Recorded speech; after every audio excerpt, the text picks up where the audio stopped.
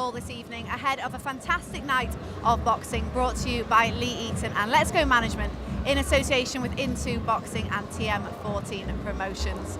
Joining me this evening, I have the punditry and commentary dream team in Spencer Oliver and Andy Clark. Guys, how are you?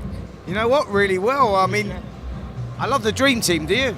Yeah, well, I wrote that. He told me to say it. Yeah, we like that. But yeah, listen, looking forward to an unbelievable night of boxing. I love being back here at the York Hall, such a historic place. A lot of memories myself, boxing here as an amateur and as a pro.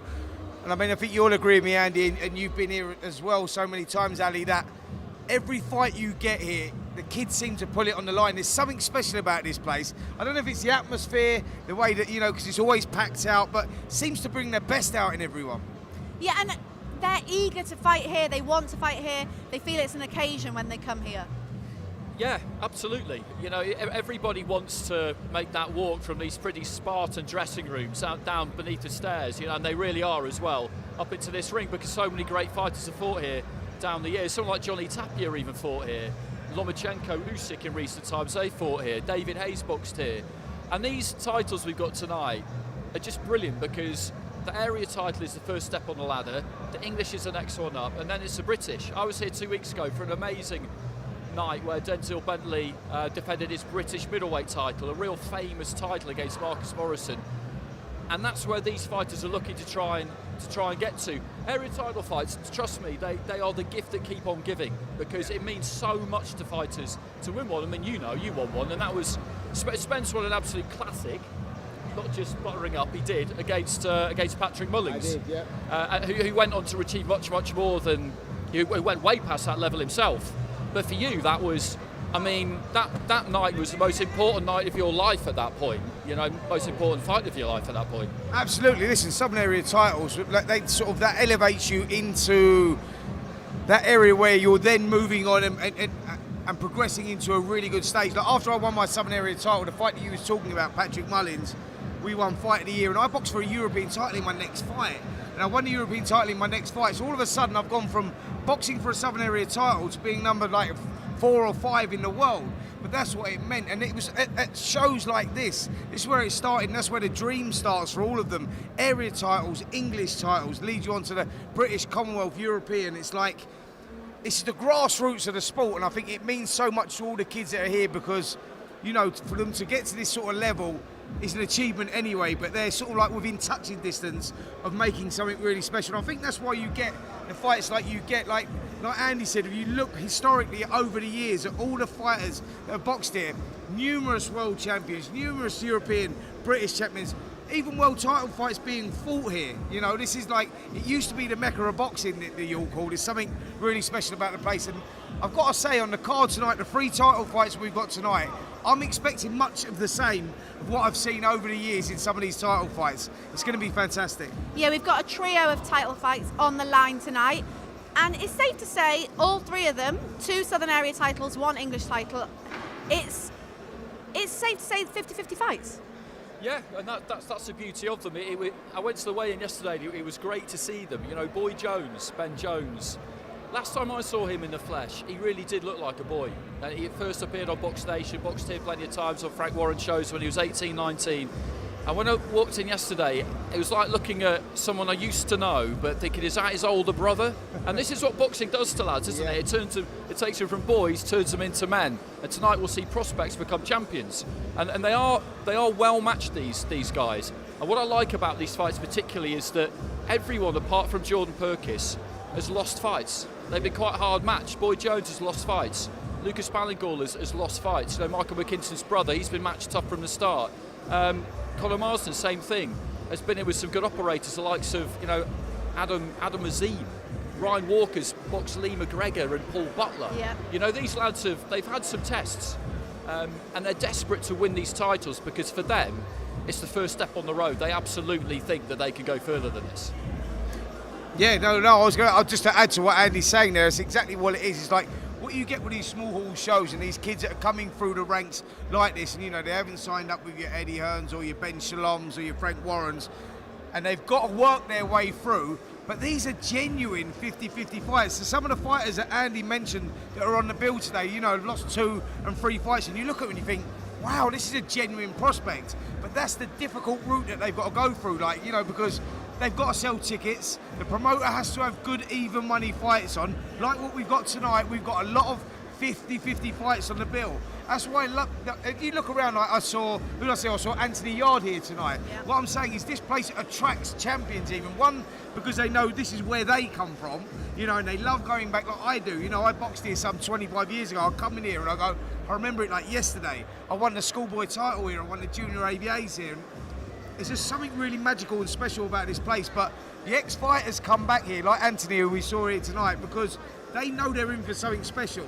All these kids, it's like their world title fights, because they know a win here, they could get that opportunity for a bigger title, a British title, a European title, off one of the bigger promoters. Then they've got that platform. I mean, it's a special time for these fighters. Now, looking at the main events, we've got Lucas Ballingall, who is fighting Boy Jones Jr. It's for the English title.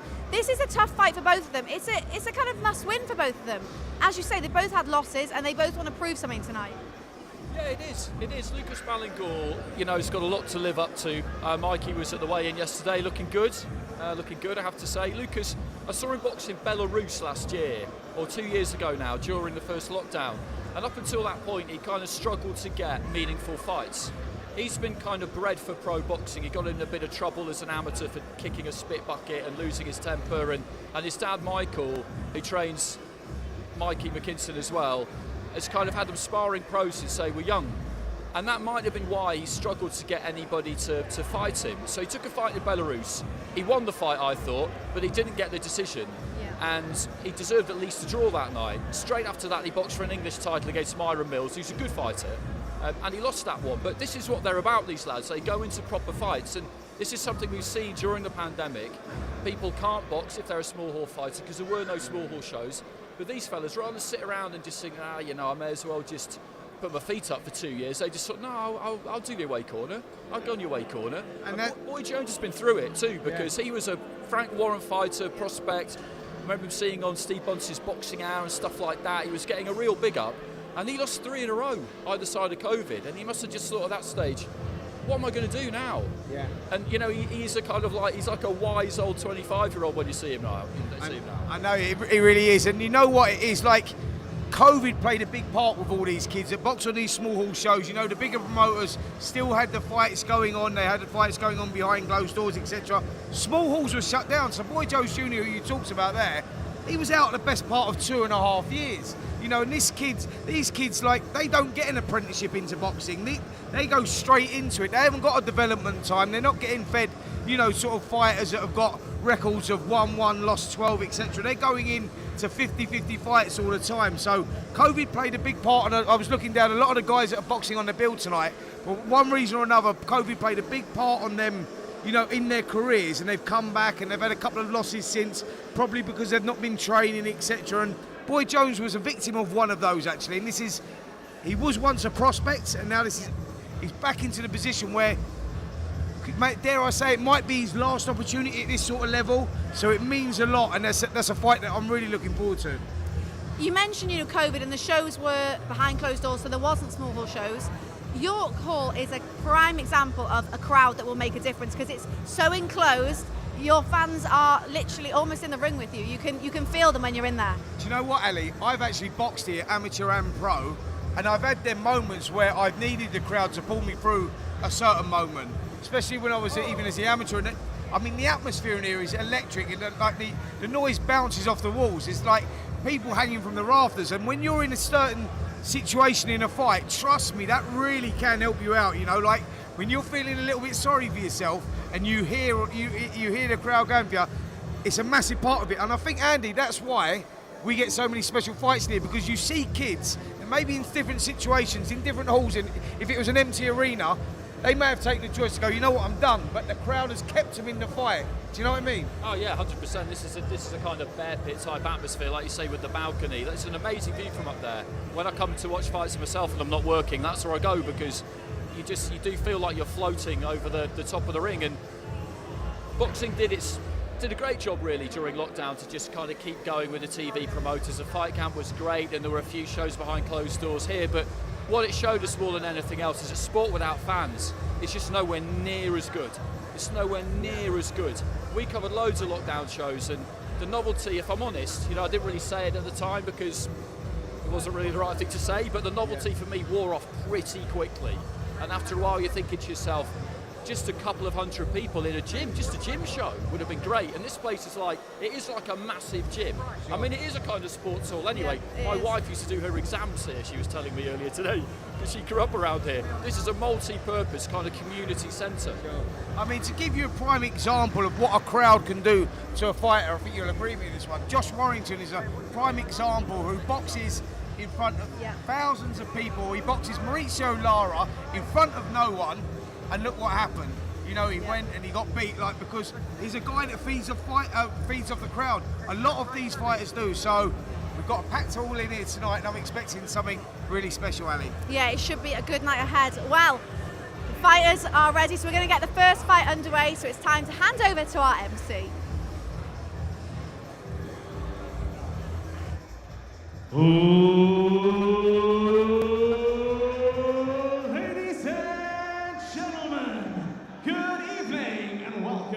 To the iconic, historic York Hall here in London. Our first bout then of the evening.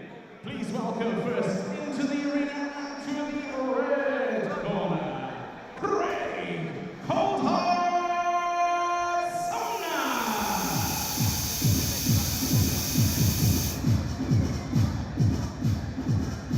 As we've been just describing, it'll fill up gradually during the course of the evening, but it's just such a great layout, making his way to the ring. Here we've got Craig Sumner just walking down that catwalk really through the middle of the crowd from the stage, just right in front of us there. And the weight corner fighter, pretty busy in recent times, last out about a month or so ago.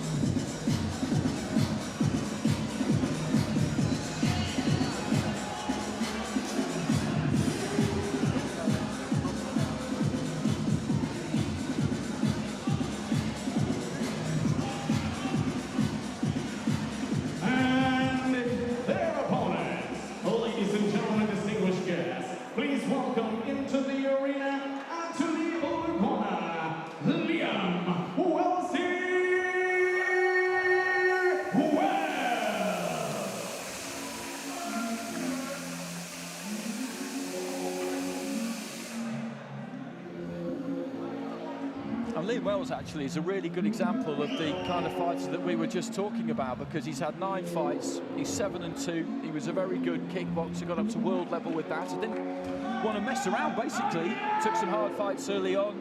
Jaman Camaro, one in particular, former area champion, good solid fighter, beat him over 8 rounds, and then at 5-0 decided to take the trip to Belfast and tangle with Paddy Gallagher, former Commonwealth Games gold medalist. Good fighter.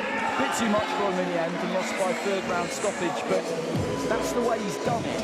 So again, he doesn't really want to hang around. He's in this middleweight division, he'll want to get a win tonight, kick on the box again as quick as he can, and then he'll be looking for some kind of title action, I'd imagine. So the tail of the tape here. Super welter, these two actually going at Sumner.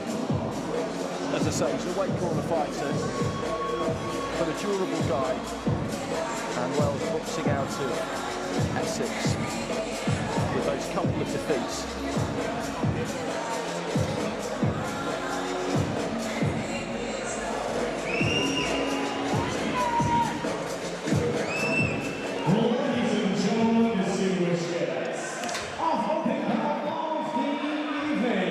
It's the Lee Eaton in association with TM14 Promotions and Into Boxing. Proudly presents 6 rounds of boxing in the middleweight division. Sanctioned by the British Boxing Board of Control. Our supervisor here at ringside, Mr. Dennis Reed. Our timekeeper this evening, Mr. Giles Smith. And our referee at the time of the bell ring, Mr. Lee Eaton. So introducing to you first, Hallett. His official weight on the scales, 11 stone, 5 pounds. He enters the ring with a professional wrangle. 1 victory, 11 defeats. Wearing the orange and white shorts from Blackpool, Lancashire, presenting Craig Sumner. His opponent this evening, standing across the ring, boxing now off the blue corner. Official weight on the scales, 11 stone, 7 pounds. He enters the ring with professional record, 7 victories, 2 women by way of knockout, 2 defeats. Wearing the black, purple, and blue shorts from Raynham, Essex, presenting Lucas Ballingall.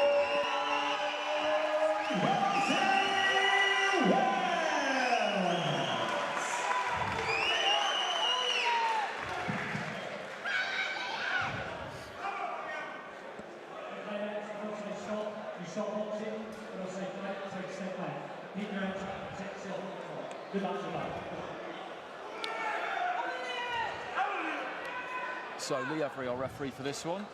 Liam Wells, of course, the strong favourite to win this fight. It would be pretty astonishing if he didn't, but it's a question of getting it done in style, really.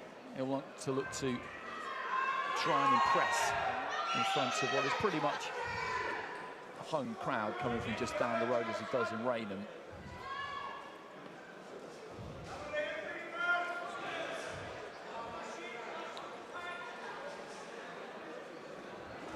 Wells in those multicoloured shorts, Sumner in the orange and white.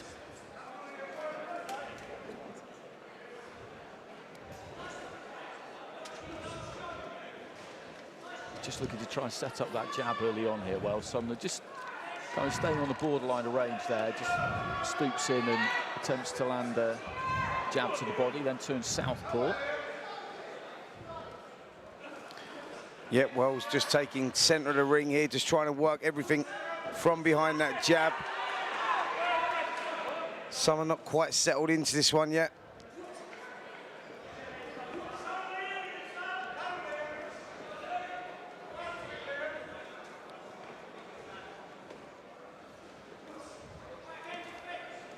Just short with the jab there, Wells, and again, Sumner, as I say, switching stances every now and again, just trying to confuse Wells. The mission here for Craig Sumner is to get through this. He has been stopped a few times, 3 times in his 11 defeats. A little feint with the front foot there from Wells. He's going to have to open Sumner up, isn't he, with those feints, that kind of stuff, because Sumner, as I say, the job when you're an away corner fighter is to navigate your way through to the end of the fight and do it while shipping as little punishment as you can, so they're not going to give you any gifts, are they? Right hand there just knocks out the gum shield of Sumner. Yeah, Wells just starting to find his range, just landing that jab well, and you're right in what you say there, Andy. Sumner does a great job of avoiding shots, keeping nice and tight, and just trying to survive, really, getting through those rounds and making life as difficult as possible, switching stance, etc. Wells is the one trying to create the openings, just working well there behind the jab. As I said, trying to create the opening, set the traps, and trying to find an opening. And Sumner doing a good job of tucking up here in the first round. 30 seconds remaining in round 1. Sumner just trying to dip his knees and move from side to side there. He's always looking to try and set everything up with that jab, Wells, which is good to see. Don't necessarily see that from fighters who come over from kickboxing. They're quite often stand-up straight kind of campaigners as well, and he's got a little bit of suppleness to him here, Wells. Just trying to get in and out with the feet there. Looking for the uppercut off the back of the lead left hand, and this is good stuff. Yeah, lovely stuff there from Wells. As I said, he's still found his range now. He's found his distance, working well off that jab and turning some of those jabs into the uppercut as well, getting success with that right uppercut and just starting to break through the guard now of Craig Sumner. Final few seconds of round 1. Good busy round. Good opener there for Liam Wells, who will just look to try and keep the tempo high, I think, try and keep that pace high. It was lively, that opening round. He's set quite a pace there. Yeah, good start there from Wells. It really was. He sort of went out, he established his jab early, he was doubling up on it, tripling up on it. Then he started switching the shots on the inside, throwing the uppercuts, switching the attacks to the body as well, and started to slowly but surely break Sumner down there towards the end of that round. It was a tough round for Craig Sumner, who's, like you said, Andy, you know, does a good job of surviving rounds, and he's not had it easy in his career so far, but this looks like it's going to be another tough night for him here tonight at the York Hall. 10 seconds.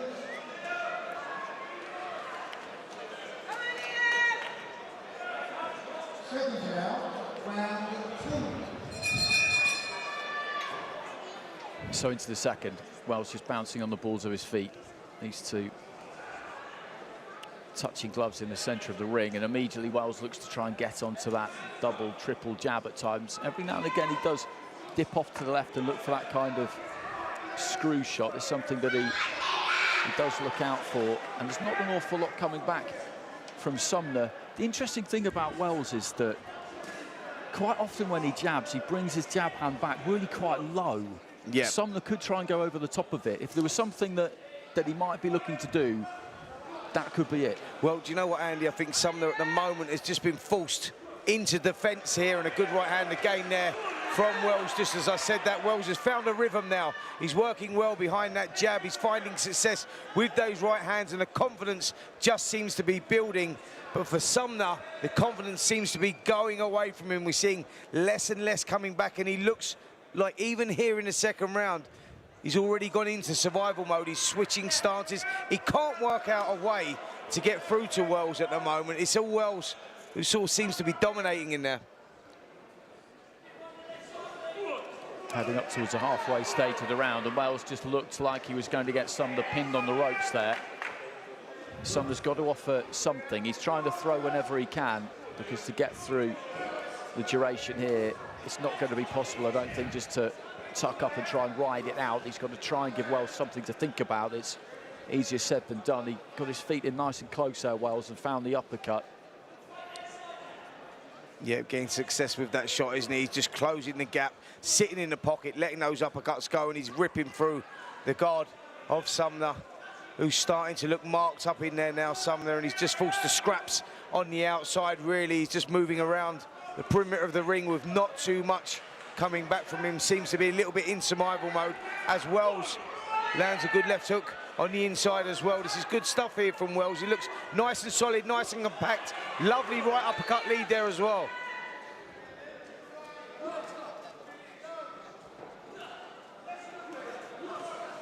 Nice right hand there, good right cross from Wells. The second one Sumner just managed to avoid. Left to the body there from Sumner. That was decent enough. And as I've been saying, he does need to try and just offer something to make Wells think a little bit every now and again. Yes, he does. That's exactly what he needs to sort of start trying to throw something here, trying to change things up, because as these rounds are wearing on, it's more and more Wells landing the shots, growing in confidence, landing well to the body and head, and less coming back from Sumner. He needs to start trying to switch this up here now, because he's allowing Wells to dominate the centre of that ring too much, working behind that jab. Another good round there for Liam Wells.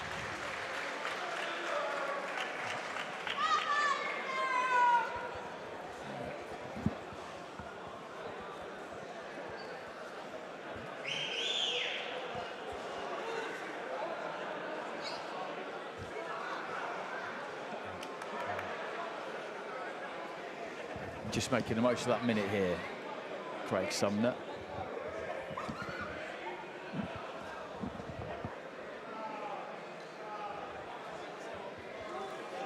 That's a Liam Wells corner. That's Alec Wilkie just leaning through the ropes there. We were down at the Popular Boys and Girls Club yesterday for the weigh-in, just out the back of Crisp Street Market. If anyone knows that area, deepest East London, great boxing territory. And somewhere you love roaming about, I'm sure. It is, actually.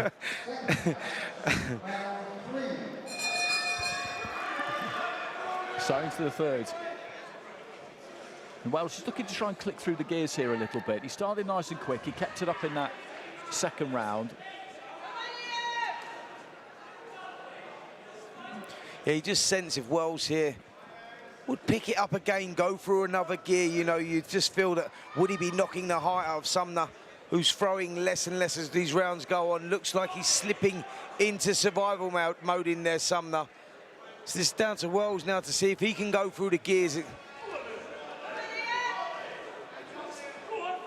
Chopping down with the right hand there, Wells. That was very, very close. Sumner looked for his own 1-2, didn't quite land it. And then as he was falling forward, Wells looked to try and pick him off. Sumner southpaw. He's been more aggressive in this third round, actually, Sumner. I think he knows that he's got to try and knock Wells out of his rhythm, and actually, he's doing quite a good job of that. He certainly is. It's the best round he's had so far, to be fair to him. He's switching from orthodox to southpaw. He's trying to create openings himself. He's trying to change the pattern of this fight, who's been all Wells so far, and Wells again taking that centre of the ring. That's where he's comfortable. He likes working behind that jab and forcing Sumner on the back foot. But this is a better round from Sumner. Not one that he's winning, but he's definitely doing a bit more in this one, Andy. Good upper body movement there from Sumner off the ropes as well, and steps in behind that southpaw left. Right hand from Wells. It's a good jab there, though, from Wells. What he's done better in this round, Sumner, is he hasn't got caught at middle distance quite so much. He's got a bit closer, a bit tighter, and the closer he gets, almost the safer he is, but he gets caught by a right hand on the way in there, because Wells likes it at middle distance, doesn't he? He doesn't really extend his punches. He wants to dig his toes in and really give it to you. He does. He likes landing there and then just missed with that uppercut. The uppercut that he's been getting successful with from that opening bell. But you're right in what you say, Andy. Wells, although he's a tall fighter and he's got long range, he likes to sit mid-range, and he likes even to sit in the pocket sometimes as well. He works well at short distance. And I think that's what Sumner's been struggling with. He's not been working out. He's been boxing on the outside, then he's trying to come in close. He's having a better round here because he's been more positive, Sumner, but he's not doing enough. He's allowing Wells to get into a rhythm. That's when he's in trouble. He needs to break the rhythm. He needs to start throwing the shots himself first. Needs to start taking a gamble because it's slipping away from him a little bit here, Sumner. Well, as we said, his mission here is to successfully get through to the end of the fight. If he's going to do that, then he needs to not get caught in that mid-range. The last 20, 30 seconds or so, that's exactly where he's been. Just doubles over there. And he's had a good finish to the round here. Well, it's a good last 40, 50 seconds, and concludes the session with a left hand to the body. Yep, another dominant round there from Liam Wells. He's done pretty much what he's done from the opening bells. He's established his jab well. He's working with the right hands, and he's working well on the inside as well. When he's getting inside, sitting in the pocket, throwing the uppercuts. Left uppercuts are successful, right uppercuts are successful. Sumner did have a better round there, though, to be fair to him, because he was a little more ambitious. He was letting his hands go a little bit, you know, instead of just skirting around the perimeter of the ring and just looking to survive, he was actually letting the shots go, Andy. And when he'd done that, he was getting some success himself. Maybe that's what he needs to do now, going into this second bit of the contest. He needs to himself now start rolling the dice a little bit, start letting him go, because he showed the blueprint. He showed that he can be successful when he lets those shots go.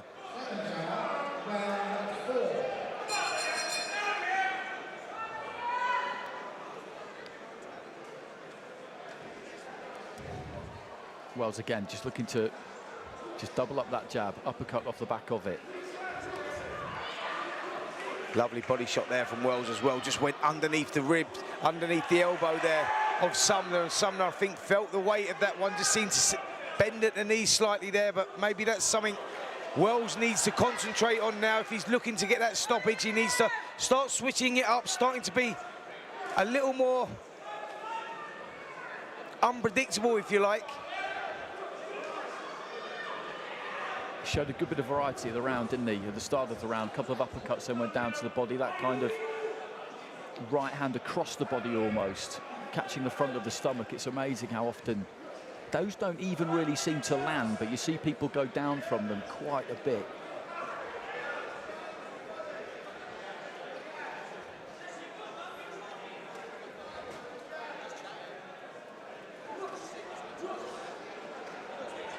Just caught with a left hand there as he was making his escape across the other side of the ring. Sumner. He's managed not to get clipped too clean in this round so far. And Wells is throwing plenty of punches in the first half of it. That's good defence there from Sumner, just moving that upper body. Yep, showing good defence and showing how to survive in a fight, you know, slipping and sliding, just keeping out of distance and making things awkward for Liam Wells. Not difficult, but awkward, you know. Wells trying to look for that opening, trying to look for that finish. He's attacking the body, he's attacking the head. But Sumner, to his credit, is surviving in there. He's making things difficult.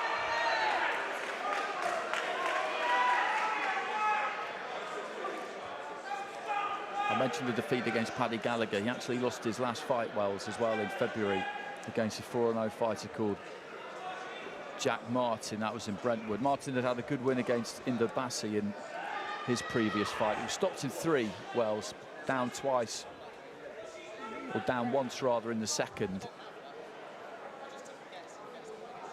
So it is a case of getting back into the swing of things tonight, which he's doing. Yep, certainly building that confidence back. He's working well. He's established that jab right from the opening bell. He hasn't been shy in throwing any punches, coming forward with a good array of shots and a good volume of punches as well. You know, you can see him thinking in there. He's trying to create those openings. He's trying to set those traps. Little steps back, keeping the hands high. I like what I see, to be fair. There's a lot to work on.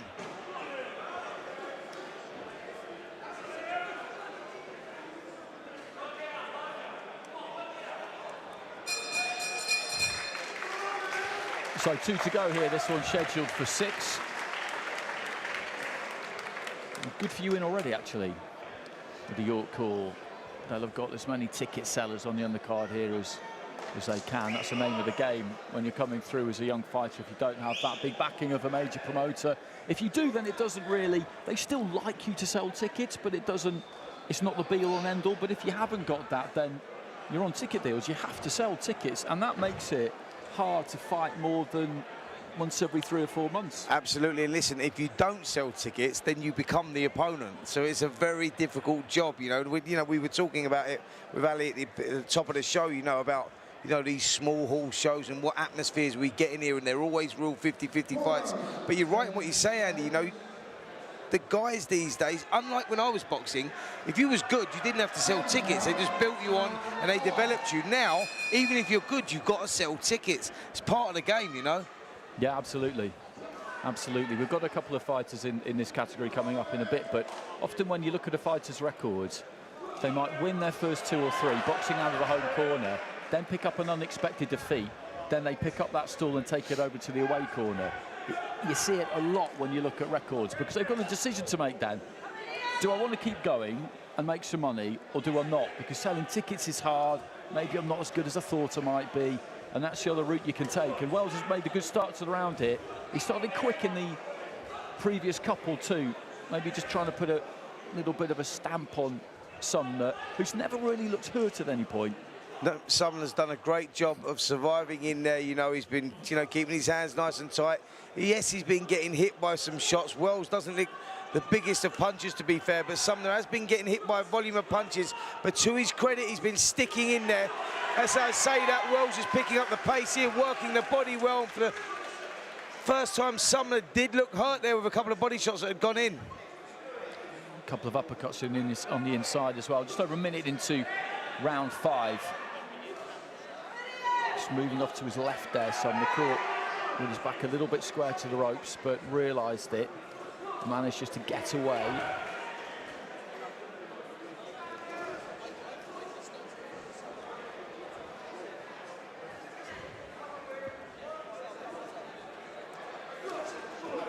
Well, the pattern this round pretty much similar to the previous 4. Wells pushing forward, working well with the jab, finding the range, and Sumner doing a good job of surviving, if I'm totally honest. At no point has he looked in any sort of trouble at all. He's sort of giving Wells the run around. He's working well off the back ropes, keeping those hands nice and tight. Wells, to his credit, is trying to create the openings. He is switching the attacks to the body. He's doing what he should be doing, but he just can't find the answer to get Sumner out of there. Actually, Sumner himself is kind of an example of what I was talking about. He won on debut. boxing out the home corner. That was on March the 14th, 2020. I think that might have been the last show before boxing got shut down for COVID. And when small hall boxing came back, he's had 11 fights, all in the away corner. Yeah, and COVID, as I said, when we talked about this at the top of the show, you know, COVID on these small hall shows and the kids who were boxing on these had a big effect on not just the promoters, but the boxers as well. And you're right in what you say, Andy. There's 3 or 4 fighters on the bill tonight that pre-COVID were going in with winning records, and that since then have lost 2 or 3 on their records because they come out and for whatever reason didn't continue that rise, you know, whether they sort of like went in not fit enough, got put in as the opponent, for whatever reason it was, COVID changed the path of their careers. Nice right hand there from Wales, but Sumner used the ropes nicely there, just allowed himself to fall into them almost, bounce back up, and he looks a little bit fatigued in that corner over to our right hand side, but nothing too major. He's got 3 more minutes to get through, and that will be mission accomplished for him. Wells probably looked to put the hammer down in this final round and see if he could get something done. You could see from an early stage that he's not a massive banger, Liam Wells, and very few people have got one single punch knockout power. People like to talk about it, but hardly anyone can do that. But the volume of punching, I did think in the early stages that might be something that could have caused Sumner a problem. And Wells has kept the tempo high, but as you say, Sumner's, he knows his business, doesn't he? Yeah, he certainly does. Sumner knows how to survive. He knows how to get himself through those rounds. Wells, with only 2 knockouts out of the 7 wins, it doesn't tell you that he's a big puncher, but he looks to systematically break his opponent down, wear them down, and over the longer distance, he may well do that. But in these 6-round fights, he's going to find it difficult. But he's got that textbook style. Let's keep the hands nice and high. The distance is good. There's a lot to work on with Wells. There really is. And I think he'll be good to watch because he looks to step in and engage. As you say, he's within punching range almost all of the time, or just on the borderline of it, because that's where he likes it.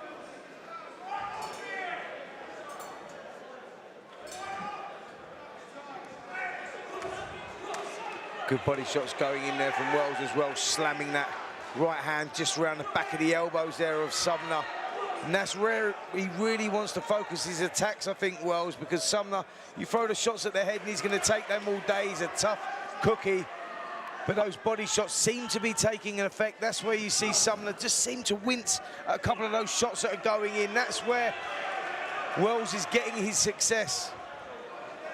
He definitely felt a couple of those, and as he came forward there, he just walked onto another one right into the pit of the stomach. But for the first time, really, you just saw him, as you say, just wince and wilt a bit, and he's got those elbows dropped right down, trying to protect the body, which gives Wells an opportunity to switch up to the head. And this is getting a little bit rough now for Sumner in the very closing stages. He will be mightily relieved, I think, to hear that bell when it arrives, because the body punching there from Wells was solid. There was a right hand that started it all off, and I think that one, and maybe the first 2 actually, got through. And after that, well, you would know what that feels like. Thankfully, I don't, but you could just tell.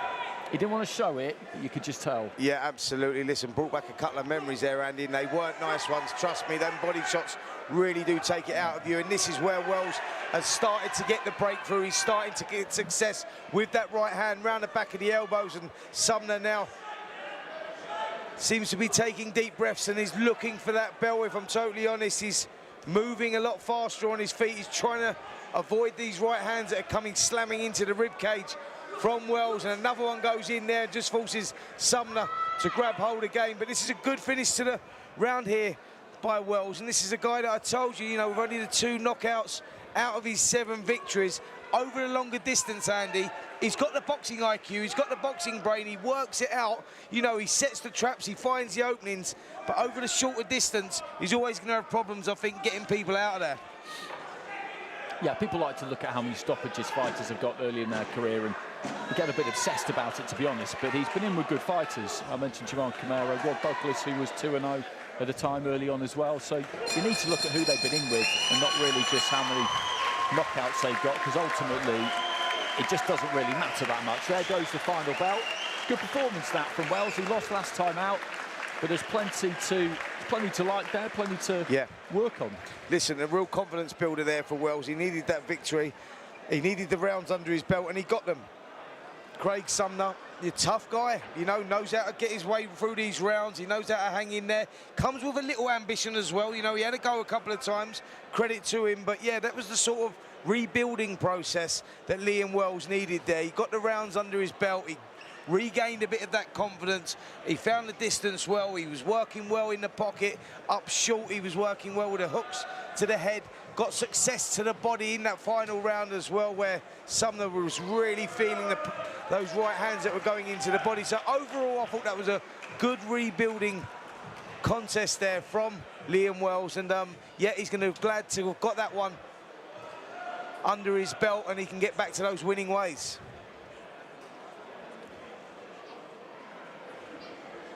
Ladies and gentlemen, distinguished guests, after 6 rounds of boxing, we go to our referee scorecard.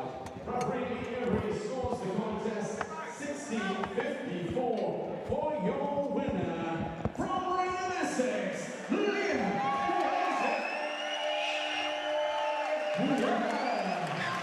So 6 rounds in the bank there for Liam Wells, 60 points to 54, scored by referee Lee Eaton. It couldn't really be any other way, but we've always got a soft spot for our away corner fighters, and as we mentioned, he managed to get through that quite comfortably.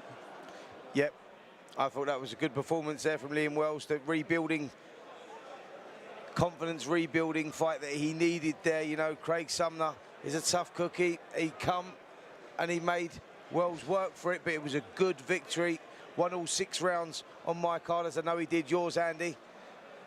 And he's just with Ali Drew now. How would you sum up your performance? Yeah, all right. I boxed well. I'm boxing better. I'm listening better. I'm taking on advice better when people say it to me. Yeah, I'm definitely in a better place. I'm feeling really good now. My boxing's improving. Not nowhere near a finished article. Can't be picking that performance up saying I'm ready for things that I'm not. But it was a better performance than my last one, and yeah, improvement's been made. Now, you had some good body shots towards the end of the fight. Did you think at any point you were going to get him out of there? Yeah, listen, I could have got him out of there in the first, second, third round. No doubt about it, 100%. If that was the goal, to get him out of there, 100% I would have got him out of there. But I need to practice what I've been doing, because if I box 2 rounds tonight, it's only, unfortunately, all the people here that are coming and be like, brilliant performance. But for me, I want to take nothing away from it. And I've just bagged myself 6 rounds there, and I'd have kicked myself if I didn't, because there was mistakes that I made in rounds 5 and 6 that if I'm progressing on to title fights next, then mistakes can't afford to be there. So, yeah. Is that what you're looking for next? Are you looking for those title fights? Everyone knows I lost to Jack last time. Jack's a great guy. He's a really respectful person, and I look up to him in boxing. And congratulations, he's got a young little one now, and he's a great athlete. But I gave him the opportunity, sort of thing, when I took it on last minute notice against Jack. He was stepping up to take all the odds against me, so I wish him the best of luck tomorrow night and win the Southern Area title, and let's hope we can get the second fight back on again, and I can become the Southern Area champion, because that's my goal from boxing, and I believe I can achieve it. So are you going to be out again soon? We're going to see you active? Yeah, let's see what happens tomorrow night with Jack, and I think it's Jordan. I hope Jack wins, because I'd love the rematch. Nothing against Jack, he's a great guy, I mean that, but it's the fight that I want for myself to revenge that loss, and what a great accomplishment that would be for me to lose a fight the way I did, when I was probably a huge favourite in that fight, and to come back as an underdog and to take the belt off of him would be amazing for me. Yeah. Well, great performance tonight. Well done. Thank you very much, and thanks for having me on these TM14 shows. They're brilliant. Thank you. Thank you. Okay, our next fighters are ready to go. So hand over to our MC, Jonathan Millard.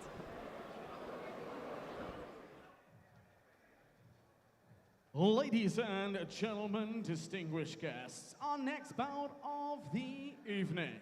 Please welcome first into the arena and to the red corner, Ronaldo Flaco Katina.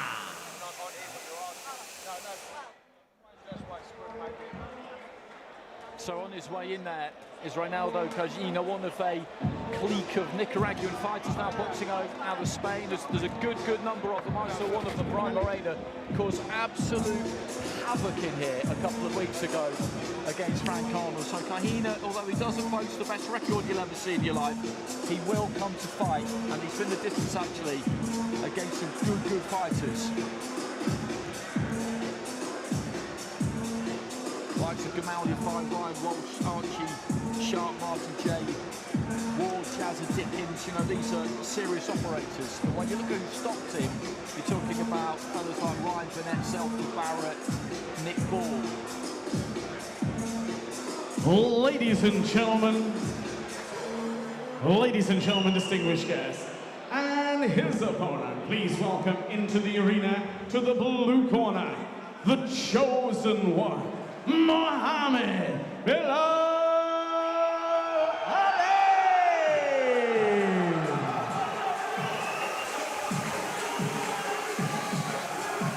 So making his way in now, Bilal Ali, who's sold plenty of tickets. He's from Beckton himself in East London originally when he turned pro, signed with Frank Warren, trained by Tunde Ajay. Those relationships have come to an end now. He's training at the edge in Romford with Will Jones, who just walks past me. And this is their first fight together since joining up about 4 or 5 months ago.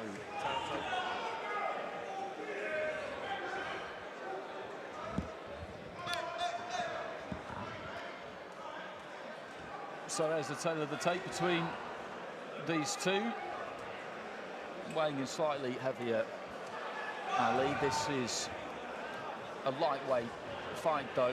Katina more than capable of traversing a number of different weights. That's the discipline when you take the kind of jobs that he does. Ladies and gentlemen, distinguished guests, our next bout of the evening, Lee Eaton in association with TM14 Promotions and Into Boxing proudly presents 6 rounds of boxing in the Northwest Division. Sanctioned by the British Boxing Board Control, supervisor here from Sandovskis Race. Our timekeeper is Mr. John Smith, our referee John and scoring the bout, Mr. Shaw.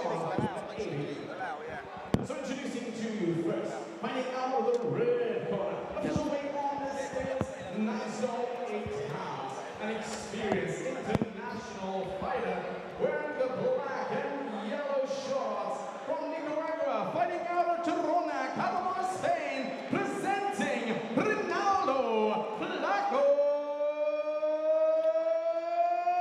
Janica.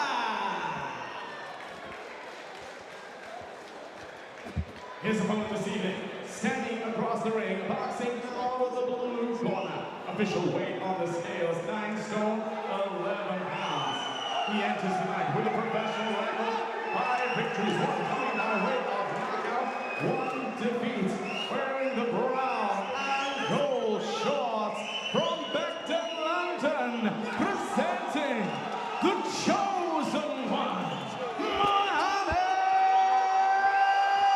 Bilal Ali.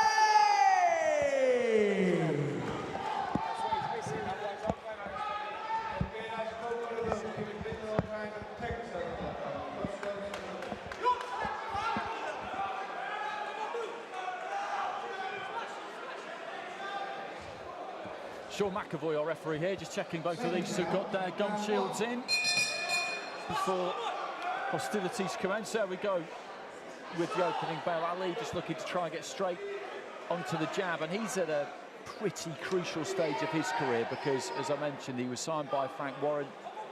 He joined up with Tunde Ajay, stablemate therefore of Anthony Yard. He just had a little bit of a trip and a stumble there, Katina, and seemed to point at the canvas, or maybe it was the lead feet just getting slightly tangled up, but then he lost very unexpectedly against a fighter called Ed Harrison. It wasn't the fight that he was supposed to lose. He had one more after that, and then, as I say, the relationship with promoter and a little bit later on, I believe, trainer came to an end, and Now he's looking for a new chapter, and he's made a good start here. Yep, he certainly has. Ali's taken the centre of the ring. He's come out very positively, letting those right hands go, and looks like he wants to get this job done inside the distance, Andy.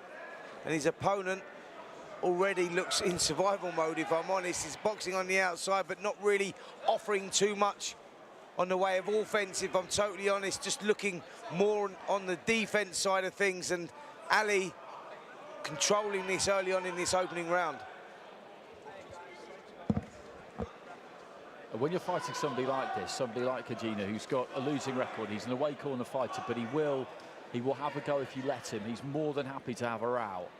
What you need to do is get on top of him early and just kind of stamp that ambition out of him, and that's what Ali's looking to do here. Absolutely. Katina's, like you say, they're them fighters that like to grow into it. You know, he's had 89 fights, he's been around, he's travelled the world, as we see there, just letting that right hand go. Don't let him get into it. Ali's the one, the young guy with all the ambition.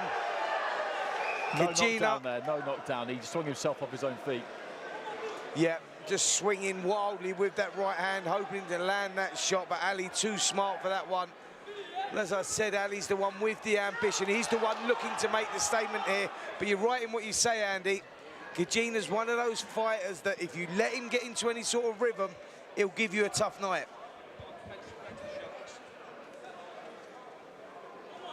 Final 30 seconds of round one. Just trying to measure for that right hand with the left. Just holds it out, just tapping the guard with the lead hand, just trying to set something up. Looks for that big winging overhand right again there, Katina, and then got his feet completely stuck, and Ali just couldn't quite come back with anything. Yep, you just feel that Ali just needs to set those traps. He needs to force the lead of Katina, let him throw that wild right hand, take half a step back, and then come back with the shots of his own. He needs to be quite creative here, Ali, you know, to set this up, because Katina's one of those guys that knows his way around the ring. He's awkward, and he'll throw shots from unusual angles, and he'll give you a difficult night. For Ali, you know, he's the guy that's got to go out there, he's got to stamp his authority. You're right in what you say, he's got to take that away from Katina, but what he's also got to do is he's got to create the openings. He has to be creative in this contest, otherwise Katina will just kid his way through the rounds. And he sold some tickets, Bilal Ali. He's got some decent support. Katina on the other side of the ring, his legs stretched right out, taking advantage of every single second in there. Just showing you what a good old pro does, you know. That's exactly, you know, what you're told to do. Put your legs out straight, let the blood flow through the legs, you know, recover properly. And that's exactly what he does. He's a good old pro, Katina. He knows his way around this ring. Like I say, Ali's the kid that needs to take this away from him, not let him get into a rhythm. Do what he's doing now, you know, just get the distance right, find the right distance. There's the right hands, but look at Katina coming back with that dangerous right hand. Ali's got to be careful he doesn't sit in that pocket too long and get caught with one of those. Just looking to snap the jab a little bit more there, Ali, and then using it more as a rangefinder. Goes down to the body with it. He's a lean, angular kind of fighter, Ali. He's put on a good amount of weight since the weigh-in yesterday, I would say, or since I saw him at the weigh-in yesterday anyway.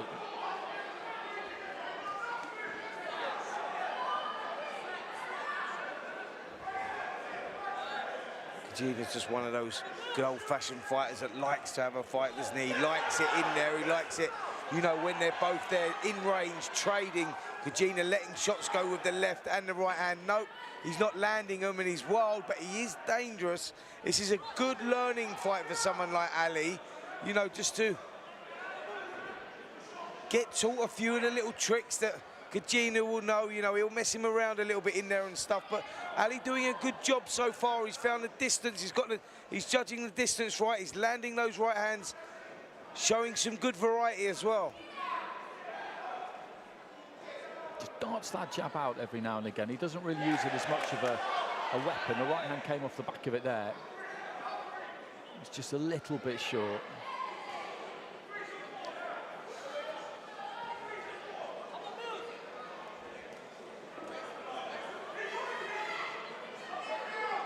heading into the final minute of round 2. Every now and again he just looks to wing one in, like you say, Spence. Either it's that big overhand right or that kind of long, loose, sweeping left hand. Throws that overhand right and then steps around his man. And right hand there from Ali was a decent shot. That's backed him up. And again he looks for that big haymaker there, Katina. He's maybe one of these guys who's most dangerous when he's on the run a little bit. I tell you though, Ali has got a good boxing IQ. He's found that distance. See, now what he's doing is he's seeing those swings come from Katina now because the distance is right. He's just there, he's working everything off that jab. He's letting the right hands go. Katina loads up, will win one of those big looping right hands. Look, see, Ali sees it, takes half a step back. He's still in that same range, then finds the jab again. He's controlling everything through the distance here, Ali, showing a great boxing IQ for a young man who's only had 6 contests. This is impressive stuff.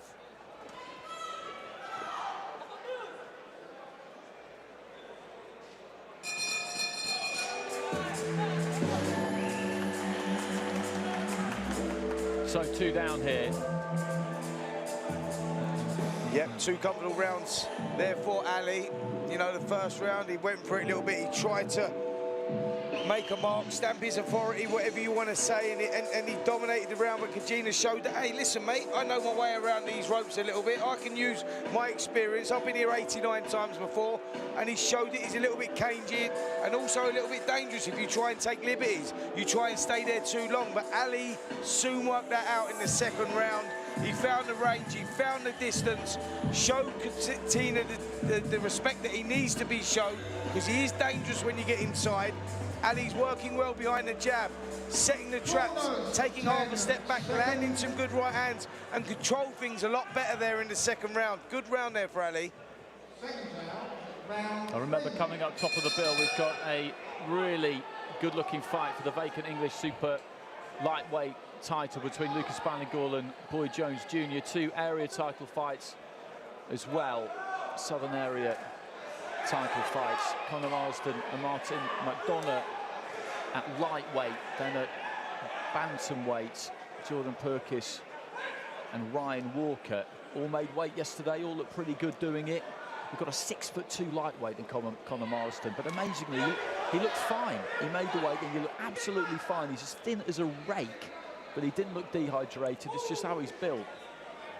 We'll be seeing them all later on. They'll either be arriving shortly or will have been here already, and we'll be deep in the bowels of those, as we described them, Spartan, which has been pretty kind actually, changing rooms at York Hall. But as we were discussing, so many good fighters have shared that space. Ali just looking to try and get Katina going a little bit here, but they landed a good few of those, but he was taking his feet out as they reached him, Katina, so I don't think they really hurt him much. Yeah, just showing Katina a little bit of respect, to be fair. He's like finding, like you say, he's found the range and he's working the shots well, slammed in a good body shot there as well. Ali be showing good variety, but not taking too much of a liberty. He is showing Katina some sort of respect, and he deserves respect because he is wild, he is dangerous. One of those shots land, and that can turn the pattern of this contest around. Ali at the moment in complete control, working well behind the jab, picking the shots well, great shot selection. But Katina's a wily old fox. He knows his way around there. He's dangerous, and guess what? He don't mind having a tear-up.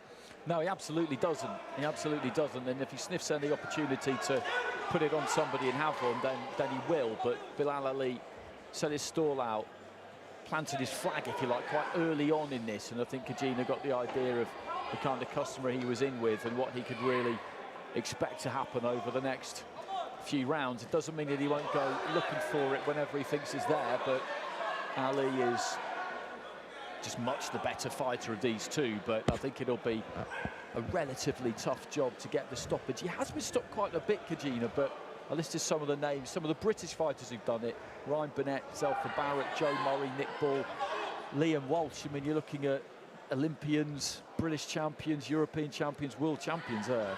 Yep, only the best get him out there early doors. You know, not saying that Ali can't follow in those footsteps, but what I'm saying is it's going to be a tough night. It's going to be a tough job to get Katina out of there inside the distance, because he is tough. He knows his way around the ring. You know, his game is all about survival, so that he can box again next week and the week after. You know, they've got them stoppages. They get the 28 days. It stops them from earning money. So he wants to survive. Ali, on the other hand, wants to make a statement. He wants to get the job done inside the distance. And guess what? He's dominating all these rounds so far, but Katina, to his credit, hasn't looked hurt.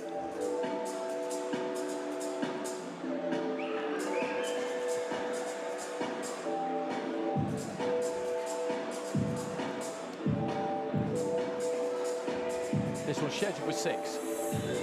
So at the halfway stage, the corner there just massaging those arms almost, just trying to get the circulation going, as Fred said. Just that's the way to do it. You rest your arms on the ropes, but below you stretch them out so that your arms are basically down below your heart. When you see fighters resting their arms up on the ropes at shoulder height, I was always told you don't want to do that because the heart has to work harder to pump the blood up, essentially. Absolutely. Listen, the amount of the words I want to use, I can't use, but the amount of telling-offs I've had is probably the better way of saying it, for having my arms up on the ropes, because you're right, Andy, it doesn't open up the airways like it should do. That's what I say about Katina, you know. I'm just looking at him and I'm looking at what he does, and he's old school.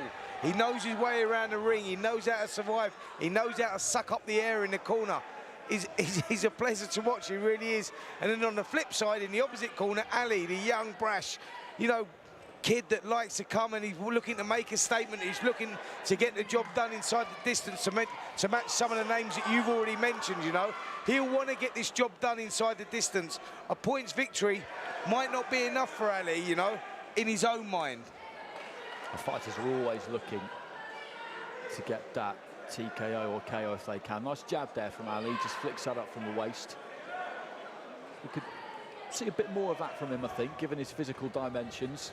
He gets some real tall lightweights. It's one of those weights where every now and again you just get an abnormally tall fighter, but he's got some height, he's got some reach that goes with it.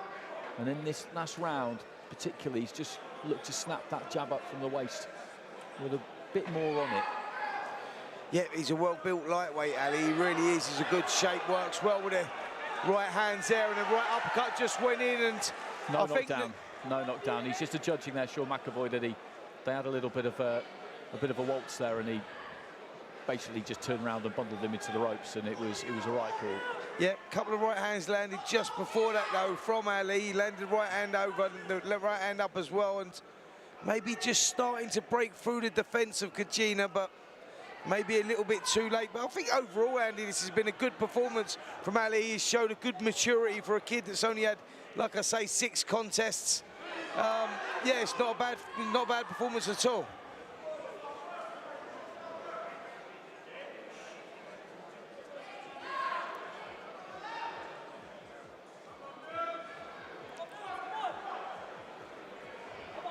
Just backing up here, Katina, staying out of the way, and then looks for that big overhand right, but Ali got those gloves up. The way he boxes, he's got his weight quite heavily on that front foot, and he does lean in a bit.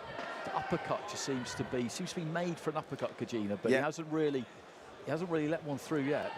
Well, he's not really focused there, Ali, has he? You know, he's been working at long range, working well behind that jab, whipping those right hands in, but he's not really sat in the pocket. I think he's chose not to do that because that's where Katina is dangerous. That's where he lets those whipping right hands go, those wild right hands go, you know. He doesn't even look to where they're going. He just lets them go, hoping that they'll land, and they look like they've got a bit of venom on them as well. So I think Ali has played the safety-first approach, and it's worked for him well. He's demonstrated some good boxing skills. He's showed good distance, worked well behind the jab, and this is a great learning curve fight for someone like Ali at this stage of his career, you know, to get these rounds under his belt against this wily old fox, a guy that knows his way around the ring. Yep, I liked what I saw there. I thought it was a good performance from Ali in those first 4 rounds. I like that last round as well, actually, because he did really get on the jab there and look to keep it on the outside and just control the fight completely doing that. And I think every now and again was just rocking Katina back onto his heels, and I wouldn't say necessarily hurt him, but just kind of demoralised him a bit because he's too far out to throw that big, massive javelin over the top, which is what he's always looking to do. That was the knockdown that never was. It was the correct call there from Sean McAvoy. But he just showed just another side to his game there in the fourth round. Bilal Ali. Who knows? Maybe he was just looking to take a round off there to an extent, and then really launch himself into these final two. But we were asking for the jab a bit more. I was anyway, and that's what he gave us in that fourth round. So 2 to go here. We're scheduled for 6.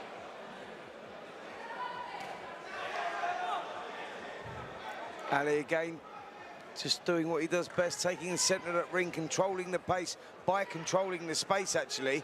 You know, he's making Katina box on the outside, making him work, to be fair, but keeping him on that outside so that he's not dangerous with those swinging hooks on the inside. So this is good work here from Ali, just controlling the centre of the ring, working well behind that jab.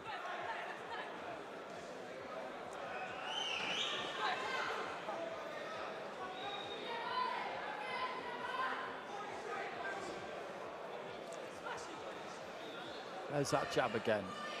Just putting a little bit more on that. It gets the most power on it when he flicks it up from the waist, and the big sweeping kind of right hand comes back there from Katina, but Ali can see that coming an absolute mile away, and that's the benefit of just keeping him on the end of that reach, just keeping him on the outside, because he's got to start his attacks from so far out, Katina, that there's not really any chance of them getting through. Sure. You know, that's the benefits of controlling when I'm talking here, and people that are listening, that maybe just casual fans, will be going, what's he on about controlling that space? When I say controlling the space, that means that your distance is right, that you see your opponent's shots coming, so you can take half a step back and land your own shots. It's all about the distance, and that's controlling the space. When you control the space, it means you're making your opponent work really hard without really doing anything yourself. So just giving you the technical side of things, that when I'm talking about, you know, controlling space and controlling distance, that's what's going on in there. You know, I think that Ali has got hold of those two, so he's controlling everything in there. So he's making Katina work hard on the outside, but keeping him out of distance at the same time. So he's controlling the fight, really. What we would like to see him do, though, Andy, to be fair, is maybe go through the gears, give us something a little different. Try and now, with a couple of rounds to go, or 50 seconds in this round, just give us a little something else. Go through the gears just a little bit more. You know, he's boxed a technically brilliant fight so far, but roll the dice maybe just a little bit now. I think he will do that in the 6th and final round. He was more expansive in those opening 3 rounds. In the second half of the fight, rounds 4 and now in round 5 as well, he, as you say, he's completely controlled it. He's controlled the distance, and therefore he's controlled the fight. He's not really been landed on in the slightest. So I think his trainer will like this second half quite a lot better than he liked the first half. And see what I'm saying there about when I'm talking about that distance and that space, because he's got the distance sussed. Everything that Katina's doing, he's seeing it. He's just taking half a little bounce back, but he's still in range to land his own shots then. Bell goes at the end of the 5th, little touch of gloves between the two. And as I said earlier, decent crowd inside your call already. We've got those 3 title fights coming later on. They'll bring plenty with them. Supporters, I'm sure, spread around the assorted bars and pubs of Bethnal Green. There are plenty of them on the way up to your call.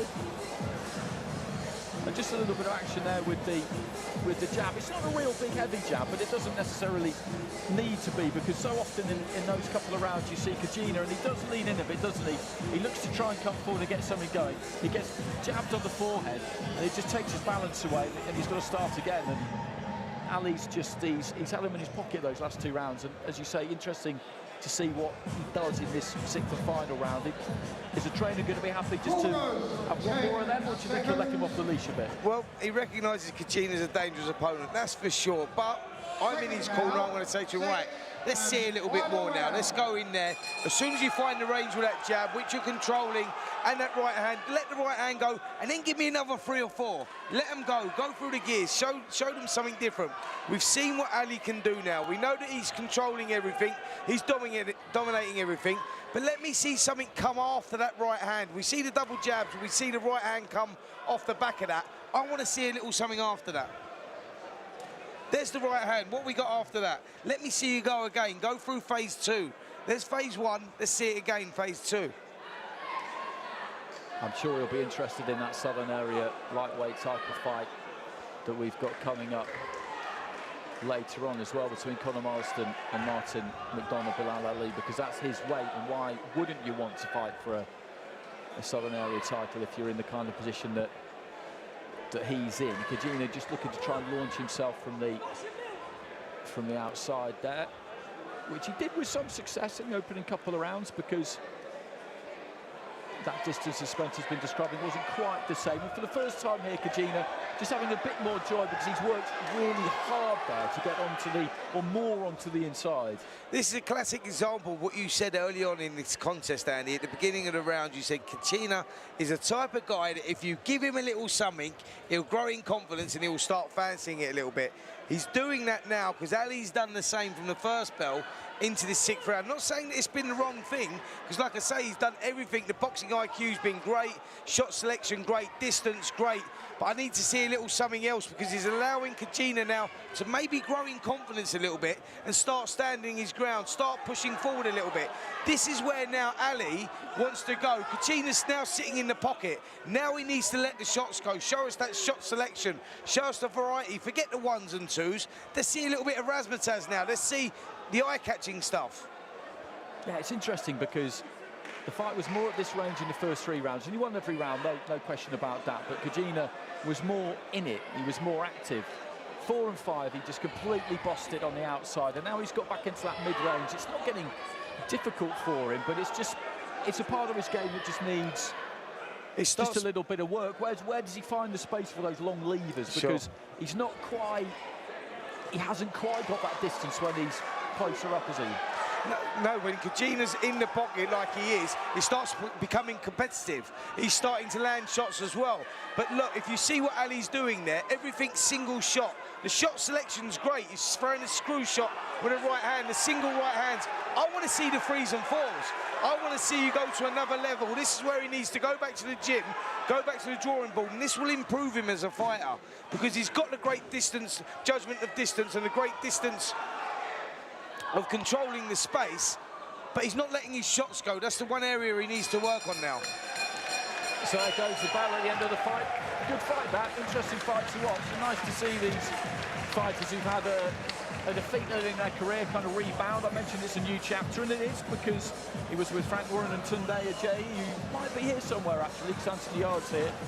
And now he's signed with Lee Eaton and Will Jones, and, you know, you're looking for something. You've got to get something going again. You've got to recreate that buzz, because there was a bit of buzz around him, and you've got to generate that noise again, get people wanting to watch you, get them excited about you. The fundamentals are there, aren't they? Absolutely. He's a good fighter. Yeah, he really is. You know, you can see that he's got it in the locker. You know, the fundamentals are exactly. That's a great word to use, Andy, because they are there. You know, he's got everything in that locker. He just needs to open it and start bringing those tools out now, because, you know, as I said in the commentary there, I added a couple of things that I think if he added that to his game, he would be a much better fighter again, and I'm sure he will. I'm sure he'll go back to the drawing board. This is the stage where they're at right now. It's the development stage. It's the stage where they learn before they go on and box for these titles that we were talking about, the southern areas, the English, you know, the British titles. These are the fights now where they learn a lot. Katina was a great opponent to get over. I think that was fantastic matchmaking, because great learning curve there for Ali. But yeah, good performance, still a lot to work on, but he got the victory. For me, won every round there, 6 out of 6, and yeah, impressed with what I saw.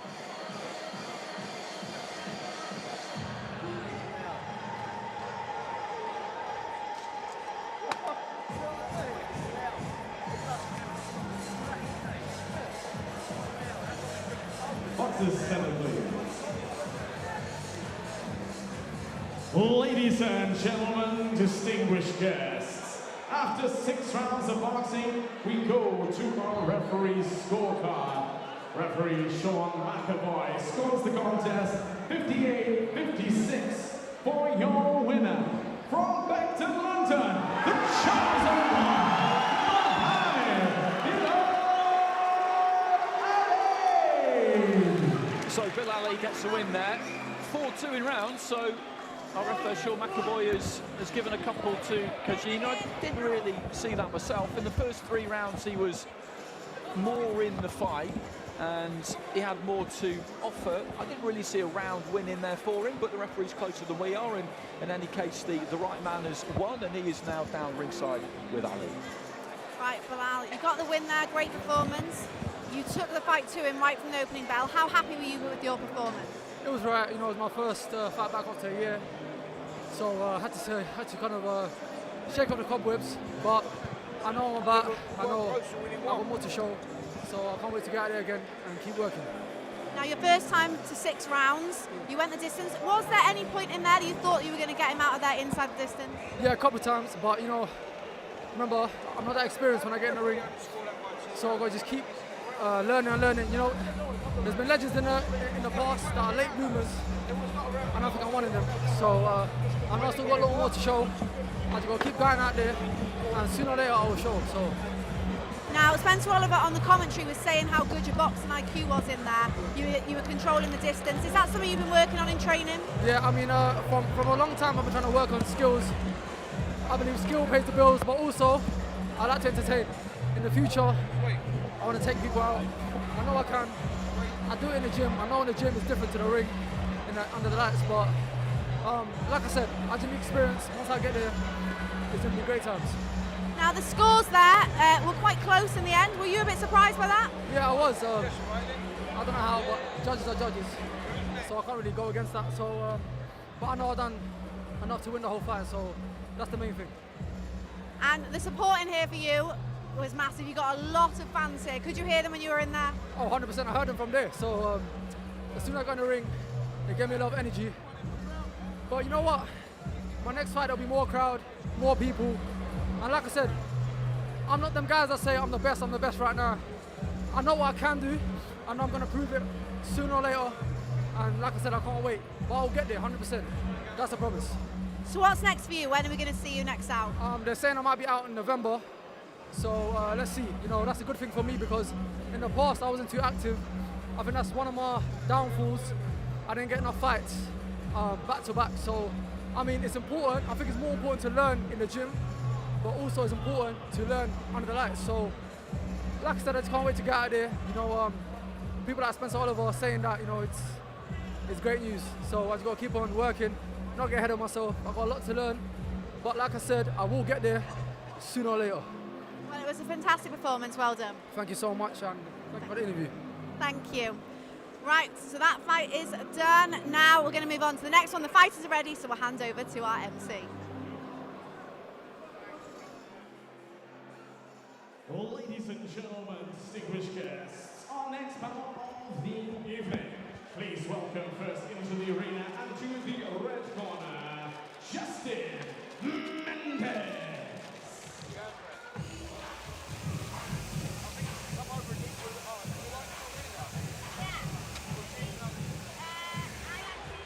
So making his way to the right corner here,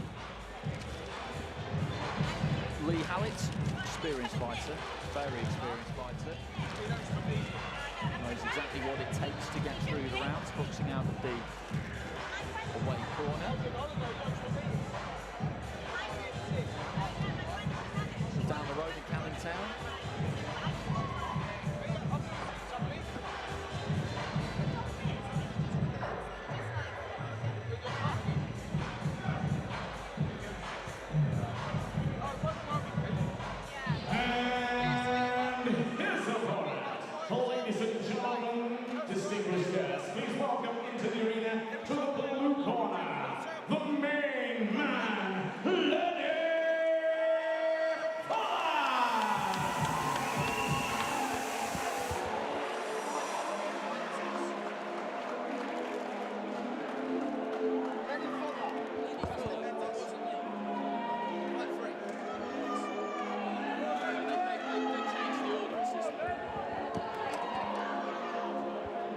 Lenny Fuller making his way in. 11 wins and 1 defeat.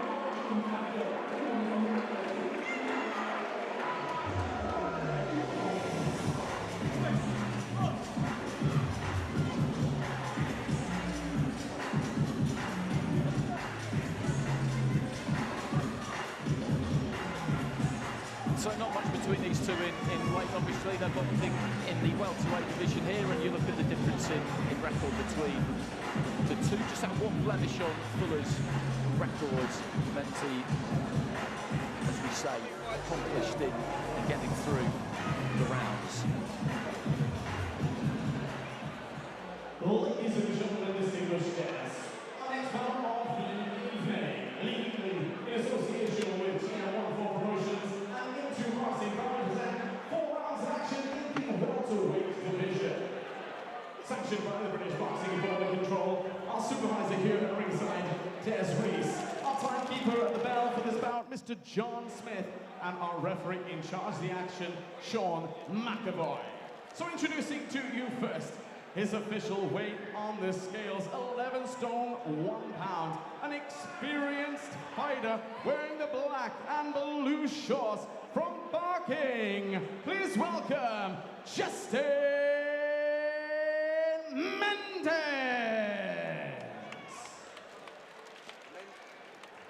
His opponent this evening, standing across the ring, boxing out of the blue corner. Official weight on the scales, 11 stone, 2 pounds. He enters the ring tonight with a professional record, 11 victories, 1 defeat. Wearing the black and gold shorts from Maidstone, Kent, presenting the main man, Lenny Fuller.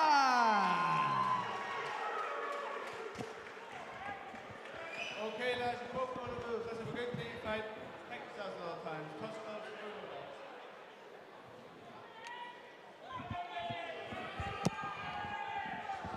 So 6 rounds. A welterweight here. Both of these two coming slightly above the welterweight limit, but Fuller boxing out of that blue corner, quickly to the centre of the ring in the black and gold. Menzie in the southpaw stance there. Black shorts, blue boots. Started boxing young. Fuller went into Ultimate Boxer just down the road at the Indigo back in late 2019. 3 years ago now, got to the final, beat a couple of good fighters in Kingsley Egbenike and Josh Ejakpovi, and then ran into Stephen Donnelly. He was a pretty supersonic amateur, got to the Rio Olympics, won a Commonwealth Games bronze medal. Nice long right hand there from Fuller, so no disgrace in losing to him. And since then it's been wins. Yep, he's well schooled, Lenny Fuller. As you can see there, works everything well behind the jab. Quite awkward, likes to keep things at range. And Justin Menzie is the type of guy that is tough. He knows how to get his way through rounds. You know, he does get the occasional win as well. Good shot there from Menzie. Just a little reminder that Fuller needs to stay switched on. Can't take any liberties here. Menzie was one of those fighters I was talking about earlier on. He won his first 3 boxing out the away corner, then lost to Bradley Price, who was in opponent mode himself by that stage, but a good fighter back in the day. He got stopped by Price, and after that he's hit the road. So just a good example of that career shift. In March we saw him against Pat McCormack for the Olympic silver medalist's debut, which was a brave one to take. Nice left to the body there from Menzie. Yep, good start here from Fuller actually as well. He's switching from orthodox to southpaw. He's trying to create those openings, trying to confuse Menzie, but doing most of it on the front foot, controlling the space well as well, just looking to land shots from unusual angles, just stepping around the side as well, showing good switching of angles as well there. This is a nice start from Fuller. Not really found his range at the moment, but showing us a lot of skills in there.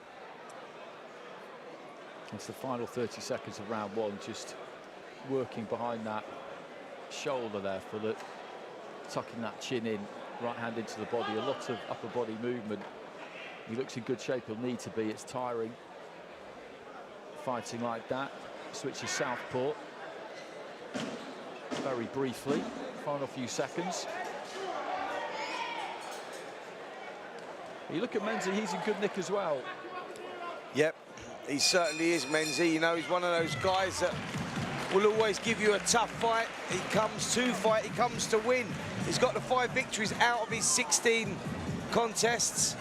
And yeah, I think that he's come to have a fight here tonight, that's for sure, Andy. He's going to keep those hands nice and tight, and he's going to make Fuller work for this. Fuller's come with a good crowd here as well. We've got some great support. Looking forward to seeing how this contest unfolds.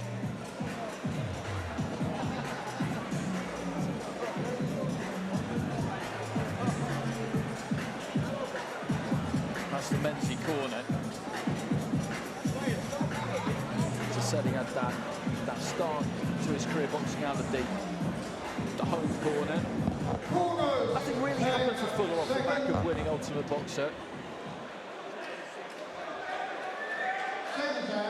Round 2.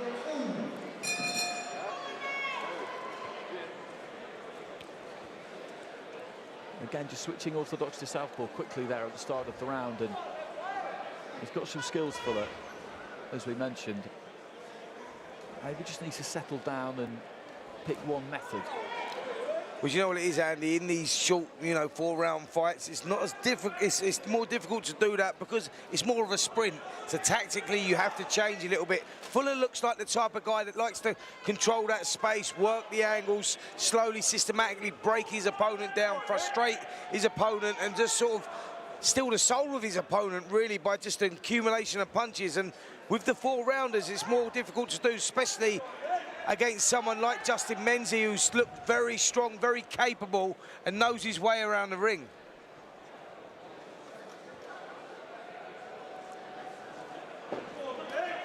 Good work again there from Fuller, just working the angles with his feet, stepping around the side, putting the combinations to the body. It's all Fuller in there at the moment, but Menzie sort of holding his shape very well.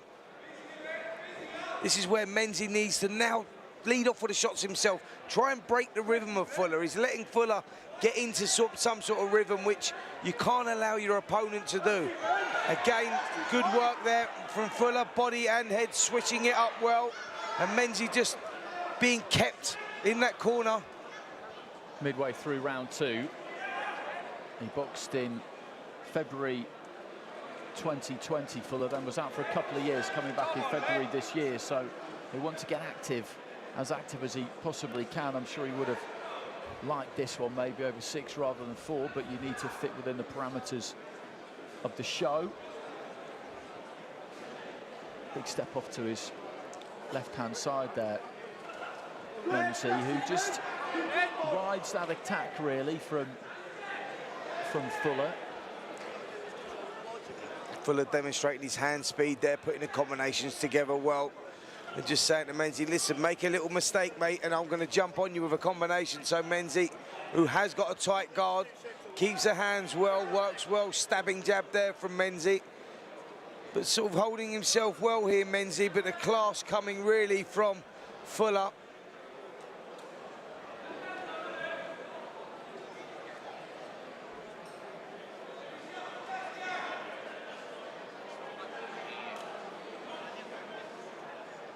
Decent looking jab there from Menzie. Final few seconds of round 2.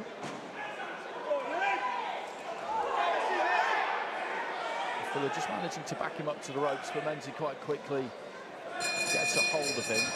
So halfway through this one, scheduled for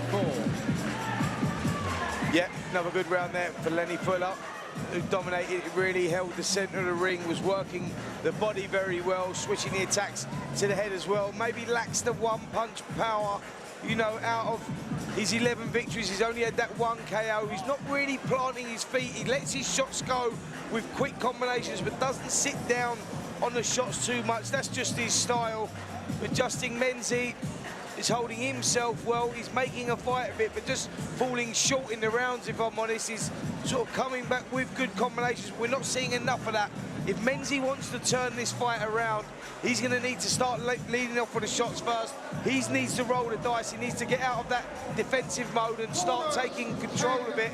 Because at the moment, the speed, the combinations, and the variety of punch from Fuller is what is doing it and is what is winning these rounds.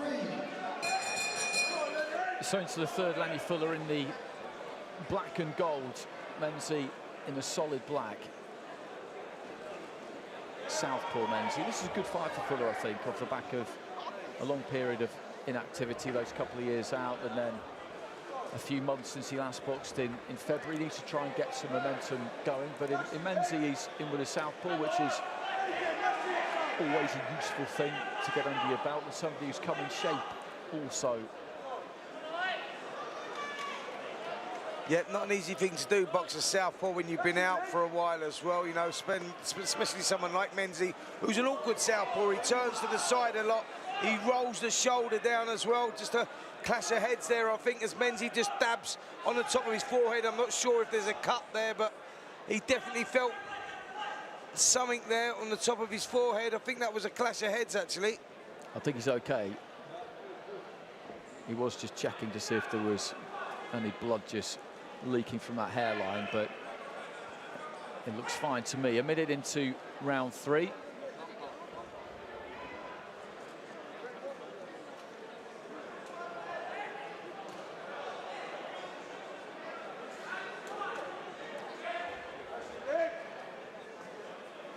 Menzie just starting to go defensive now, sitting on those ropes way too long and not really coming back with anything. Fuller, the one with the work rate. Not really breaking through the guard of Menzie, though, if I'm totally honest. He's trying to switch angles, trying to take the feet round the side, putting the combinations together, but not really planting his feet enough to have any sort of effect on Menzie, who seems very comfortable in there, but he's just not doing enough work himself.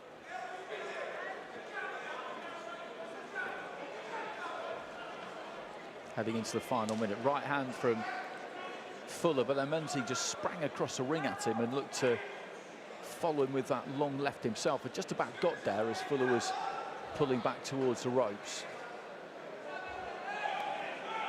He's an athletic fighter, Menzie. Yep, you know, Menzie's maybe starting to think, you know what, Fuller can't hurt me here, you know, I'm covering up. I'm not really feeling the effects of these punches. Perhaps I need to start going for it now. That's what you'd like to see from Menzie, who looks a very capable fighter, to be fair. He looks like not a bad southpaw, but we're just not seeing enough action from him, you know. He's just been a little bit too defensive in these opening 3 rounds. He seems to be breathing quite heavily, but you just like to see him, Andy, go for it just a little bit more, and you feel that he could make more of a fight of it than he actually is with Fuller at the moment. Well, he's fancying it a bit more now as we head into the final few seconds of round 3. This final minute of round 3, it's almost like he's read your mind there, because he's just looked more ambitious. But as I say, he's obviously somebody who stays in the gym, spends an awful lot of time making sure that he's ready to go whenever the call comes in. And there's some technique there as well. Yep, there's a little bit of talent there from Menzie, isn't there? We're just not really seeing it. He spent a lot of the first 3 rounds. We saw it a little bit there in the 3rd round, to be fair, what he was capable of, that he can open up. He has got shot selection. He has got a bit of variety. He has got a little bit of something about him. You know, we see him bite down on his gum shield and go for it a little bit, but it's a little... We're not seeing enough of it, if I'm totally honest. Lenny Fuller's the one that's come out there with a little bit of razzmatazz about him, trying to work the angles, putting the shots together, putting the combinations together, switching the attacks from body to head, showing us some good stuff, Fuller. I'd like to see him sitting down on his shots a little bit more now, and starting to dig them in a little bit more. And I'd also like to see Menzie roll the dice here in the 6th round. So it's the final round between these two. Fuller looking to try and come forward, got picked off there though by Menzie as he was on his way in. And Menzie had definitely a good finish to that 3rd round, a pretty good round overall actually. He just leans in there and looks to dig away to the body a bit there. Fuller, left hand off the ropes there from Menzie. Menzie seems to be the one with the power, actually. When he lets his shots go, they're the ones that seem to have more spite in them, more venom in them.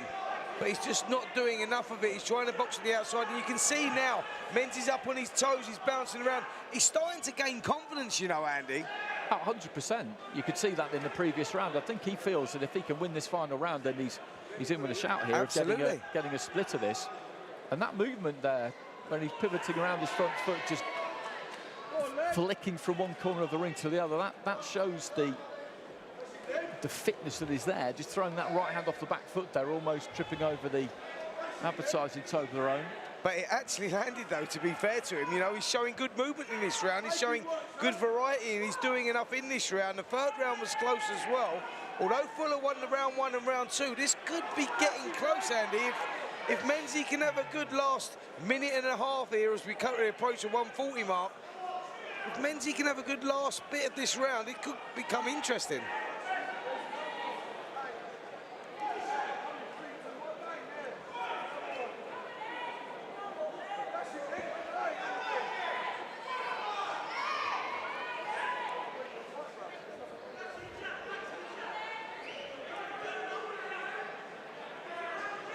Heading towards the final minute. Just looking for that right hand into the body there. Fuller just couldn't quite land it. They're both closed down their own space a bit. Did land a couple to the body there, and then just leans in Fuller and wraps Menzie up a touch.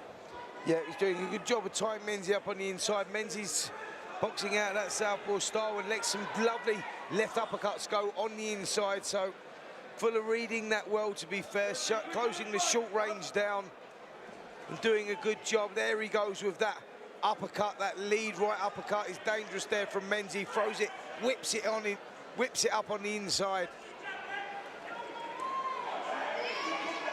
Looking for the combinations to the body there, Fuller, but he covered up pretty effectively, Menzie. Yep. Yeah, it was quite a close fourth round, this one. Last couple of rounds have been quite close, to be fair. Menzie's sort of pulled himself in there. He seems to have grown in confidence as he's finishing this round, just approaching the 10-second mark. He seems to be talking to Fuller in there as well. Yeah, as these rounds have gone on, Andy, Menzie's started to fancy this a little bit more. I'm not sure he's done enough here. I think Fuller might have held on and just nicked this one, but interesting contest. Good contest, that one. So the 4 rounds completed between these two. And it was interesting to watch because you've got an away corner fighter there in Menzie who, as you say, as the fight wore on, in the second half in particularly, his fitness was always going to held up, because you could see that from the shape of him as he came into the ring, and he fancied his chances a bit towards the end there. He was definitely growing in confidence, wasn't he, Menzie? You know, he's that guy that if you give him a little sniff, you know, he will go for it. He grows in confidence, and that's what was happening there.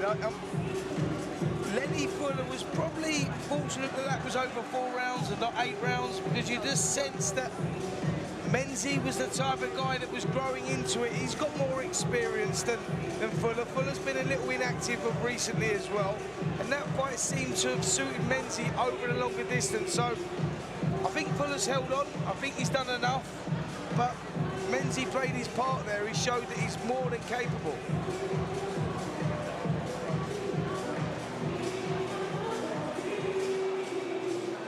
Waiting for these two to be called to the centre of the ring. The referee there, Sean McAvoy, just giving a scorecard to our MC. To the centre, please.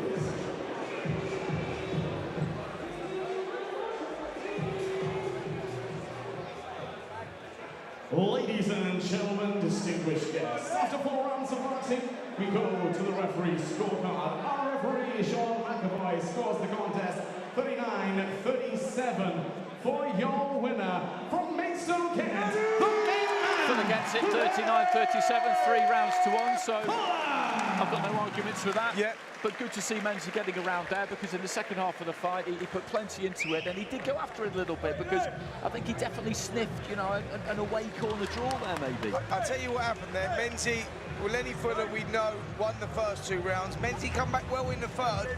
The 4th round was closer, but I think Fuller maybe just done enough to nick it, which would tell you the 3-1 scorecard. But it started to become interesting then, because Menzie started closing the gap, and that was a good learning curve there for Lenny Fuller. And it'd be interesting to see what he's got to say here as we hand over to Ali Drew. Right, Lenny, great 4 rounds under your belt there. Just sum up your performance. Listen, I got to win. That's all that matters. But tonight, I made that hard work for myself. I don't know. I feel like I performed a lot better tonight. No giving it away to Menzie. I've had 4 different opponents in the last week. Every one of them dropped out, except Menzie took a step up. He's way above. Listen, it is what it is. I've got to win tonight. My fans come out, supported me. My sponsor's still behind me, and I look to push on for the southern area, maybe the English, at the end of this year. Don't judge me on that 4 rounds. That's what I'm saying tonight. Everyone has a bad day in the office, but tonight wasn't my night. I got the win still, but all congrats to Menzie. What was the game plan going into that? What did you want to showcase that you feel like you didn't? Like I say, we've been working a lot on angles and stuff, and I was trying to get in there. I got too comfortable in the rhythm, thinking I'm going out the box of journeyman. And it shows tonight you can't unprepare for anyone. It's fighting, it's a sport, you can get knocked out. He caught me a couple of times. I'm lucky, without disrespecting him, he's not much of a banger. I've been in with some big bangers, sparring, fighting. So, but no, and again I say it, no disrespect to Menzie. Come out tonight, give me a 4 good rounds at 2 days' notice, I think, where 4 other opponents dropped out and wouldn't fight me. Yeah, no excuses. It wasn't the best night in the office. I got to win, and I just want to say a big thank you to all my sponsors, all my fans, everyone want to come out tonight and just show me the love. Next time round, you're going to see a better Lenny Fuller, different Lenny Fuller, and don't judge me on that performance tonight. That's all I'm saying. Well, you got the win, so well done. Thank you very much. Push on for better things. Up, man, grab it up, mates, and up the boys. Come on! Thanks, Lenny. Right, the next fighters are ready to make their way to the ring, so we'll hand over to our MC. Ladies and gentlemen, distinguished guests, our next bout of the evening. Please welcome first into the arena and to the red corner, Lee Hallett.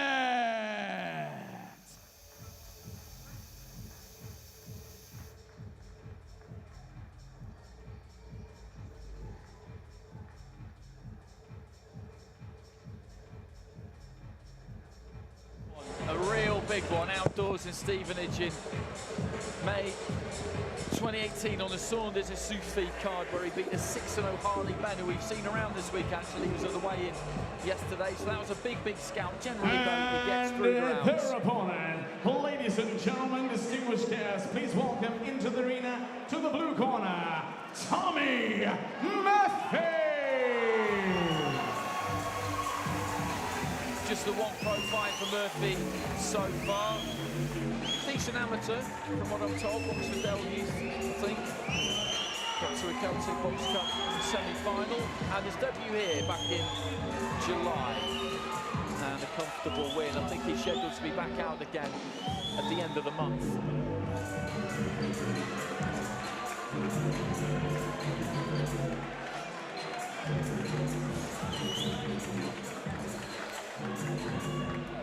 DC pretty much bang on that. Super lightweight limit, as we call it these days. Both from London.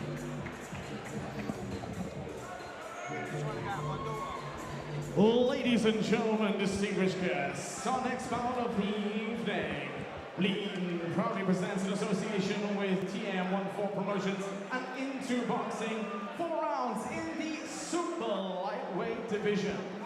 Sanctioned by the British Boxing Board of Control. Our supervisor here at ringside is Des Rees. Our timekeeper at the bell for this bout, Mr. John Smith. And our referee in charge of the action scoring the bout, Mr. Lee Everett. So introducing to you first, fighting out in the red corner, official weight on the scales, 10 stone, 1 pound. An experienced fighter entering his 51st bout of the evening, wearing the black, gold, and green shorts from Canning London, presenting Lee Hallett. His opponent tonight, standing across the ring, boxing out of the blue corner. Official weight on the scales, 10 stone, 2 pounds. He enters the ring tonight with a professional record, a perfect one, 1 victory, no defeats. Wearing the blue and white shorts from London, presenting Tommy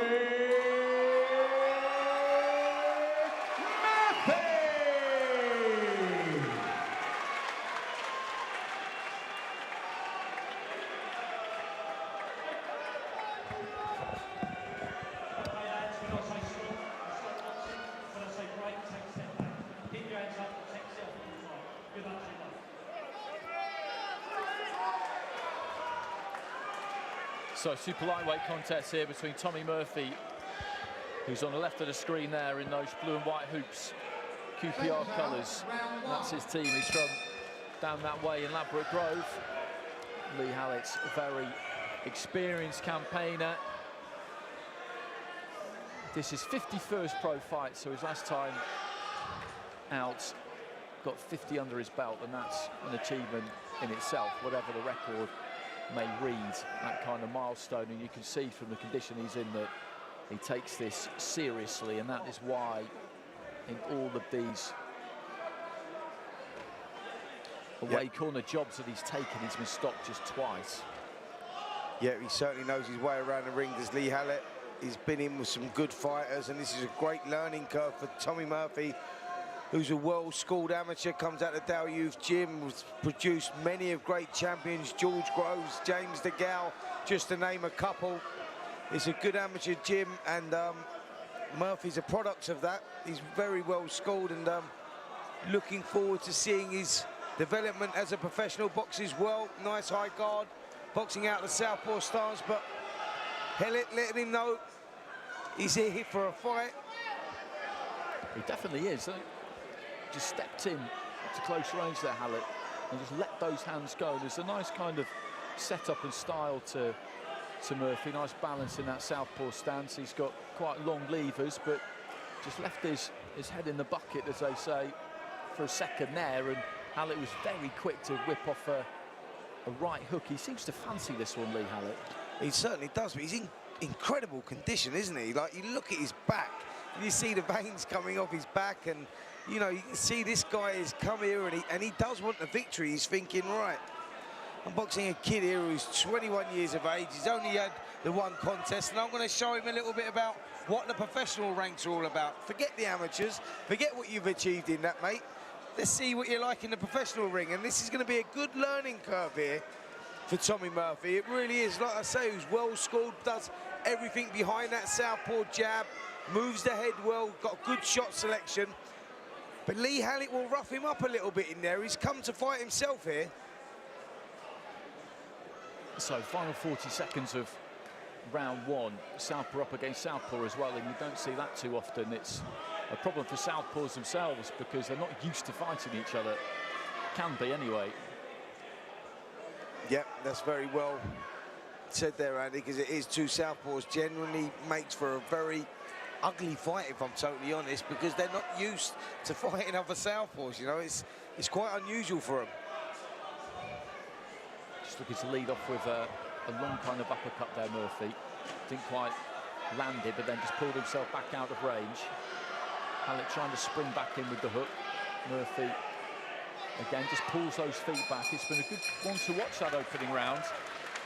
Yeah, Murphy may have just done enough to nick that one, to be fair, but Lee Hallett, he definitely fancies here tonight. You know, he wants to get that second victory on his professional record. He's come in, looks in tremendous shape, and you know what? He started throwing shots from the opening bell. Normally with the journeyman, they're the type of guys that like to grow into it, you know, like to sort of get, you know, feel their way into it, and if they get given that opportunity, then they grow. But actually, Lee Hallett come out there like he wasn't the journeyman, like he was a prospect himself, and he would look like he wants to get victory here. So this could be a tough night here for Tommy Murphy, who, for me, just nicked that first round, but he didn't have it all his own way.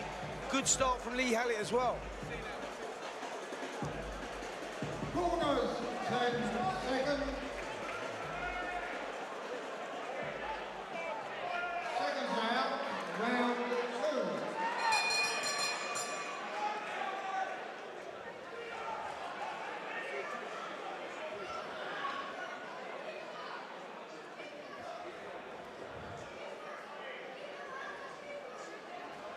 trying to chop down with that left hand there, Murphy. He makes himself quite a difficult target, Hallett. He's got quite a wide stance, so he'll tend to dip relatively low at the waist. As he does there, but then just straightened up a bit and threw the jab, and it almost found its way through the guard. There's a good battle between these two, because Hallett, we know what he's about generally. He's an away corner guy, he gets through the rounds, he very, very rarely gets stopped. But he's in, as we've said, he's in good nick. He takes it seriously, he takes the training seriously, and he's got some technique himself. He certainly has, and you know what, he's the type of guy, as I said, Andy, you know, with these journeymen, if you give them a little inch, they will try and take a mile, you know. If you give them a little inkling that they're in this contest, and I think he's sensed that here, Lee Hallett. He really has, because he's starting to hold the centre of the ring himself. He's happy to trade with Murphy, who at 21 has maybe got not that man strength at the moment. You can see that he's, you know, he's got a good shape as a fighter, but he's not got that man strength. The shots that he's throwing don't seem to be having any real effect, and I think Hallett has sensed that, and he's starting to fancy this. He's holding centre of the ring, and he's getting off with some good shots of his own. This is a good contest, this. Nice right hand there from Hallett. Was there a low blow in there as well? The referee, I think, just indicating that he needs to keep those gloves up, maybe a left off the back of that right hand. His last fight, Hallett, was against Mikey Saki, good fighter, former Southern Area champion at this weight. Won it in amazing fashion here, actually, in a brilliant area title fight against Sear Osgood, produced an incredible finish. I was commentating on that one, a great example of the kind of thing we might see later on. Anyway, that fight against Saki, he lost it 59-56, so he won a round. He got a draw out of the 6 rounds as well, and that shows that he put up a good display on that night.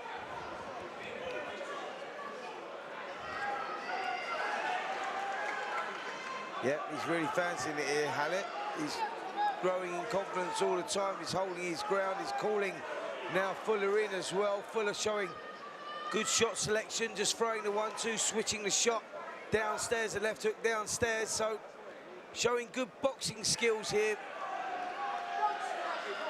He's looked nice and balanced and composed, though, Murphy, hasn't he? He's not really looked all that rushed. Lee Hallett's tried to shut down the space and climb on top of him at times, but he adjusts those feet nicely. Just catches a jab high on the forehead there, but that's a nice combination there from Murphy, just digging those toes in on the inside when he needed to. This is where Hallett will want it, though. Yeah, Hallett wants it on the inside, doesn't he? He wants to use that man strength, as we saw there in the final 10 seconds. But you're right in what you say, Andy. Tommy Murphy, you know, he's got some lovely boxing skills. He works well behind the jab. Everything is textbook stuff, working the jab well, throwing across, and he switches that left hook to the body so well as well, and he doesn't mind having a scrap actually as well. He don't mind sitting in the pocket. He don't mind having a little tear up. This is a good learning fight here for Tommy Murphy, you know, who's a well-schooled amateur, just into the second contest, into the professional ranks, and he's up against a tough journeyman, a guy that's going to make him work for the victory. And Murphy may be just nicking those rounds, but Hallett playing his part in a close contest. And there's that nice combination, kind of reverse 1-2 almost, really. Final few seconds of the minute in between rounds as we head into the second half of the fight. The York Hall really filling up. I think part of the reason for that is we've got Joe Giles next up, who was a big ticket seller from what I'm told, but the floor area is pretty much full, and the balcony, just scouting around, maybe a third full so far, so hopefully later on when we get those title fights in, it'll be absolutely packed. Left hand off the ropes there from Murphy as Hallett was just trying to hem him in a little bit there, plant those feet wide and let his hands go. Murphy just starting to find a rhythm now. He's just found his range and he's letting the shots go, and he's just, Hallett's trying to draw him in. He's trying to get him to sit in the pocket and so he can get off with his big shots, but Murphy not playing that game. He's working well behind the jab, using his boxing skills, putting the shots together. This is better stuff here from Murphy in this third round. It's looked the most comfortable he's been in this contest so far. Just touching with that lead hand, Murphy, trying to whip the left hand through. Hallett throws that right hand himself and then just steps off to the side. Just goading Murphy a little bit there. He puts together a good combination, a couple of those did get through. Yeah, Murphy just starting to take over though now that putting those combinations together. There might not be a lot of power in those shots, but they're point scoring shots. And you see Hallett there when he's putting his hands down, sticking his tongue out. That's a sign of frustration. He's just getting a little frustrated because he's not been getting off of his own shots now, you know. I think it's Murphy has just worked him out a little bit. He come out there and tried to stamp his authority. He underestimated probably Hallett, who doesn't come with the best record, but as you said, Andy, he gives it a go, and he gives it a good go. I think Murphy was surprised at that. He's settled down now here in the third round, and this is better stuff here from Murphy. Yeah, I think he's kind of got better and better as the rounds have gone on. He's always looked composed, just dabbing at the left eye there, Hallett. Maybe the head's just coming together. I don't think there's any real damage, but those feet are almost always the same distance apart. He takes them in together, he takes them out together. He doesn't load up on anything. He looks pretty nice and loose to me, just working around that front foot. That longish left uppercut is something that he does like to throw. Yeah, he's got a nice flow about his work, Murphy, isn't he? He's got a good-looking style. He puts the shots together well. Doesn't make too many mistakes. This is a good fight for him here, a good learning fight for him in this second contest. A guy, you know, I like this when they get opponents put in front of them that are not just going to fall over, not just here to make up the numbers. Actually, although Hallett's only got the one win out of the 50 contests, he's come to win. He's come to have a go. He's really fancied this. You look at the condition he's in. It's, you know, credit to him. You know, he's one of those guys that if you take him lightly, he'll make you pay for that. And I think that Murphy's done a good job there in the third round. He worked him out well, put the shots together well. He was putting lovely combinations, short uppercuts to the head, switching the attacks to the body. And yet, that was the most dominant round there from Murphy, who held the centre of the ring. And we saw the first sign of frustration from Lee Hallett as he was dropping his hands, putting his tongue out. He's going, come on, kid, sit with me, stay with me so I can get off with my shots. Let me have a go. Murphy's saying, no, I'm staying on the outside, mate. I know where I'm safe. And that's exactly what we saw there in that third round.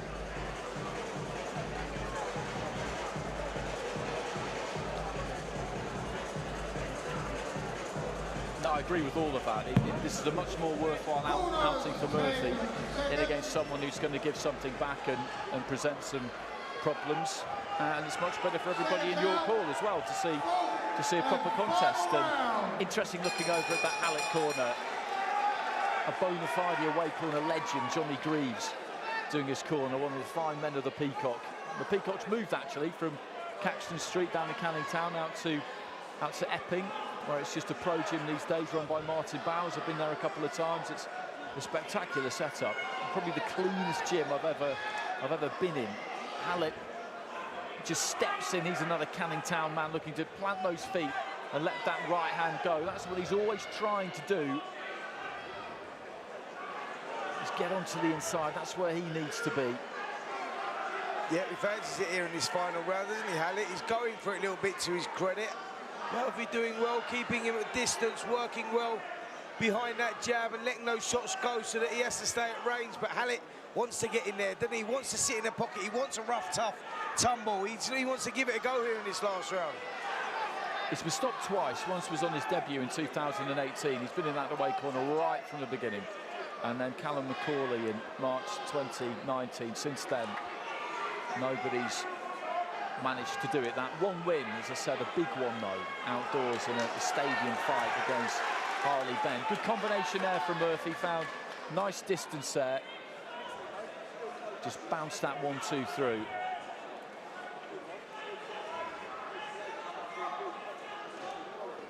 Midway through this fourth and final round.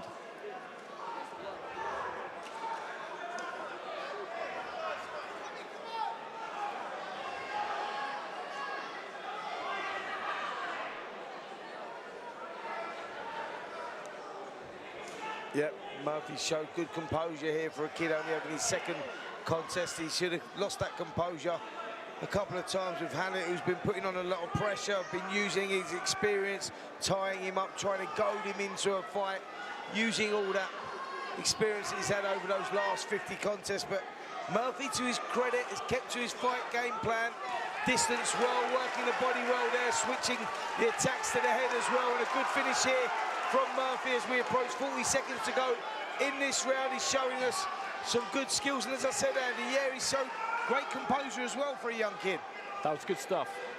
The hook got through, and then he sent the left hand lovely and straight down the middle. That southpaw left, it's amazing how often it gets through when they shoot it absolutely straight. And it's been a good watch, this. Been an enjoyable fight. Nice combination again there from Murphy. Most of it, though, taking on the gloves there from Hallett, who just looks to try and muscle in a right hook there. Final stages, and he's still coming forward. He's still looking to land something big. Yeah, great performance here from Hallett as well. He's really made a great contest of this one. As you rightly said, Andy, it's really enjoyable to watch that one. I think Murphy's done enough to win a contest. It was competitive. Murphy was winning the rounds. You know, he was showing the skill set, switching the attacks to the body and the head, but Hallett was coming with it, man. He was bringing it. He wanted to have a fight as well. That was very entertaining stuff. And you know what? It's the type of fight for Tommy Murphy's development where he's going to look back on that and go, you know what? I took so much from that fight. I learned so much from that fight. Well done to Lee Hallett for making a great contest of it for me. Tommy Murphy having the better of that one. Is some of the action in that final round. It's Hallett really trying to rough him up on the inside there, using all that experience.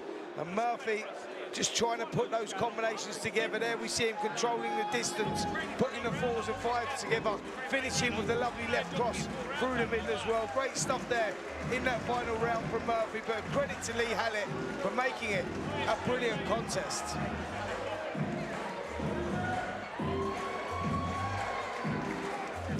Ladies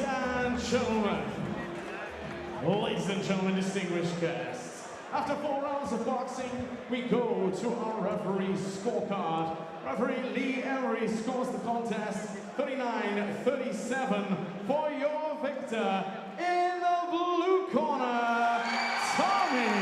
So Murphy gets it, another score of 39-37. Lee Hallett will have picked up a few of them in his career. I wouldn't mind betting on that. So 3 rounds to 1 in favour of Murphy. Good to see Hallett get some reward with the referee there getting around, because that was a good fight. He won that fight, Murphy. He's the more technically accomplished of the two, but as we were saying all the way through it, these are the fights you need when you want to know. If you want to learn something, it's not about getting in there and just knocking people over and blowing them out. That's okay every now and again because it gets your confidence up, but you don't learn much from that. He'll have learned plenty from that 12 minutes. They're the development fights that you need at this stage, you know. They're the ones that you need where you're going to have a kid standing in front of you and he's going to rough you up and he's going to take you there and he's going to take you to places you haven't been before in the ring, you know, where you need to be tested like that. You know, Murphy didn't have it all his own way, but that's the type of fights that you develop as a fighter. And just as he's got out the ring here, we'll hand over to Ali Drew, who's just going to interview him. Bro, how did you find that in there tonight compared to your pro debut? Lee's a lot tougher. Well, they're both Lees, but Lee really give it a go. He hit me with some shots, he weren't letting me off. It's the type of fights I need. I didn't have a lot of amateur career, so I need the 4 rounds. I don't need to go in and try bang them out. I need to learn, so I'm not going to get any better than that. He's one of the best journeymen out there. He does his job, and I'm grateful for the win. Grateful for my team, Alec Wilkie and Derek Granger, and everyone else in the gym helping me out. Yeah, he's very experienced, very tough. He certainly made you work for the victory. What was the game plan in there? Just box, show my skills. I'm a classy fighter, and that's what I had to show. I started slow the first 2 rounds. My corner told me what I need to do, and I think I started boxing better towards the end. And I got the win, which I think I deserved, but credit to Lee, he's a really tough man. What was the instructions coming from the corner? Jab, I got a really good jab. I didn't use it much in my debut, and I had to let it off tonight. The jab was going to win me the fight. If I stood in close and tried to bang with Lee, he was going to catch me, which he did a few times. But it's learning. When I start moving up the rankings, they don't know how to survive like these people do. I caught him some good shots, and he caught me some good shots. But it's learning at the end of the day, and I'm happy with the way I boxed. But I'm sure there's room for improvement. Am I going to see you out again very soon? I'm out again the 29th of October here at York Hall, so if you like what you see, please get behind me. And I just want to pay a special shout out to my dad, Mick Murphy. Without him, I wouldn't be the man I am today. I wouldn't be the boxer I am today. I wouldn't be anywhere without him. Also, credit to my mum. But if you know what my dad does for me behind the scenes at the boxing, then you know he's a man. And I want to thank everyone who comes to support me, because it always cheers you on when it gets tough in there. Well done, great performance. Thank you, pleasure. Thank you. Right, the next fighters are ready to make their way to the ring. So I'll hand over to our MC.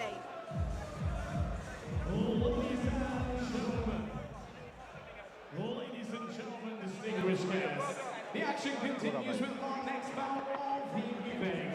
So please welcome into the ring and the red corner, Uris Sandovskis.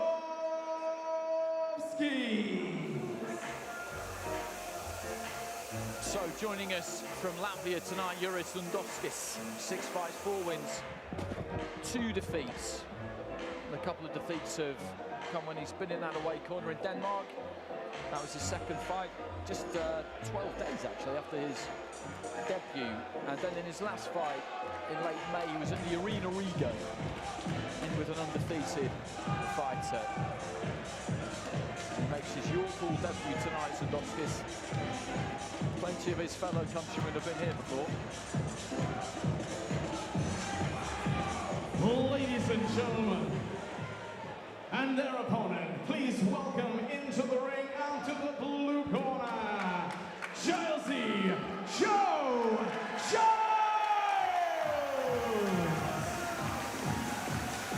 Well, Giles is one of these guys who sells tickets, and it's absolutely invaluable in the early stages of a pro career because it endears you, well, basically to everybody. It endears you to the venue, it endears you to the promoter, to your manager, to anyone who's showing it on TV. 24 years old, 3 fights and 3 wins for him. Another fighter from Essex, these two again tipping the scale slightly above the light heavyweight limit there actually. This one though described as super middleweight. Ladies and gentlemen, distinguished guests, our next bout of the evening, Lee Eaton in association with TM14 Promotions and Into Boxing proudly presents 4 rounds of action in the super middleweight division. Sanctioned by the British Boxing Board of Control, our supervisor here at ringside, Des Rees. At the bell for this contest, Mr. Nick White, and our referee in charge of the action, Mr. Sean McDonough. So introducing to you first, fighting out of the red corner, official weight on the scales today, 13 stone. He enters tonight with a professional record, 4 victories, 3 coming within the distance, 2 defeats, wearing the black and white shorts from Liepaja, Latvia, presenting Uris Sandovskis.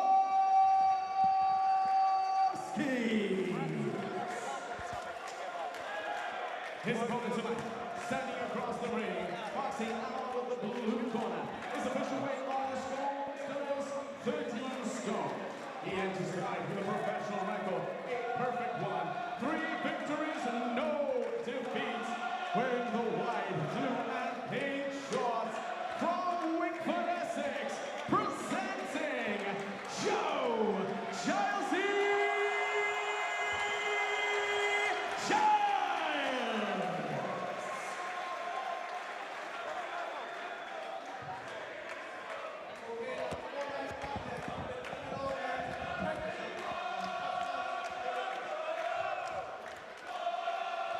So they're scheduled for 4 between Joe Giles and Uris Sandovskis. Sandovskis in the red corner in the black shorts, in the blue corner bouncing on the boards of his feet is Giles in mainly white but a bit of blue and I'll call it magenta in there as well. He boxed for Billericay and Wickford as an amateur out in Essex. Won an NABC title. Also known as a CYP at other stages. That was back in 2016. I believe he was put forward for a GB assessment after that. I'm not entirely sure what happened. He's had 3 4-rounders so far and has won them all, winning every round. Yep, definitely well schooled. Giles, as you said, comes from a good amateur pedigree. Winning the NABCs is not an easy thing to do. Boxing on the GB squad or being selected for the GB squad as well. You can see that he's very tall, he's very rangy for a light heavyweight. Looks like he controls that space well as well, working well behind the jab and putting Sandovskis under pressure here in this opening round. Sandovskis has got a solid look about him. And the two of them physically, they're quite different. As you said, he's long and lean. Giles has got still quite a kind of boyish physique about him. I think there's quite a lot of strength that's to come there, some power that will be added to that fray, whereas Sandovskis at 36 years older, he's got a thick, real set look to him. Little feint with the front foot there, and then a nice jab from Giles. Yep, just taking the centre of the ring, isn't he? But you're right in what you say there. Sandovskis has got that solid look about him, isn't he? He looks like he carries a bit of weight there in that right hand, and Giles got to be careful. He's very tall, very rangy, but he carries that left hand low, and as he brings that left hand back, he brings it back to his waist. You watch when he pops out that jab, it should be coming back to his eyebrow, and it's coming back to his waist, and that sets up or gives Sandovskis the opportunity to counter with that right hand over the top. And that looks like Sandovskis' best shot, if I'm totally honest. It looks like he's dangerous with that right hand counter. Well, it was an interesting little 10 seconds or so there, wasn't it? Because he almost brought him onto an uppercut, Giles, and he pursued him a little bit. And then as he was coming back out, pulling his feet back out, he kind of marauded in there, Sandovskis, with that almost lead right hand, and caught him high on the head. So that is something he just needs to be a little bit careful about, but he almost timed him perfectly with the uppercut, just using that lead left hand as a distraction almost there, Giles, just varying the height of it. He's a bit crab-like, Sandovskis, dips quite low at the waist. And again, he's looking for that long right uppercut there, Giles, but he does have to be a bit careful because he's reaching for it a bit, and it leaves him in the danger zone. It certainly does, and Sandovskis does look strong, he does look dangerous. So good round there for Giles. He dominated that, he controlled the space, worked well behind the jab, but was carrying that left hand or bringing it back worryingly low, and Sandovskis looked dangerous on the counter. You know, he looked like he wanted to get inside there, he looked like he wanted to sit inside and in the pocket, his short range, whatever you want to call it, and work those shots off. So good round for Giles, but the warning signs were there to say, listen mate, keep your head switched on here, keep it sensible, work well behind the jab, draw him in, bring him into those uppercuts, let him come in low, drive the shots in, but don't hold your ground here, Giles, because Sandovskis does look dangerous. And you can see why he's looking for that uppercut, because Sandovskis, he comes blundering in really, with his weight heavily forward, but in a way that can make things quite tricky, because he's kind of crude and ungainly and unorthodox, and does a few things in there that you might not necessarily expect someone to do. Nice wide stance there. Giles looks to try and fire that jab.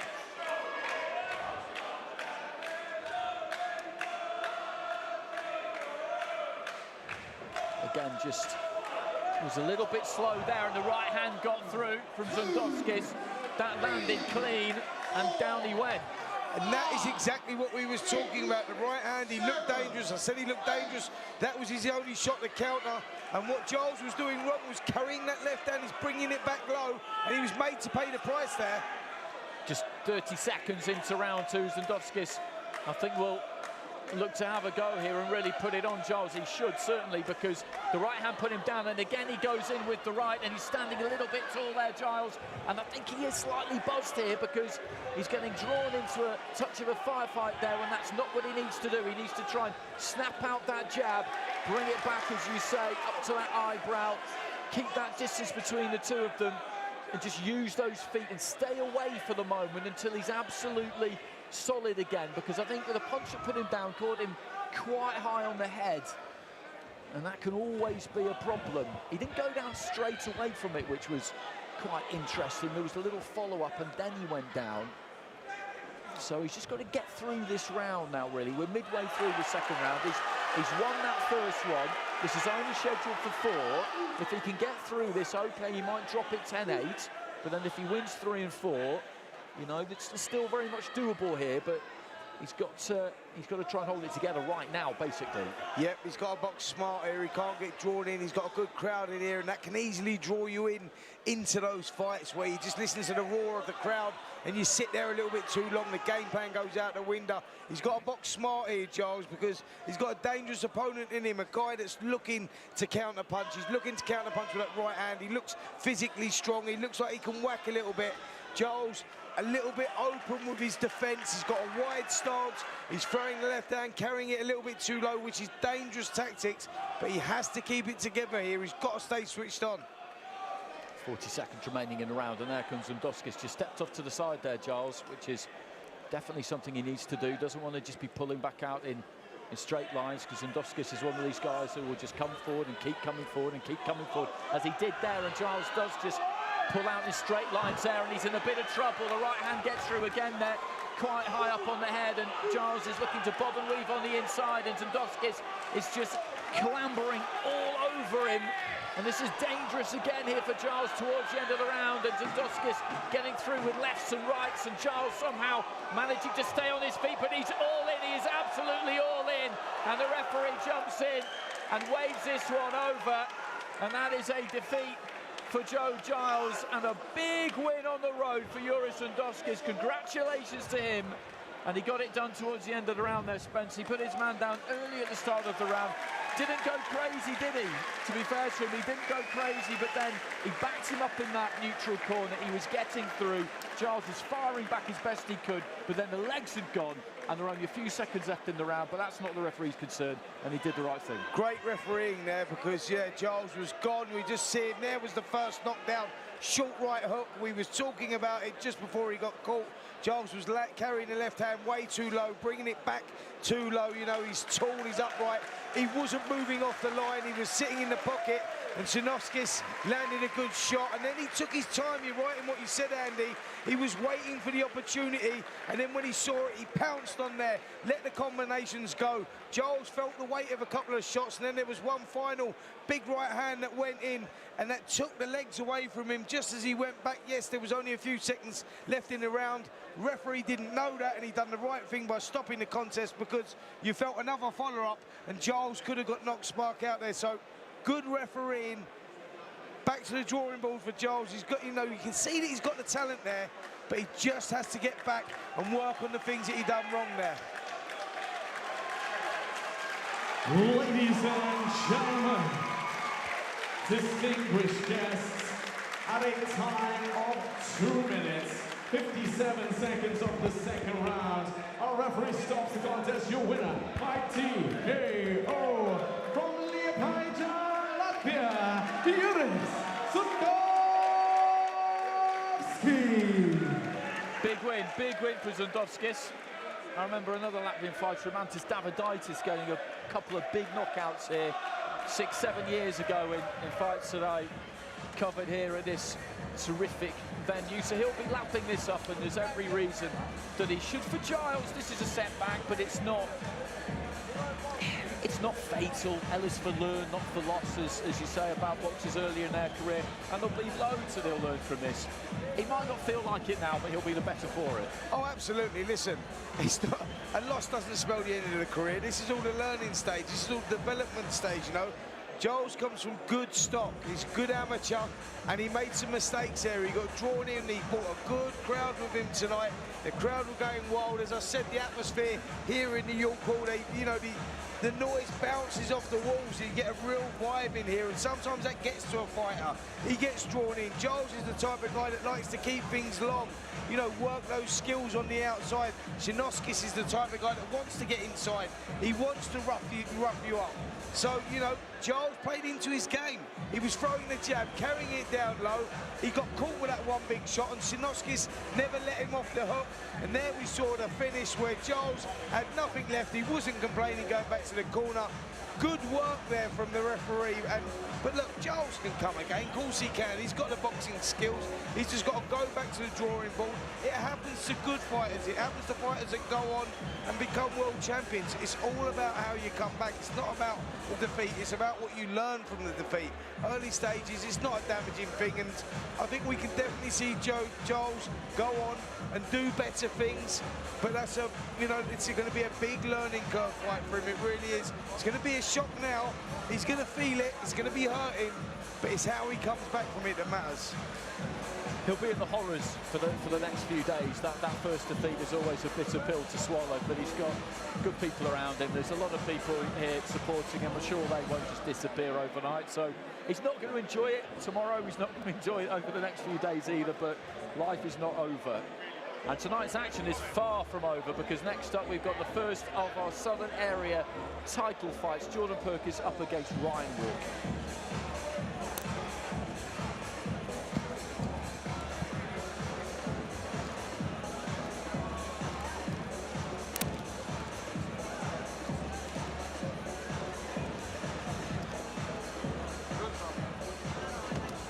So just a slight delay here.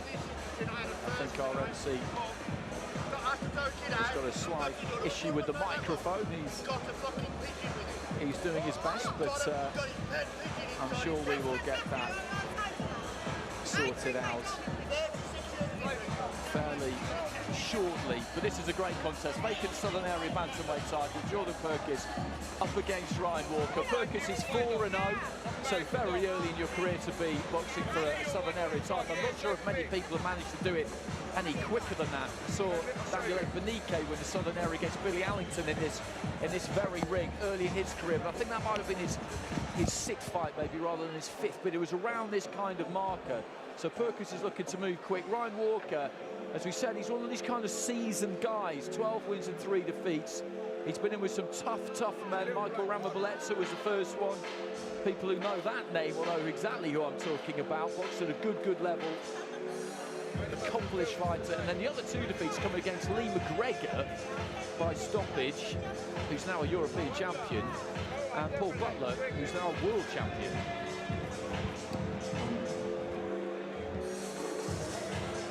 Ladies and gentlemen, distinguished guests, the time has come for our first of our championship bouts of the evening.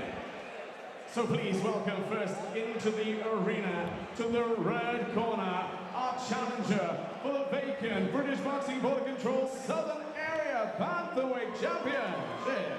Please welcome Ryan Walker!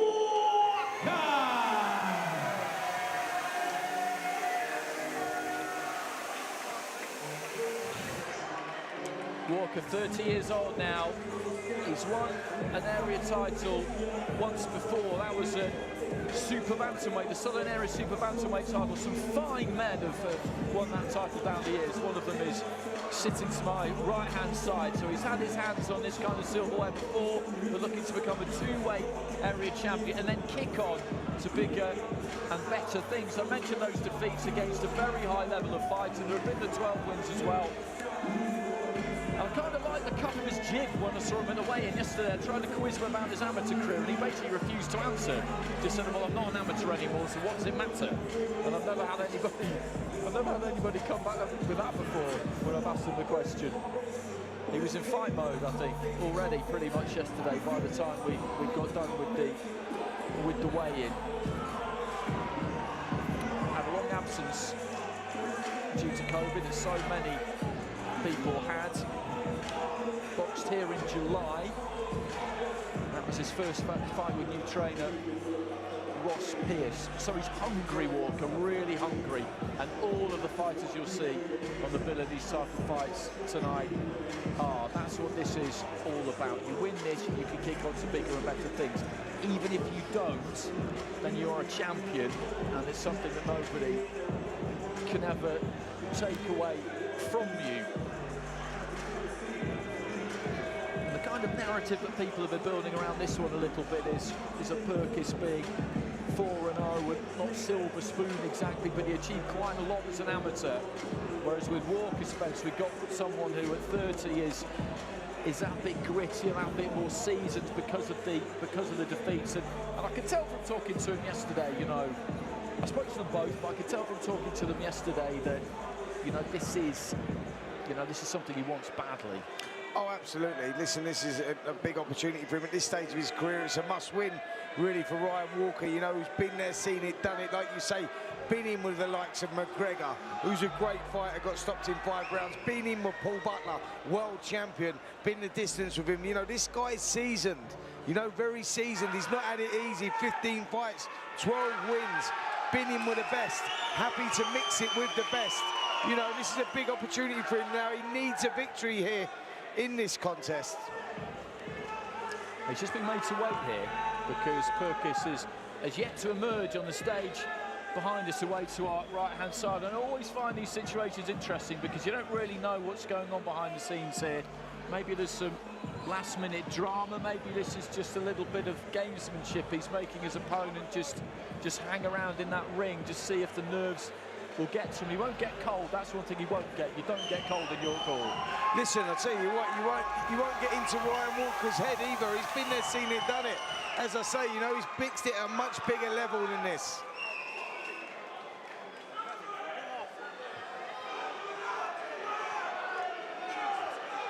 So we're still having a few issues with the microphone here. Jonathan Millard is gamely trying to announce Jordan Perkins into the ring, but unfortunately at the minute we can't hear him, and he is ready at the end of the ramp there. Perkins, a good amateur, as I mentioned, won a couple of Haringey Box Cups, the Celtic Box Cup, a novices title, national title, boxing for Chadwell St Mary. He's boxed as a pro in Kazakhstan, in Almaty. Last December, I covered that bill actually. It was the undercard of Kamshabek Kunkabayev against Stephen Ward. So he's had that kind of experience in his career up until this point. And this title hasn't actually been boxed for since 1998. Vince Feeney defended against John Matthews at Acton You're Town talking Hall, about my era there, Absolutely, mate. That was my era. Like, I made my last fight when I was 23 years of age in 1998. That was like some 24 years ago that this fight, this championship has not been contested for. And this is a great fight, a great platform, you know, the Southern Area. Like I said to you, I won the Super Bantamweight Southern Area title in 1997. And in the same year I boxed for the European title, but that was the platform of the Southern Area. That was the power it gave me. It elevated me into that top 10, into the European rankings. So it is a title to be reckoned with. Well, it's gone down in folklore, that fight between you and Patrick Mullins, because you both went on to achieve great things. You went well past the area of the Southern Area.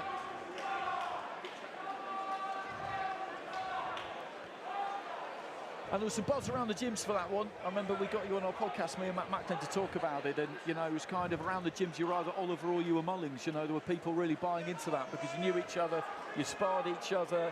There was a lot on the line there. And Yeah. you got it done by stoppage in the end. But I watched it back before we chatted to you, actually. And it really was a terrific fight. And it does just show exactly what the area title is about. Absolutely. Listen, it's the platform. It's the platform that opens up the doors to other contests, you know, to bigger and better things, you know. Like I say, I went on European title after that, but it was a great fight. You know, these area titles, they put it on the line. Jordan Perkins is, you know, he's 4-0. He's not got that experience. Ryan Walker's been around a long, long time. It's going to be an interesting fight. That's what we're going to see here. We really are.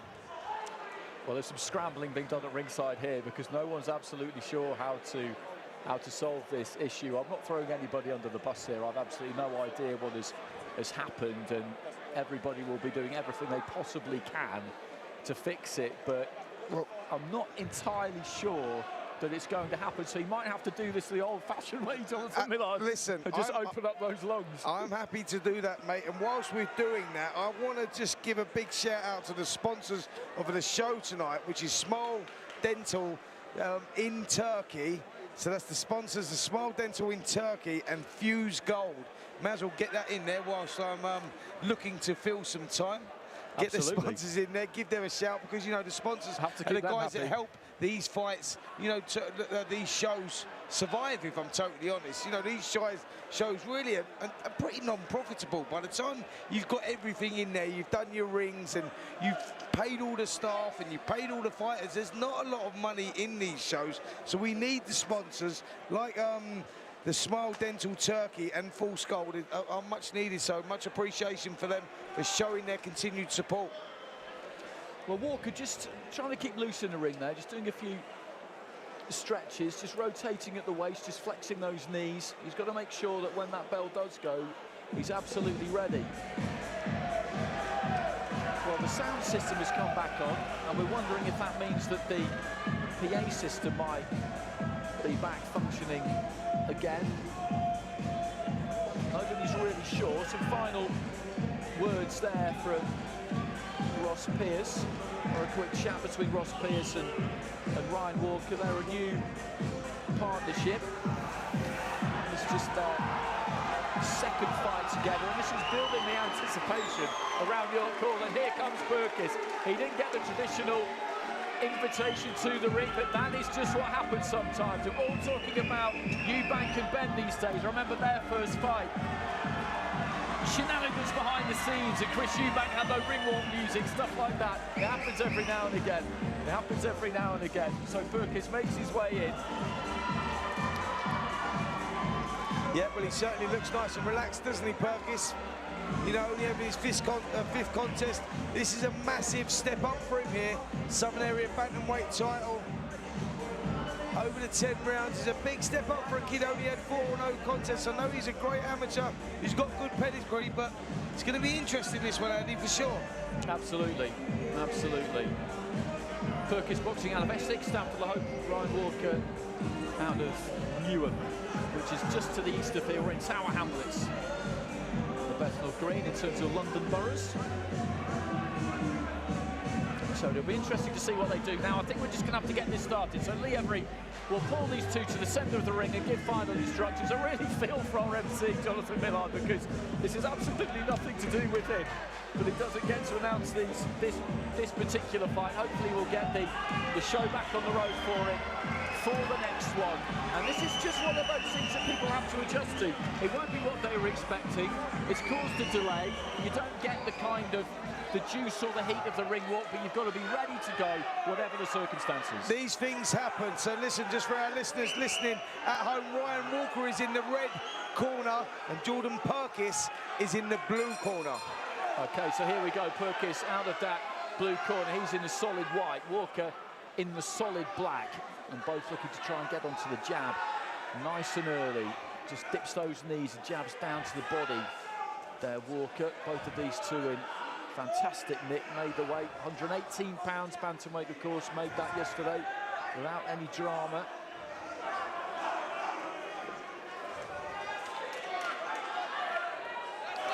Well, lovely right hand there, landing flush on Walker's chin. Just as I was going to say, this looks like a very even contest. Walker's got the experience, but both guys have got plenty of ambition. They see themselves going far in this sports hill, but that was a good start from Perkins, who's found his range early. Perkins just, again, looking for that jab. He manages to switch it up top there. It looked like that was heading for the body, and then he just switched it up. Walker getting tight to him.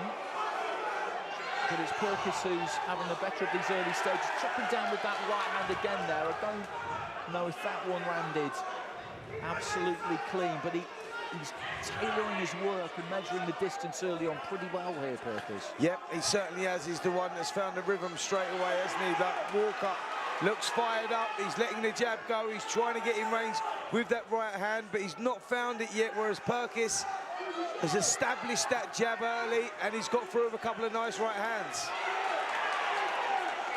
It's a little feint there from Walker, but Perkins just steps in and looks for that long right hand. And just about got there. Walker was pulling back out, but it travelled further than he thought. Yeah, I think he landed with a couple of right hands there, actually, Andy. They landed just a little bit short, but they still landed. But there was a little warning sign there for Ryan Walker. Keep your left hand up, mate, because them right hands are going to be coming. Left-handed there from Walker.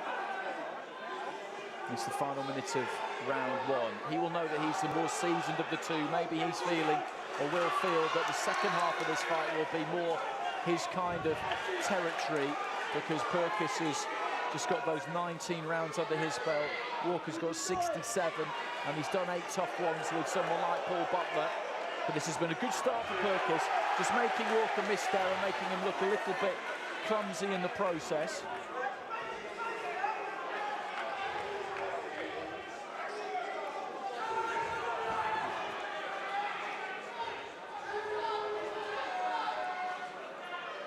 Trying to double up on the jab that time, Walker. Yeah, he's just trying to find some sort of rhythm. Walker is trying to establish that jab. He's trying to take centre of the ring. He's trying to take the play away from Perkins, actually, who's had the more success in this opening round. He got through with a couple of good right hands and caught Walker by surprise. But a good finish there to the round from Ryan Walker. He started establishing that jab. That will give him some hope. Perkins, for me, won the round. He started well, he found the rhythm, landed the right hand, started controlling the space early. Walker was a little bit all over the place. He was falling short with his shots, getting caught with right hands, but started finding some sort of rhythm in the back end of the round. But there was that first right hand that landed there from Perkins, landed flush on the chin and just forced Walker to hold there. I've been caught by those shots early in the round as well, and that really does send bells ringing in your head. You feel it down to the soles of your boots. That does take some time to recover, but Walker did look like he recovered by the end of the round. But good start from Perkins, good finish from Walker. As we said before the contest, Andy, this could be interesting. Just ground his way into that towards the end of the round there, Walker. And I think by the time he went back to the corner, had a fairly satisfied look about him, because he got clipped solidly by Perkins, but he managed to take it. And I think by the end of the round, he figured a few things out a little bit and just made sense of it all. Perkins has got a nice style about him, though. And just shuffling in behind that jab there, Walker. And there's that kind of up jab again there from Perkins. He dips those knees and sends it up in quite a kind of steep trajectory. It looks like he's going to go to your body, and then ends up coming up to the head. Walker just trying to force the pace here in the second round. He wants to stamp his authority in this contest. He had a good finish to the first round, and he's trying to take off where he left off. But Perkins is boxing well around the perimeter, showing a lot of patience, working well behind the jab. And you're right in what you say, Andy. He's got a good look about his style, isn't he? There's a nice shape about it. It's going to be interesting, this one, as it unfolds. Walker doing some good work in this round, though. He's keeping it tight, he's keeping it compact. Trying to move in behind that jab, left hand into the body there. Even round this through the first minute of it. Walker again just trying to steal that right hand into the body. Gets close, plants his feet, and that was a nice left. Yeah, good spell this in the round here from Walker. Just really planted his feet there, showing his experience. Double jab, tapped it upstairs, try and bring the arms up, then switch the attacks underneath. Big right hook, left hook. Good stuff here, and a good round from Walker. You're right, Andy. I think he's getting the better of this one. Almost, though, got caught by a right hand there from Perkins. He measured him as he was on his way in and almost caught him. The pair of them just swapped jabs there towards this neutral corner up on our left-hand side. But he's looked to hold the centre of the ring in this second round, Walker, for the most part. There's not been much in it. Right hand there from Perkins, a strong finish in this final minute from either. Could take it. Another right hand into the side of the head there from Perkins.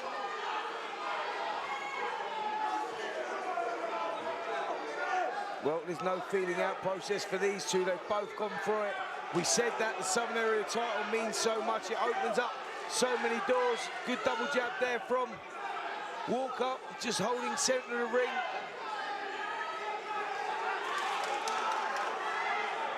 Again, he feinted with a jab up to the head there, Walker, and then went down to the body. It's good stuff, this. It's kind of absorbing to watch, because there's not much between these two in this second round. Good jab again there from Perkins. as they revolve around each other in the centre of the ring. He looked for a big, extravagant lead left uppercut there, Perkins. I love seeing a fighter try one of them, although they are a bit dangerous. Left hand there from Walker landed right towards the end of the round. Yep. Tight one that, wasn't it? He certainly was, Andy. I think Walker may have just done enough to nick the round. You know, just as you think someone's getting a hold of the round, the other one comes back, and it was a real sort of even round, that one. But I think Walker maybe just done enough early part as he established that jab, and he really switched the attacks to the body, drove that right hook in, drove that left hook in. Perkins, to his credit, took it well, stayed nice and composed, worked well behind the jab, didn't get flustered, come back with some good short right hands of his own. But Walker maybe just finished the round strong. Last 10 seconds, he had a good finish, landed a couple of good shots, and maybe just enough to nick that round in a close round. But this one seems to be unfolding nicely.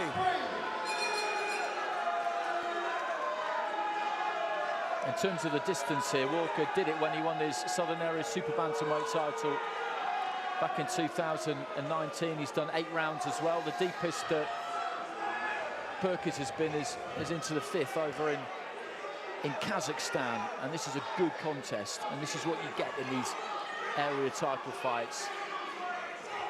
Going down to the body again with a jab there, Walker.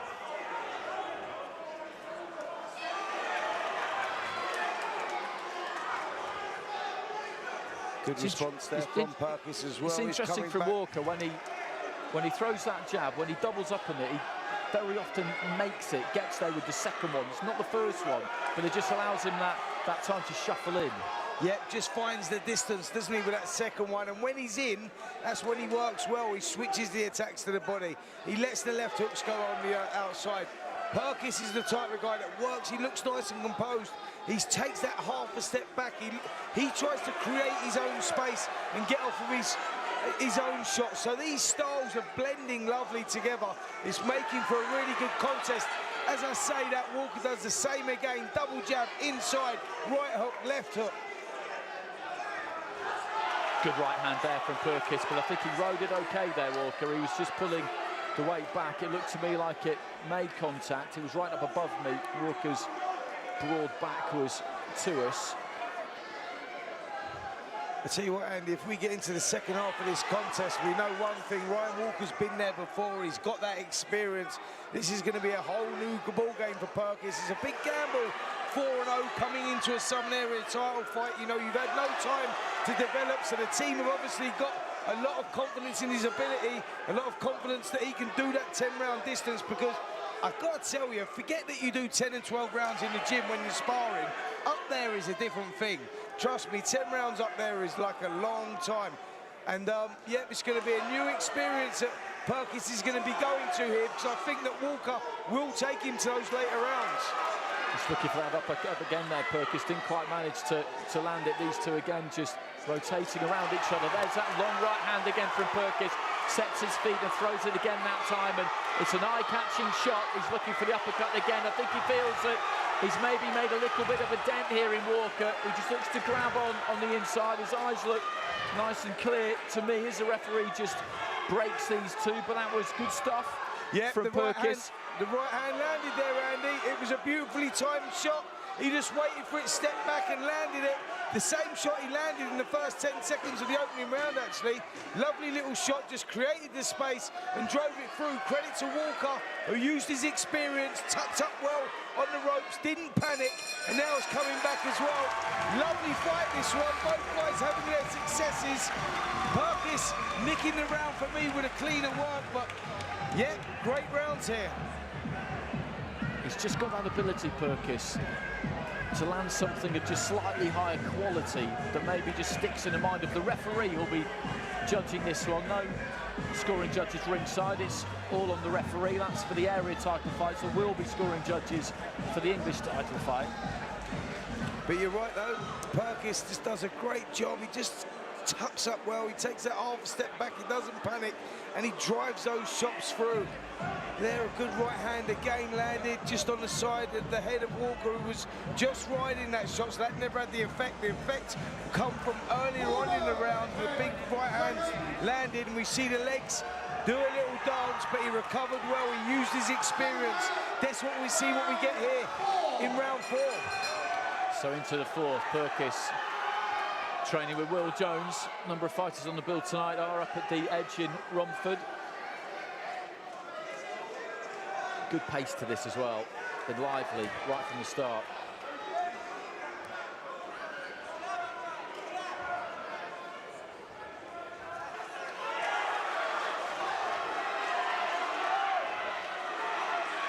Good foot movement there from Perkins, just working around this man, caught him with a right hand, and then as he manoeuvred him towards the ropes, again just sunk those toes into the canvas, got that kind of good biting point, and let that right hand go in particular. Double jab to the body there from Walker, who has got a good compact look to him. He's not going to give anything away here, he's got a plan.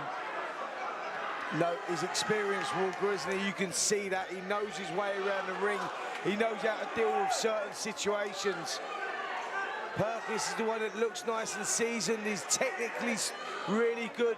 Will he keep that together in the later part of the contest? Because I tell you what, Walker is going to take him to some dark places. He's been there before, and you can see he's that old seasoned pro, knows his way around the ring, knows how to deal with situations. This fight is going to be really interesting if we get into that second half. Perkins, like I say, he's the season 1 of the 2, Andy, and he's picking the shots well. He's trying to force the pace, but we've got a long way to go. Very long way to go, midway through round 4. And at the lower weights, the tempo is generally pretty high. This has not been any exception. Both of them just throwing a few feints in the middle of the ring there, trying to draw something. Left hand eventually snaked out from Perkins, who again looks for that right. Nice combinations again there from Perkins, working well behind the jab, switching the shots underneath as well. Walker trying to rough him up, trying to work the body himself. Perhaps he senses that he needs to slide Perkins down as he takes him into those later rounds. He's concentrating on switching the attacks to the body, landed a good right hand there as well, Walker. Good little spell in the contest, this.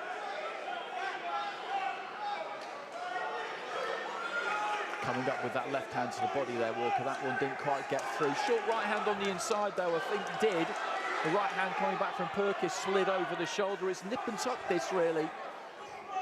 And Perkins maybe just shading some of these rounds early on. There's not been an awful lot in it at all. The more eye-catching, more memorable single shots, if you like, or scoring punches have come from Perkins, but that is not how you score a fight. Lead left hand there from Perkins. He's got to, I think it's well advised to just keep going to the body here, Walker. Keep going to that body and see if it pays dividends down the stretch, because it may well do.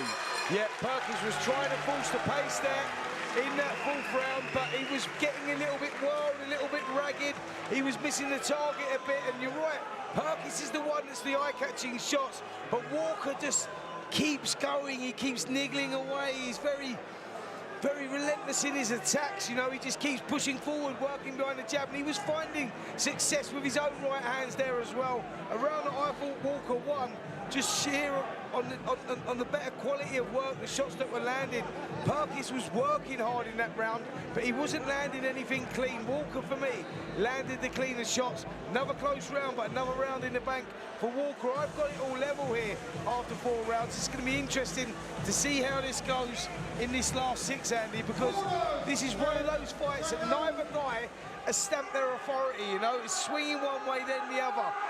And they will stamp their authority at some point. At one point, one of these guys will start coming apart.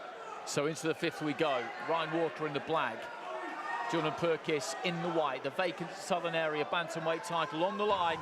That first British Boxing Board of Control belt that you can win, and then you're on the conveyor belt. You can step up to a national title. In this case, an English title. Then a British, Commonwealth, European, world title.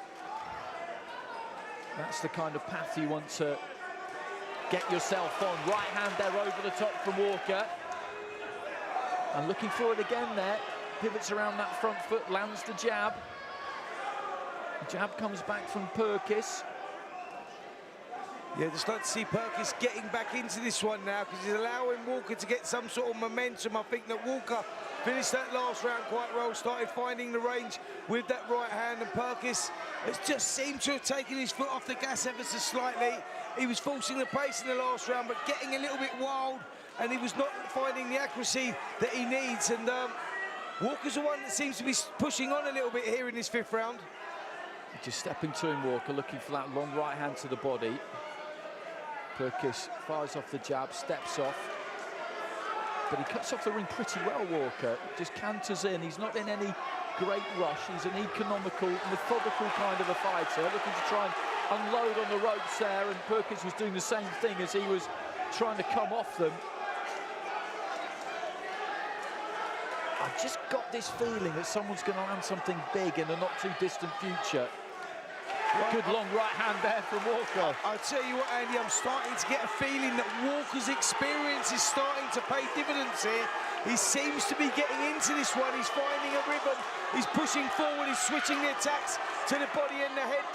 Perkins needs to get hold of something here. He needs to throw something. He needs to do something to change the pattern of this because Walker is starting to take over. And as I say that, Perkins comes back with a good right hand of his own. Perkins just slinging that right hand in as he just planted his feet and let it go. He's not afraid to stand his ground and have a bit of a trade up here, Perkins. But Walker, as I say, he's on him all the time. That front foot pressure, he's not barreling into you and unloading with bundles and bundles of punches, but what he's good at is he hits something. He's not that bothered a lot of the time, whether it's a glove, a forearm, a shoulder, whatever it is, but not much of what he throws doesn't land in some capacity. Nice 1-2 there from Perkins. Yep. This is going to turn into a real gruelling fight, this. It already is. It is. We're in round 5. We've got 10 seconds to go in round 5 here, and you can see both guys are starting to become more looser now. The hands are starting to drop. That means, that tells you that they're now starting to bite on the gum shield. It's starting to get tough. The physical side of things is starting to go, and we are now moving into the mental side of things. This is where they are asking themselves questions. How much they want it, how much they really want it, because I've been there. I know how tough it is. I can see what these guys are doing here. They are now starting to bite on their gum shield. This is becoming a mental war as well as a physical one, because neither guy stabbed their authority in this contest. Both guys have had their success on the inside, had their success on the outside. Walker just showed a little bit more experience there, and he just showed a little bit more toughness. For me, Walker just looks like the more rounded of the two right here at the moment. Perkins, yeah, he looks like he's got loads of ability, but I'm not sure, Andy, he's going to be able to go through these 10 rounds without undoing a little bit. He's only got 4 fights on his record. This is a massive ask against someone like Ryan Walker. I will say that. Well, into the second half of the fight, and Walker, as he headed back to his corner at the end of the previous round with a little bit of a swagger and a nod of the head. I think he feels that he's just turned the tide in his favour a little bit. A couple of short left hooks on the inside there, though. Perkins is a good fighter. We know that. He's shown that in these first 5 rounds. He's got some skills. He's going to have to dig deep. The fact that he's never done it yet doesn't mean he can't do it. We don't know what we'll see from him. Yeah, you hit the nail on the head there. You know, we know Ryan Walker, we know what his abilities are, we know what his capabilities are, sorry. You know, we've seen him in the fights, you know, in with world champions. We've seen him in with European champions. He's tough, he pushes it, he comes to fight. These are all the unknowns about Perkins, but you hit the nail on the head doesn't mean to say that he can't do it. This is what we're going to find out about him tonight. And again, Walker just doing what he's been doing so far. He closes down that space bit by bit. He's in no massive rush, but he makes that ring probably feel like quite a small place at times. Perkins just trying to hold the centre of the ring a bit more in this 6th round. He needs to be a bit busier, I think, particularly with that lead hand, because he's got Walker kind of creeping in on him, just pump out that jab, look for that 1-2, because he has got a bit of height and reach on him. You're right, Andy. See, that's what I said about Walker using his experience. He's allowing Walker to nick the points. The eye-catching stuff's coming from Perkins, but Walker's the one that keeps prodding away. He's nicking the points, he's building the points up, doubling up the jab, switching the attacks to the body. Perkins is allowing him to build up too much momentum before he comes back. He's looking for that long right hand there, Perkins. Half lands one to the side of the head there. He's got the capability here, but as I say, it would be good to see that jab, pop that jab. When someone's walking in on you like this, if you can just land that, it offsets them. They need to reset, start again, takes their momentum away. But keeping him off him, keeping Walker off him, is proving a difficult job for Perkins. There's not much in some of these rounds. It's been a close fight right from the beginning, but certainly the look of it, the last couple of rounds, if you're watching this, Walker looks like the boss out of the two. Yeah, I totally agree with that. Walker's the one that looks like he's getting into a sort of rhythm, you know, but Perkins is the one that now looks like he's gone up another gear. He's fighting another gear, and it looks like there's still more gears from Walker, if that makes sense. You know, he's controlling things well behind the jab. There's a steady work ethic about what he's doing at the moment. Perkins is having his successes, he certainly is, in their close rounds, but Walker just edging it for me at the moment. Good bit of head movement there from Walker. He looks for that right hand. Might have half landed there. Perkins with a nice right into the body. Caused Walker a little bit off balance, and the referee getting in there a bit early, actually, I thought, just before the bell. And strong finish there from Perkins to the round. Yeah, but overall, I think Walker done enough to steal the round. Like I said, the work ethic through the round.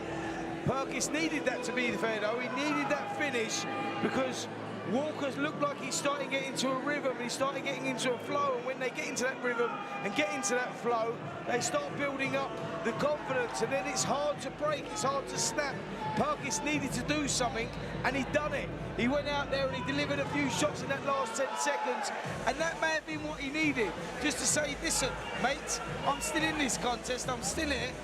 Get back in your box, let me get back on it. So, interesting, although I give Walker the round, and I've got Walker now nicking this one by 2 rounds, this fight is far from over. There's been some close ones. You got it 4-2, could be 3-3. Absolutely. I'd be surprised, although not shocked, if the referee has got through 6 round Perkins ahead. I think 3-3, you could definitely see that. In these last 4 rounds, it is very much in the balance. Nice looking jab there from Perkins.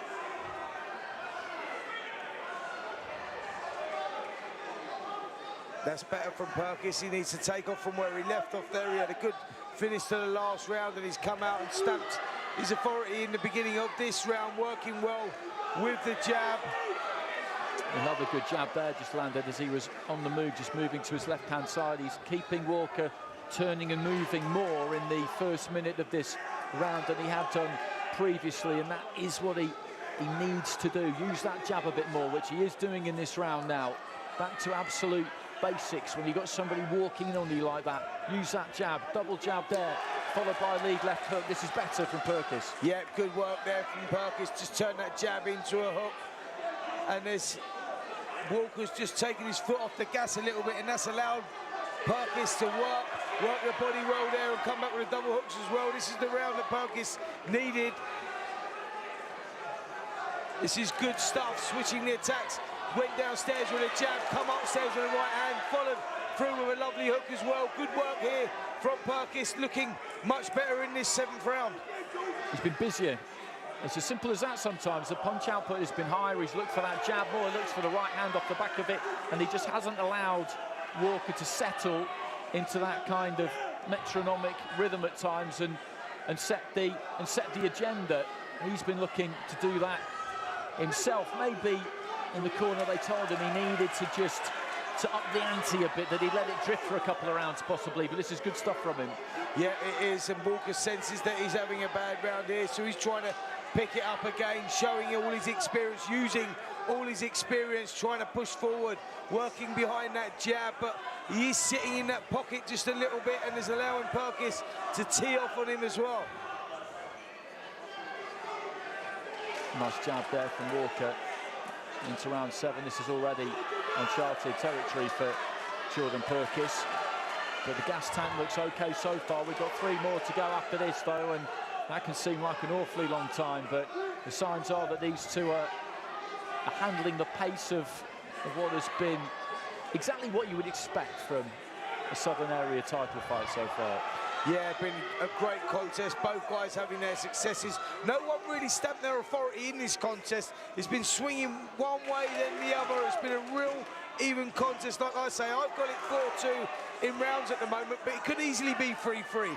You know, I'm just scoring the rounds that have gone quite close one way, and it could easily go the other way. That was a good round from Perkins there. He needed that round, and I think he's done a good job. He worked well behind the jab. He switched the attacks to the body as well. He was getting success with the right hand. You felt that Walker felt that he was losing hold of that round. He tried to push it towards the end, but Perkins done the right thing. Just went on his bike, moved around, created the space, took the play away from it. Let's take a look at some of the action there in that 7th round. There we see Perkins getting the success on the inside. There's the jab that I was talking about, working well behind the jab. And Walker now was the one that's not finding the distance, the one that's falling short. Better work there from Perkins, good round there. Pulls himself back into this contest. So 3 to go here. And this is getting to that point of the fight now where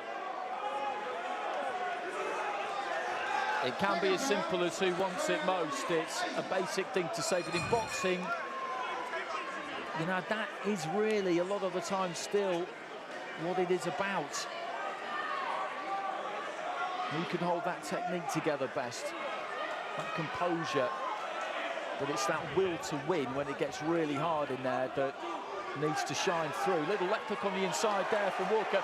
Right hand to the body, Perkins goes down, but I think the referee's right there. I think he's saying that the heads came together maybe, that wasn't a legitimate knockdown.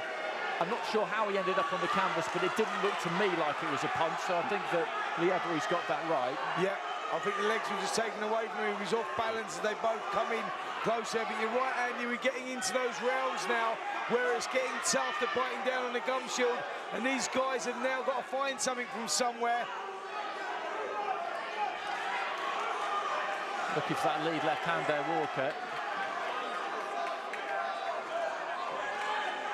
And then just about found room for a right to the side of the head. Right hand there from Perkins, and then he shovels an uppercut up the centre. Yeah, good work here from Perkins. He's found a little rhythm, hasn't he? He's pushing through well, chopped down with a right hand as well. Walker, to his credit, is going with him, landing a good right hand of his own as well, followed by the right hand to the body. This is becoming tough now, both guys biting down on their gum shields and neither man wanting to give any space. Again, just looking to lead off with the uppercut there, Walker, and both of these two have looked to try and lift it in this 8th round, clubbing away to the side of the head. There was Perkins.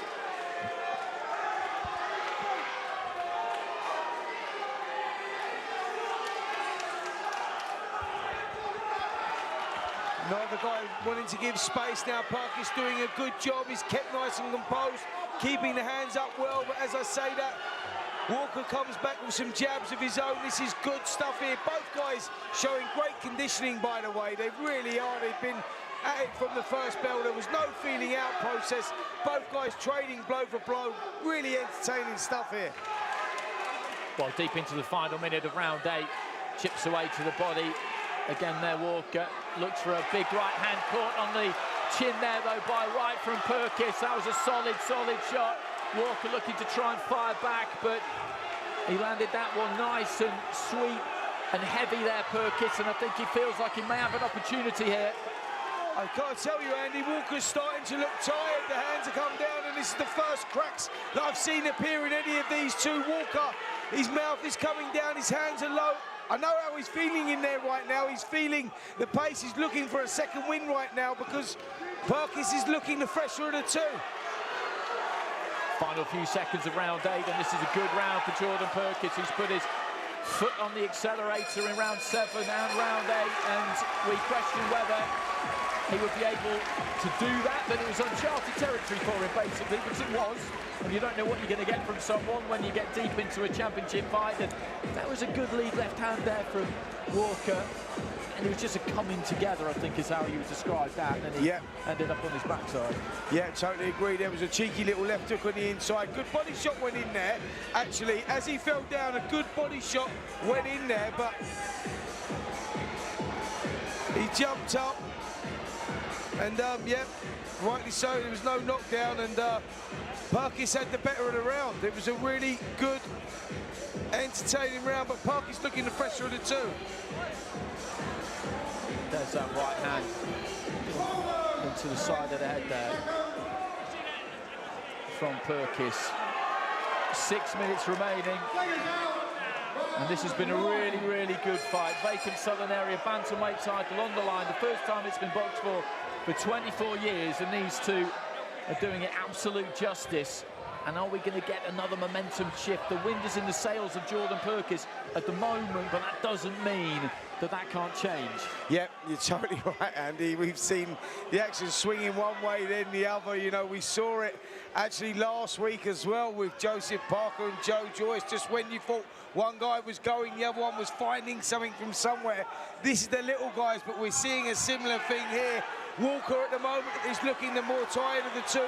Perkins seems to be getting some sort of foothold on this. He's finding a rhythm, working the body well, working the head well. Walker needs to find a second win from somewhere. Looking for a big, big uppercut there. Walker didn't quite land it. Perkins saw that coming from a long way out, but he's kept that work rate a little bit higher. There's that long right hand again there from Perkins, and Walker took that one okay, but in those middle rounds when it just looked like it might be drifting away from Perkins a bit, it was because Walker was nice and busy. He was cutting off that ring, he was shuffling in behind that double jab, and Perkins just wasn't really throwing enough, quite simply. And he's upped that tempo, he's let his hands go more as the fight has gone on. But there's that long right hand again there, and that gets a reaction. I think that landed around about the kind of neck throat area, but it's finding its way through, midway through round 9. Yeah, not a nice area to be hit with, trust me, as well there. Walker's sticking to it, but Perkins has found a nice little rhythm here in his work. He's found something from somewhere. He's kept it together nicely, working well behind the jab as well. Walker just starting to look a little ragged, not the same snap in his shots. Good jab there from Perkins as well, just forced Walker back onto the back foot, but now both guys really digging deep. Minute to go in this penultimate round. Guard held high and tight there from Perkins as he looks to get into range. A right hand into the body just causes the feet there of Walker to just become slightly disorganised. That right to the side of the head again there from Perkins. He's landed that a few times when he's got in really tight. He's just shoveled that hook in. Walker looking to try and go back down to the body, but he is being outworked. Yeah, Walker really trying to find something from somewhere. He's trying to dig deep, trying to use all that experience, but Perkins looks the fresher of the two in there. At the moment, he seems to have found that second win. He's found that rhythm and is winning these rounds here. Uppercut on the inside there, as Walker just came forward. He's willing himself on here, Walker. He's just trying to drag this out of himself. And there's that long right hand again from Perkins. Some of those aren't landing all that heavy because Walker's kind of pulling his weight back, but they are landing, and they're really easy for the referee to see. Absolutely, you know, there's more snapping the shots there of Perkins. He's the one that when he's landing now, and he's landing these shots on Walker, we're seeing more of an effect on Walker. The head's going back, he's feeling the pressure of the fight. We're looking at him in the corner there, the mouth's open. He's really feeling the pace of this contest, Walker, although he's the more experienced, and he's been there before. There's that question that you said, listen, we can't underestimate Perkins because he's not been there, we don't know. So, and he's proving to us that actually he can do that, and for a kid having his 5th contest, I've got to say that's very impressive. It is, and that's what's so great about these fights, because you find out things about fighters that you don't know. they may think they know, but they don't know either. Of course, he'll think that he can do 10 hard rounds, and his trainer will think he can do 10 hard rounds, and his mum will think he can do it, but he doesn't know until he actually has to do it. Listen, you do the 10 rounds in the gym, the 12 rounds in the gym, it's not the same, the adrenaline's not pumping, nothing's going. Now it's different. You've got all the crowd here. You're boxing for your first title. I'll tell you what, he's coming through with flying colours. I've got Perkins now running forward for the first time in the fight. I've got him in front. This is a close contest, but for me, Perkins doing enough. So into this final round, these two are just going to have to lay it all on the line here, holding his feet in the centre of the ring there, Perkins, looking for that right hand, that right hook. Walker just doing exactly the same thing. Walker just trying to get onto the shoulder there almost and rip that big uppercut. Nice jab there from Walker, just snaps the forehead back of Perkins. We've still got enough about him to chuck in a couple of feints deep into this 10th and final round. Yeah, tough stuff this from both guys biting down here. Credit to Walker, who's holding the centre of the ring. He's trying to work behind the jab. Good jab back there from Perkins, though, found the range. Just missed with the right hand, but look at Walker. Credit to him, lands a good right hand again there, Andy. And a left hand high on the head as well, but Perkins, as he's done since halfway, maybe not quite halfway, but certainly in the last 4 rounds, there's been a greater dynamism about him. He's moved around that front foot. He's kept Walker moving, kept him turning, and I think that has been key for him, really. Gets him nice and close and digs those body shots in there, though, Walker. He's not giving up on this one. Left hand on the inside as well, midway through round 10. Yeah, both guys meet each other in the centre of the ring, trading blow for blow, and both guys getting hit with my big right hands. Just comes Perkins. Here, this is real entertaining stuff in this final round. He landed that right hand again there. Walker just trying to swagger forward there, swaying with those gloves just clamped either side of his face, looking for a long right hand, and the effort being expended by these two is tremendous. Left hand there from Perkins. He just kind of ripped that one off the hip. Walker trying to come back and going at it right until the very end here. These two are going to be absolutely done by the finish. Right uppercut there from Walker was a big, big shot. That's got people on their feet around ringside. Perkins though just turns this man back onto his ropes and looks to unload himself. Walker though coming back. This is fantastic. Both guys punching themselves to a standstill here, they really are, just as you think. Walker's got a foothold on this one. He's taken over Perkins, comes back with some shots. He's loaded. These boys are punching themselves to a standstill here in this 10th round. Shows you what the Southern Area title means, and listen to this crowd. Right hand there from Perkins, just digging those toes in and just swinging it up from the waist. He's been beckoned forward by his corner there, Walker. They think if he can provide a good finish here, win this final round, and this is right in the balance. And both corners celebrating as they come into the ring. Both fighters are being held aloft by their trainers. Celebrations from the Walker team and from the Perkins team. Where did you go with that final round? Because you had Perkins 5-4 up going into that 10th and final round. I've got it all a draw. I've had Walker doing enough in that final round. He used his experience, he picked down on his gum shield. Yes, Perkins had his successes in that final round, but Walker ground it out, he grinded it out. Both guys punched themselves to a standstill. I can't pick a winner there, Andy. Some of them rounds are close. Listen, it could go like 6-4 one way or the other, but I could not split them guys. I've got it all level. I think that Jordan Perkins started very well. Walker come back mid-rounds. Perkins took over 7, 8, 9, and Walker had a good finish. That's a tough one to call, man. That's a tough one to call. I'm going for the draw. Well, it was a terrific fight, and it's our scoring referee who will decide this one, not 3 scoring judges ringside. This is the Southern Area title, so it's a referee's card, and our MC Jonathan Miller just consulting with the referee over on the far side of the ring there. Good spirit between the two camps. They'll know each other pretty well, I'm sure, and they know that this was a really, really good fight, and I would be more than happy to see it again. More than happy. Yeah, as we all would. I think that was entertainment at its best. York Hall, small hall shows, that was brilliant. Boxing Season. Ladies and gentlemen, distinguished guests, our bout brought to you in association with Fuse Gold. But after 10 rounds of action, we go to our referee scorecard.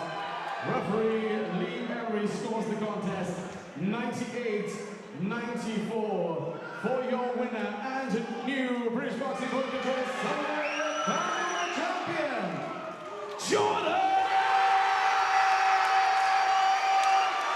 So Jordan Perkins gets it 98-94, which is kind of an unusual score, but just doing a bit of arithmetic there, I'm pretty sure that turns out there's 6 rounds for Perkins, 2 for Walker, and 2 drawn. I'm pretty sure I've got that right. There were a lot of close rounds in there, so a 4-point margin to Perkins.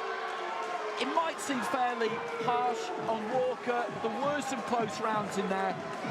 A couple at least that I can think of that would have turned your 95 into a 97-93.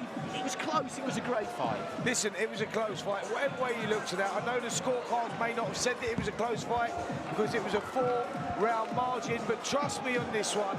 Trust me on this one. I've seen enough fights over my time to go, listen, mate, that was a close contest. Whatever way you look at that, you could not have gone, all right, yeah, look, I'm happy with that. Jordan Perkins, he done the eye-catching stuff. Walker was grinding him down and he was trying to steal the rounds and maybe not catching the eye of the referee, but that was a close fight. Whatever way you look at that, that contest was very close. And it was very, very enjoyable. And that is some achievement to become Southern Area Champion in your 5th pro fight. It really is. I can't emphasise that enough. He's not been beyond the 5th round before tonight. He's been in a kind of fight, in a kind of situation he's never been in before in his life. And here he is down ringside with Ali.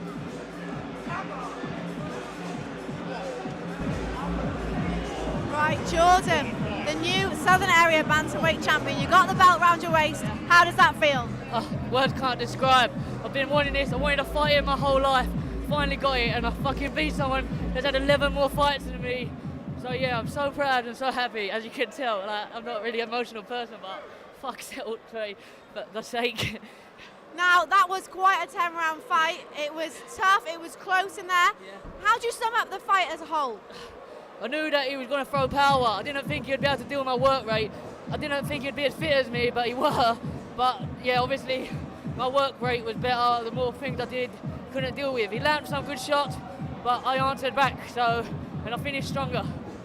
Now, the corner were very vocal when you were in there. What instructions are they giving you?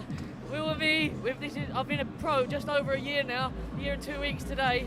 Me and Will started together. I'm his first pro that was out, like from the beginning. So it means a big thing to both of us. As you can tell, we were both emotional. But yeah, we're putting the hardest work ever. Everyone in my team know how hard I train. I train harder than anyone. And we all got to, Will, come in. Yeah, the coach him. Yeah, we've worked so hard for this. It's been horrible. I've hated it. But I put all the work in that he's made me do. Done everything he's asked. I've never done anything wrong.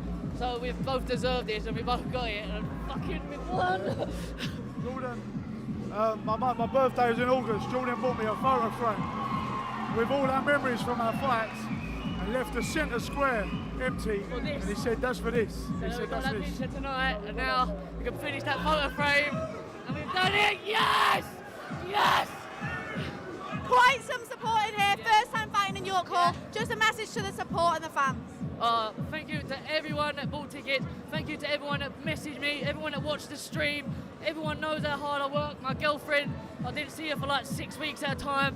It must be so hard for her, but at the end of the day, she knows there's a bigger picture. And after we've done this, now fucking things can come, maybe promotional deals, anything. But now we've got fucking a belt and we've done it fucking 5 fights. Well,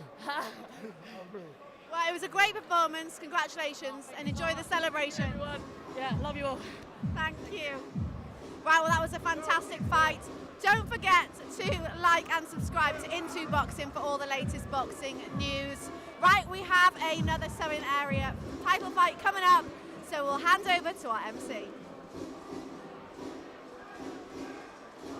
Ladies and gentlemen, distinguished guests, the championship action continues with our next bout for the British Boxing Border Control Southern Area Lightweight Championship.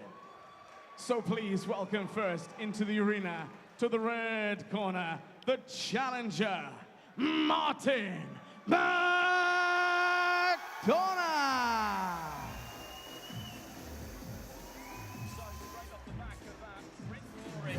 Bantamweight Southern Area title fight. We go straight into another one. This is at lightweight. We have a champion and a challenger here, and the challenger is making his way to the ring now. Martin McDonough, a fighter I've seen a fair bit of, 10 wins and 2 defeats, and again he has chosen at times to go in hard.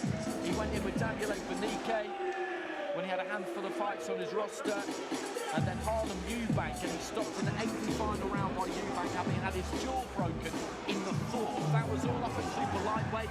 He's come down to lightweight now. He was a top amateur when he was in the opaque code, and he fancies his chances big time.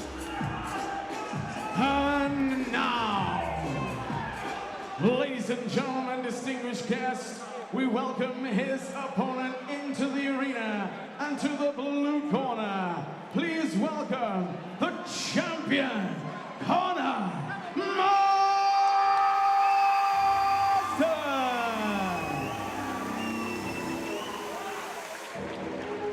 And Marsden's got a similar type of record. He's 8-2. He's lost a couple. He dared to get in with Adam Azim earlier this year.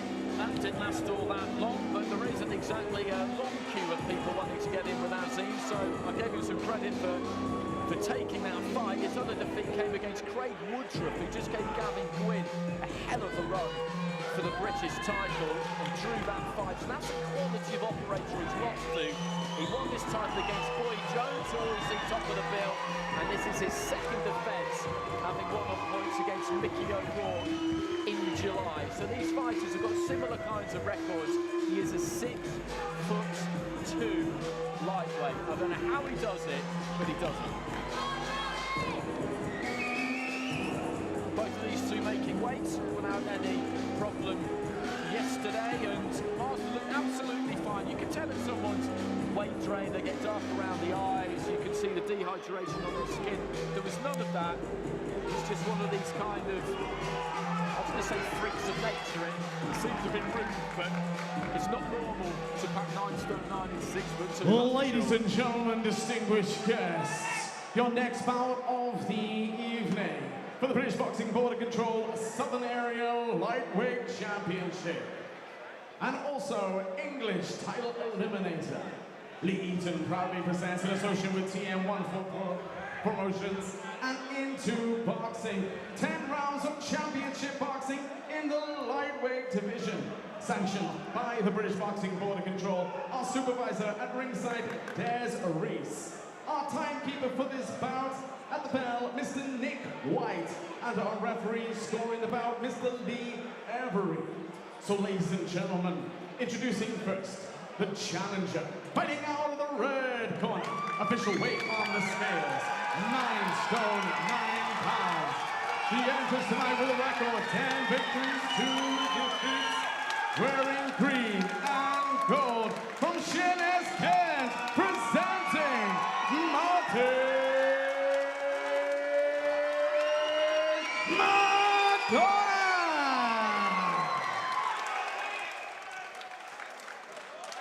His opponent tonight, standing across the ring, boxing out of the blue corner.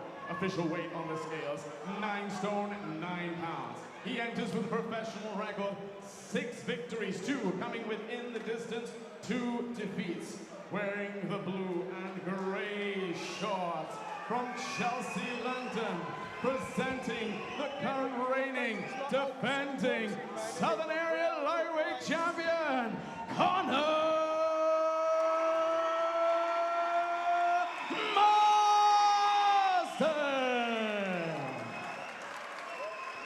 Our referee, Mr. Lee Avery, to give his final instructions.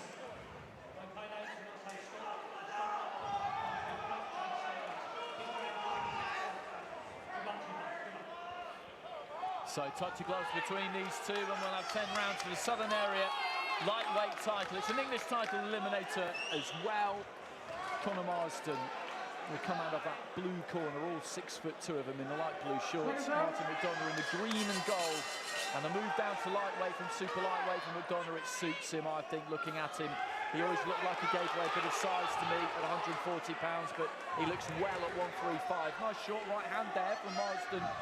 Landed early on as McDonough was shaping to take an aggressive stance in the early stages here. Boxing as a southpaw, and the first thing he's got to contend with here, Spencer, is the height and the reach of Marsden, which is unusual. Yeah, it certainly is. 6'2", being super lightweight really is unusual, but Adam Azim showed how to deal with that. Marsden is a type of guy that likes to sit in the pocket a lot.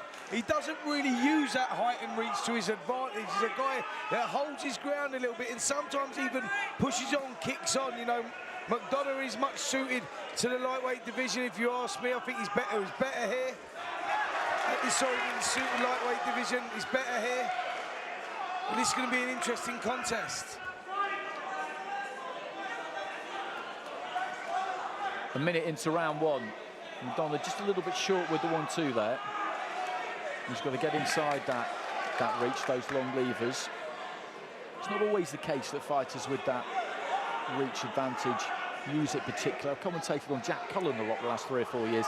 The 6'3" fighter, he fights like he's 5'6", and absolutely tremendous to watch. And Marsden, I think, may be of a similar kind of ilk. Yeah, McDonough getting through with that left hand through the middle as well. Marsden does, as I said, he doesn't use that height and reach to his advantage. He does sit in the pocket. McDonough boxing out of that southpaw stance can be dangerous with that left hand. As I say, that move down from super lightweight to lightweight looks like it suited him. Well, he got to what used to be known as an ABA final, now NACs, but he got stung by a couple of right hands there, McDonough. Just as I was about to outline his amateur credentials, he got rocked onto his heels by a solid short right hand, and he followed up with another one there, Marsden, and he looks like he might be about to walk onto one here, McDonough. I don't know whether he's got a little bit buzzed by that first right hand. He tries to close the gap himself there, and the heads almost clashed together, but they were solid shots. His back was to us, but you could tell from the way the shiver ran down him almost that was heavy. Well, it was just a little dip in the knees, wasn't there? That's what I noticed, just a little dip in the knees. He's got to be careful here, McDonough, because he is coming in, he's getting success with his left hands, but he's leaving himself wide open to the right hand, and that's the key shot for an orthodox against the southpaw. That right hand through the middle is the shot that has the most effect. The referee just having a quick word about the touch of holding there, I think. Good left hand there from McDonough, just dipped away to his right hand side and threw that one just in off the angle slightly, and looks to set his feet and do the same again at the end of that first round. And this is shaping up very interestingly, because McDonough, like you said, he wants to hold his feet and throw that left hand, but as he's opening up to throw that left hand, he could get met with the right hand of Marsden. Absolutely, and on the flip side, which we just saw there in the last 10 seconds, actually McDonough landed the right hand himself, and Marsden was the one that left himself open, and he got stung by a shot. So again, no one stamped their authority in that round. Both guys had their successes, both guys showed their vulnerabilities as well. It sets up for another great fight. It really does. And there's McDonough there, just popping out that lead left hand, looking for something, and lands that nice left, kind of half over the top.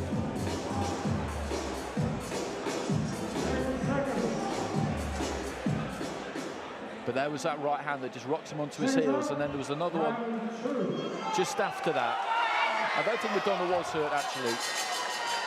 No, I think Marsden done enough in that round. He uses the height and reach slightly better, and he landed some good shots through the middle, although McDonough did have some successes and showed that he can be dangerous with that right hand himself.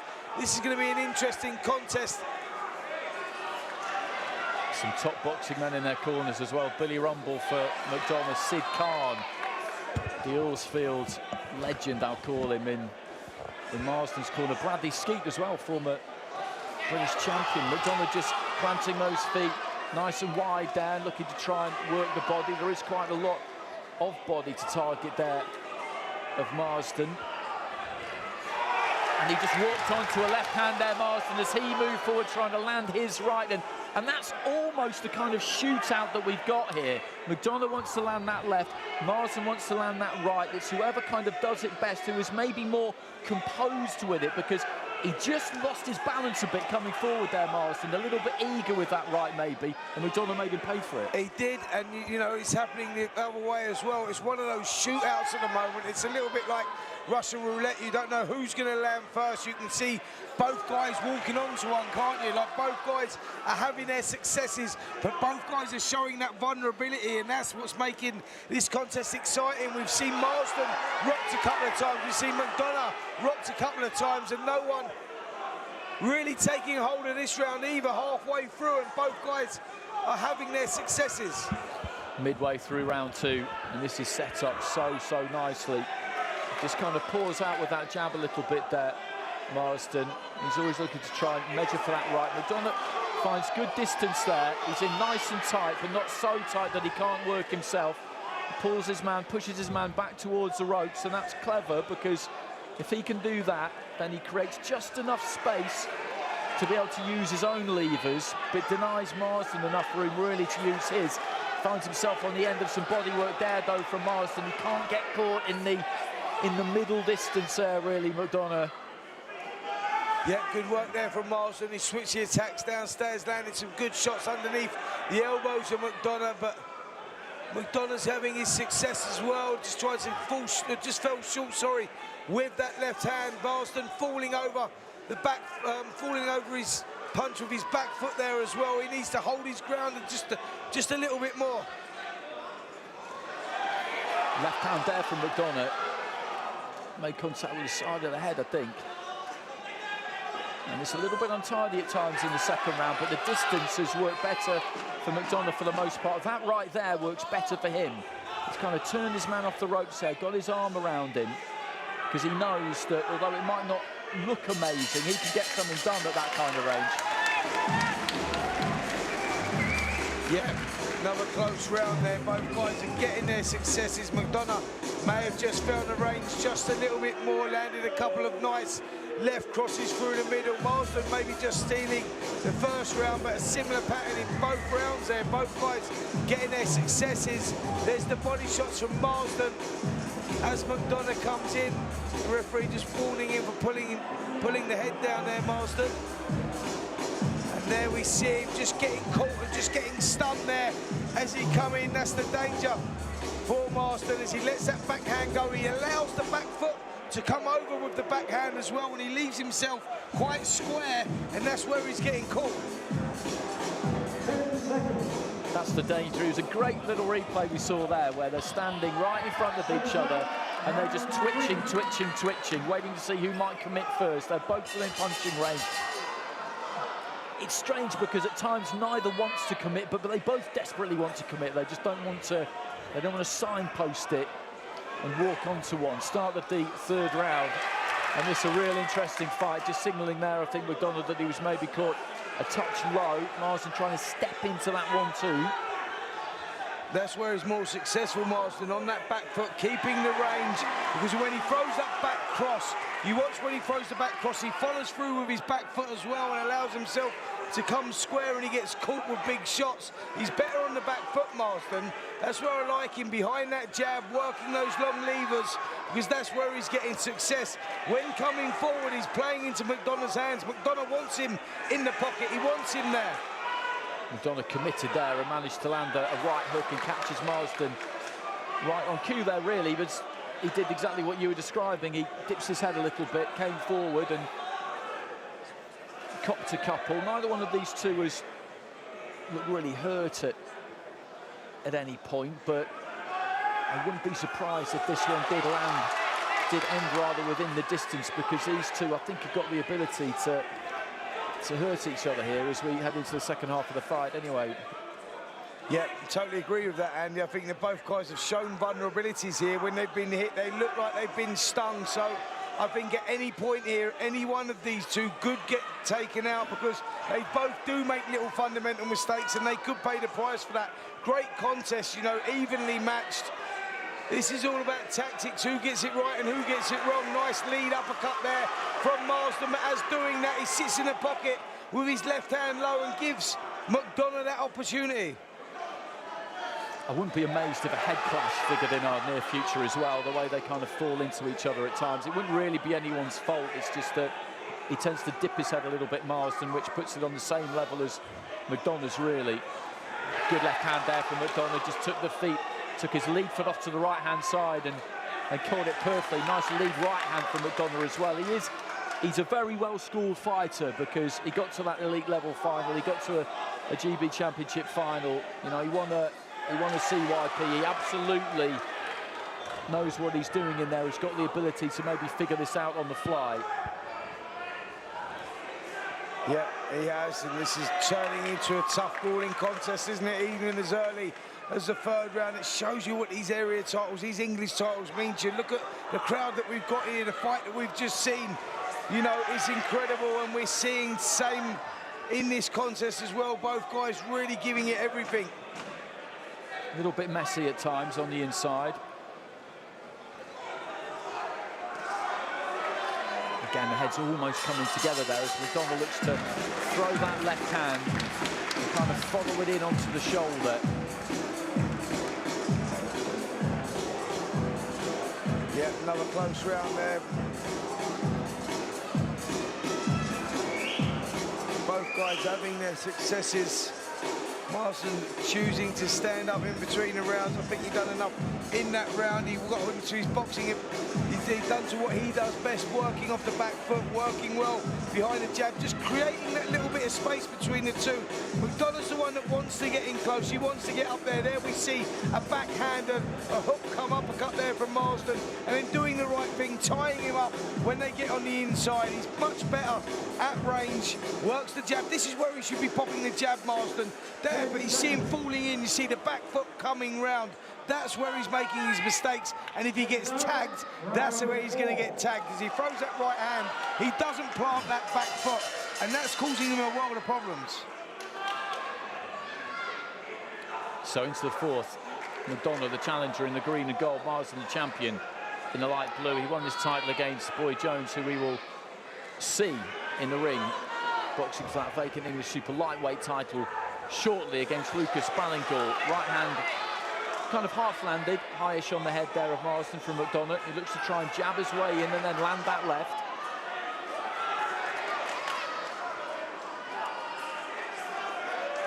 McDonough just starting to find the range with that backhand now. That's the best shot for a southpaw. The right cross through the middle. Just reached for the left a little bit there. His balance went and he followed it in and grabbed hold of Marsden. And it's maybe not a bad plan, actually. Throw that left hand, follow it onto the shoulder. It makes it really hard to counter.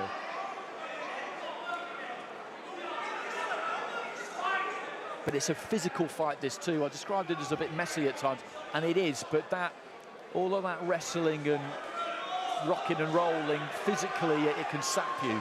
I can't tell you how tough it is. That's where you are really drained, and as I say that, McDonough come in and got caught with a straight right hand through the middle there from Marsden. That was what he needed just to stop McDonough piling on this onslaught. That was good work there from Marsden. This is where he needs to be. He needs to be at range.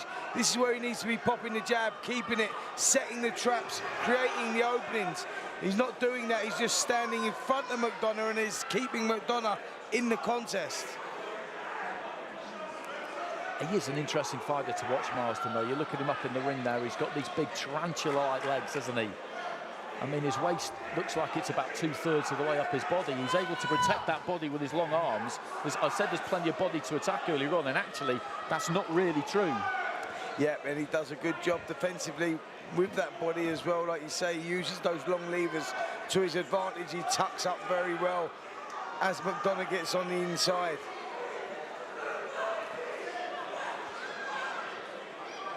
Forty or so seconds to go in round four. He's looking for a way in McDonough always, but when you look at these two in the ring there, it looks harder for McDonough this fight so far than it does for Marsden. Yeah, well, McDonough's got to overcome that height and reach advantage that Marsden's got. He's trying to push forward, landed a good right hook there, McDonough, but yeah, it's difficult for him because he has to close that gap. There's Marsden again with that right hand, and as he throws that sloppy shot, he falls over the back foot with that as well. Something he needs to go back to the gym and work on. But this is turning into a grueling contest now. It was an uppercut landed from Marsden, and he looked for another one now. I think that was a more glancing blow, but it did get through. And then they both land simultaneously on the bell, and this is a tough, tough fight. It really is. McDonough, when they're really tight and close and they're wrestling and they're grappling, you would think that that would suit Marsden more because of the size of him, but McDonough's getting some decent work done at that kind of range. But towards the end of the round there, he got clipped with an uppercut, and there were a few danger signs. Yeah, I totally agree with that. You know, there was a dangerous shot there. You saw the uppercut from Marsden, just creating the space. Look at his feet here. He just steps back and creates the space and drives the uppercut in. See if we can see that. But he is doing some decent body work when he gets up close there, McDonough as well. You know, he's having his... He's definitely more than having his moments. It's such an interesting fight, this. You just get the feeling that something big could come from Marsden at almost any moment. Yeah, I agree with that. So into the fifth, they're scheduled for 10. Marsden making the second defence of his Southern Area lightweight title, and eliminated for the English title that is due to be disputed by Hamid Gaz and Reece Mould, the vacant title in Doncaster next week. I'll be there, actually. Good work again there. Nice jab that from Marsden. Behind the jab. He's just finding the range a little bit, starting to find a little bit of a rhythm. Double jab again there, and McDonough just went onto that one and just seemed to see the legs stiffen a little bit there from McDonough. He's just taken his foot off the gas a little bit and has allowed Marsden to find that space, and he started to control that with that jab. Good work again. This jab's been the effective weapon in this round, and it just seems to be stealing the soul of McDonough in there at the moment, because the head's getting jarred back and it's not going his way here at the moment, McDonough. But he's just trying to grit it out, gets hold of his man again there and walks Marsden back towards the ropes. These two both look pretty pinched in the face at the weigh-in yesterday. Both look fine. It's hard making weight. It should be hard making weight if you're fighting at the right weight. Not too hard, not impossibly hard, but both of them had to put all that work in. And then when you see them on fight night, it's almost like somebody's inflated them. Just got that pump out and pumped them up a little bit with the rehydration. It's incredible, really. Left hand there from McDonough off the back of a jab from Marsden. Yeah, Marsden's dominating this round with that jab. He's doing a good job. He's keeping it at range. McDonough not pressing forward enough. Not enough head movement from McDonough. He's trying to meet Marsden head on. Marsden's got that height and reach advantage, so when he lets the shots go, it's becoming very difficult for McDonough. Landed a long left hand though, McDonough. McDonough right into the body and then moved in behind it, grabbed hold. Marsden, he snatches at that jab. Good left-hand counter there from McDonough. He span away and then dipped underneath the right hand and tied Marsden up. That was good stuff. Yeah, good work from both guys. There goes the right cross through the middle again from Marsden.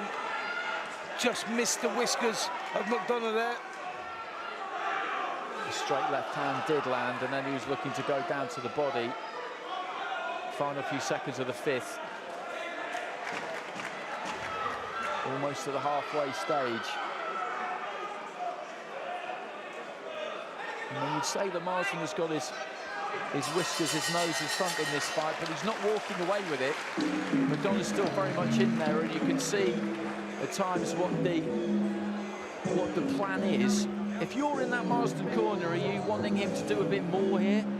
I'm telling Marsden, listen, you need to keep this long. You need to let him come on to you, hold your ground.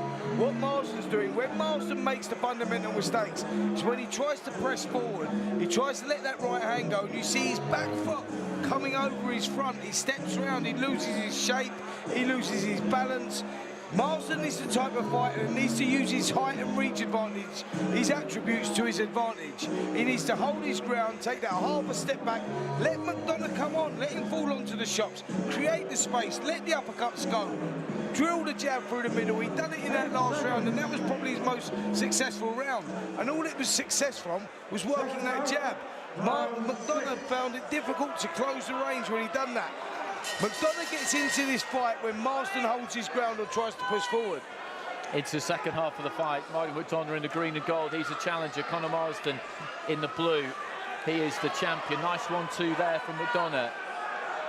Holds those gloves up high. Good jab there from Marsden. He has got one when he occasionally decides to use it and extend with it. It must be frustrating for Sid Khan. I'm sure it has been since he walked through the doors of the gym that he doesn't use that reach as much as he might. Looking for the right hand, and that one got through. He just managed to tuck his chin in though, McDonough.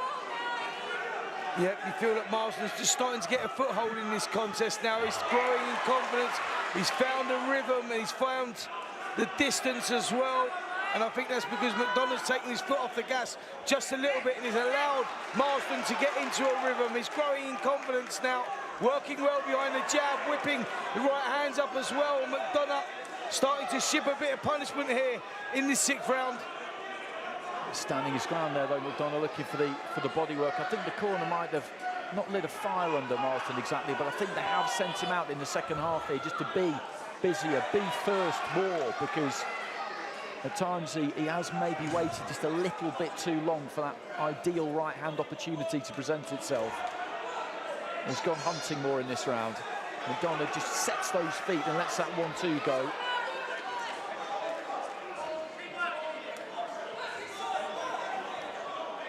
It's becoming a tough, grueling contest, this one as well. Similar to the last, both guys are now starting to have to bite down on their gum shield. It's been a good pace. And as you said earlier in this contest, Andy, that wrestling on the inside is tough. You know, it saps a lot of energy from you, and both guys have had a lot of that going in. McDonough just trying to find some space to work on the ropes over on the far side, but Marsden, when they're getting entangled, a lot of the time now is looking to try and disentangle as quick as he can. I think he's got wise to the game that McDonough is trying to play there, but there's a nice straight left hand from McDonough and a long left hand there too. These are scoring shots. The jab comes back from Marsden.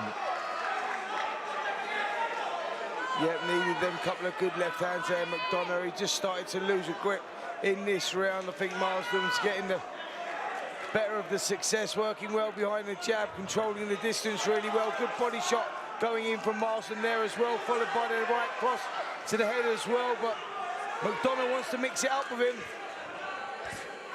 Final few seconds of round 6, and it's one of those fights where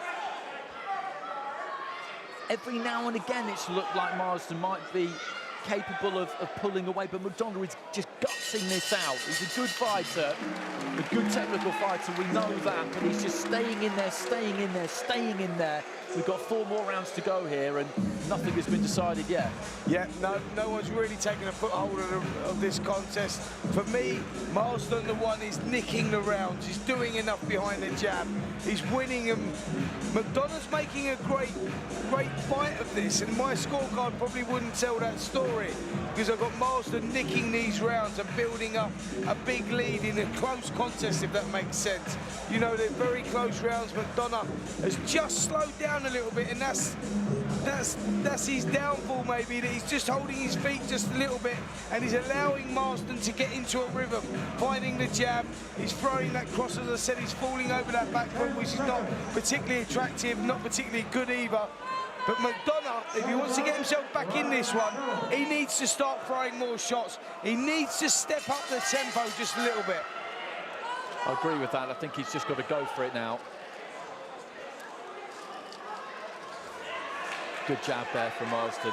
There's a kind of buoyancy about him. His feet are just moving a little bit quicker. I'll be curious to know what they said to him after the 5th. I think they will have demanded a bit more from him. Little feint there from Marsden. Moves in behind the jab, but the left hand comes back there from McDonough. Yep, he's trying to force it, McDonough, to his credit. He's holding his centre of the ring. He's trying to grind it out here.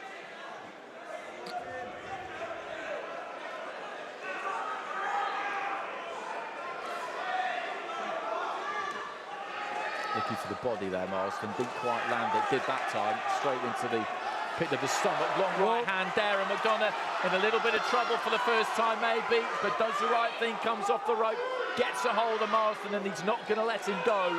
And that's what you do in that situation, because he was rocked right back onto his heels there. And a straight right again there, looking for the uppercut here, Marsden. McDonough has soaked those two up pretty well, but we're only a minute or so into round 7, and Marsden has found the target there a couple of times, and he seems to be growing in confidence with almost every punch he lands now. Yeah, he's getting success, isn't he, with that right hand, Marsden. He's found that range.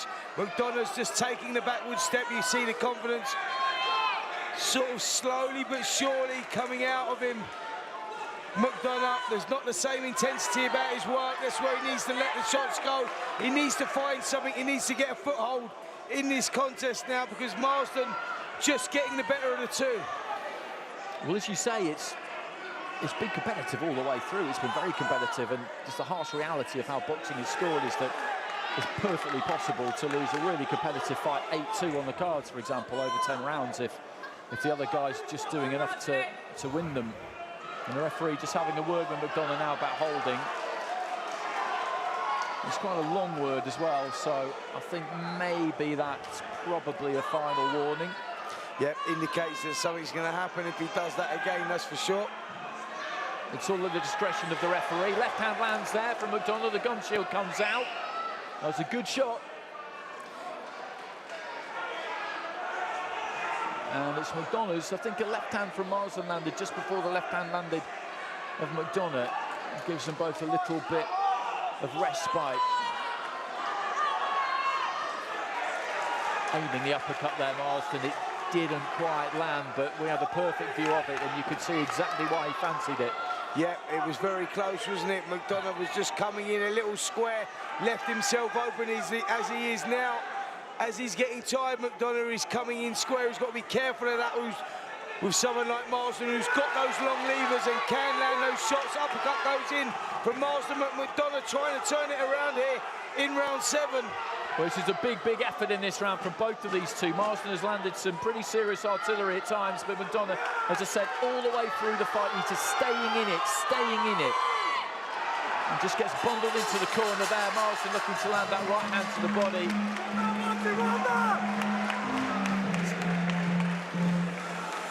Yeah, another good round, another close round there. Marsden again just doing enough to win the rounds, isn't he? He's nicking them behind the jab. He's setting up for those uppercuts in the middle. McDonough, to his credit, tried to push on in the final minute of that round. He tried to get a grip of the contest, but there was the story of the round there, right there. Marsden, right hand through the middle. McDonough coming back with a shot, not quite as effective, but look at that right hand. McDonough taking that shot very well. Marsden carries a little bit of power with those long levers as well, and it landed flush, that one. McDonough showing some good durability, but some great action in that 7th round. Well, having boxed up at super lightweight for a good long time, coming down to lightweight, you know, he's shown a solid chin, McDonough, because that was a good right hand, and it knocked him onto his heels, but it didn't hurt him. Straight left hand there from Marsden to kick off the round. 3 remaining here. There's been another really good fight for the southern area. Marsden just stepping into that right uppercut, but I agree with the score that you've got written down the way to my right there. Marsden has just done enough in too many of these rounds for McDonough, who's been in it all the way through, but he's going to need something big in the final 3, we think, from where we are. The referee is the sole arbiter in this one. It's his score that counts. Yeah, well, McDonough, there's 10 out of 10 for trying. He's really been giving it a big effort, to be fair. He's been trying to force the pace. Marsden's a difficult guy to fight, very tall, very rangy. Listen, McDonough's not out of this yet. As he's pushing forward, he's starting to close that range, and Marsden again falling in with that right hand, stepping over with his back foot. He's got to be careful of that as well, Marsden. Heads just cracking together on the inside there. I thought we might see more of that, but thankfully we haven't. A minute down in round 8.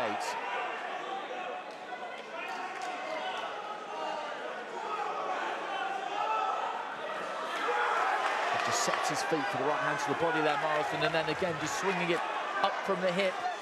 He's landed that right plenty of times, but McDonough has never looked like going anywhere, not once. Yep, both guys getting their successes here. This is where it gets tough. Round 8, second part of round 8 now. Both guys are, as I said before in the previous contest, you know, it's not about the technical side of things now, it's about the mental side of things, biting down on that gum shield, who wants it most, who can keep their game together most, as well as the referee takes a point from McDonough. That tells McDonough now he's got to roll the dice now, he's got to go for it. This contest is slipping away from him. He's taken a point for holding, and you couldn't say that the referee hadn't warned him, because he very much had. Just before that, there was a wicked body shot from Marsden, who stepped in and just rammed his right hand, a sharp-looking right hand, into the midriff of McDonough, who again just took it absolutely no problem. Good 1-2 there from Marsden, and once more McDonough looked like he might be in a little bit of trouble, but continues to come forward. A couple of lefts land there from Marsden. McDonough just sets his feet and looks to throw back. Well, he's shown a lot of toughness in this fight, Martin McDonough. He really has. He has. He bit down on his gum shield there. He took some big shots, and he's still trading with Marsden. To his credit, Marsden sensed that he had him hurt. He went for it, but to his credit, McDonough, he come back and showed the true grit and determination of a champion. He really did. Well, closing seconds, and a few times now Marsden has landed something serious enough to make you feel like the guy that it's landed on should be showing more ill effects than McDonough is, basically. The kinds of punches that you see put people down, but he's staying on his feet in there, and as he goes back to the corner, he looks a little bit wary as he plonks himself down on the stool.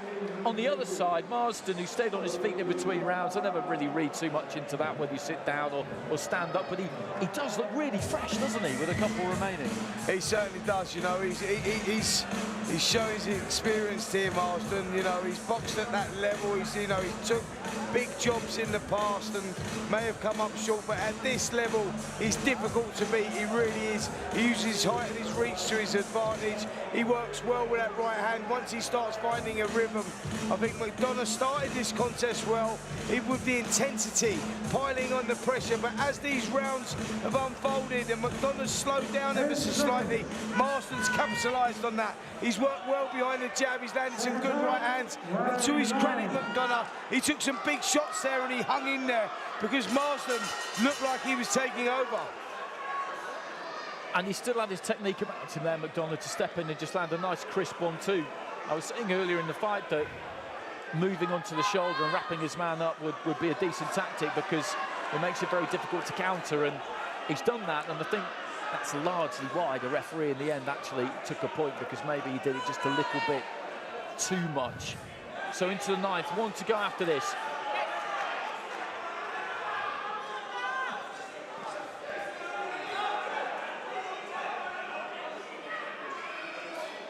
Good work again here from Marsden, just controlling that space with that jab, the distance with that jab, sorry. McDonough's the one that needs to close that gap. He needs to be inside, he needs to be up close, he needs to range there, work the body and work the head of Marsden, but he's not doing that. He's just holding his feet a little bit too much, and that's allowing Marsden to get up for those shots, although I did say that, and as I said that, McDonough come back with a good left cross of his own, but we're not seeing enough of that. For a good couple of 1-2s there, and stuck a jab on the end of it as well. Minute into round 9, and a pretty good first minute there for McDonough. He's just trying to keep that technique together and see if he can catch Marsden as he comes forward, and they collide in the middle there as they both move in pretty much simultaneously.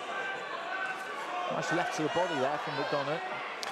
Yeah, he's having a better round here, McDonough, isn't he? He's just starting to close the gap a little bit and just getting a little bit of success.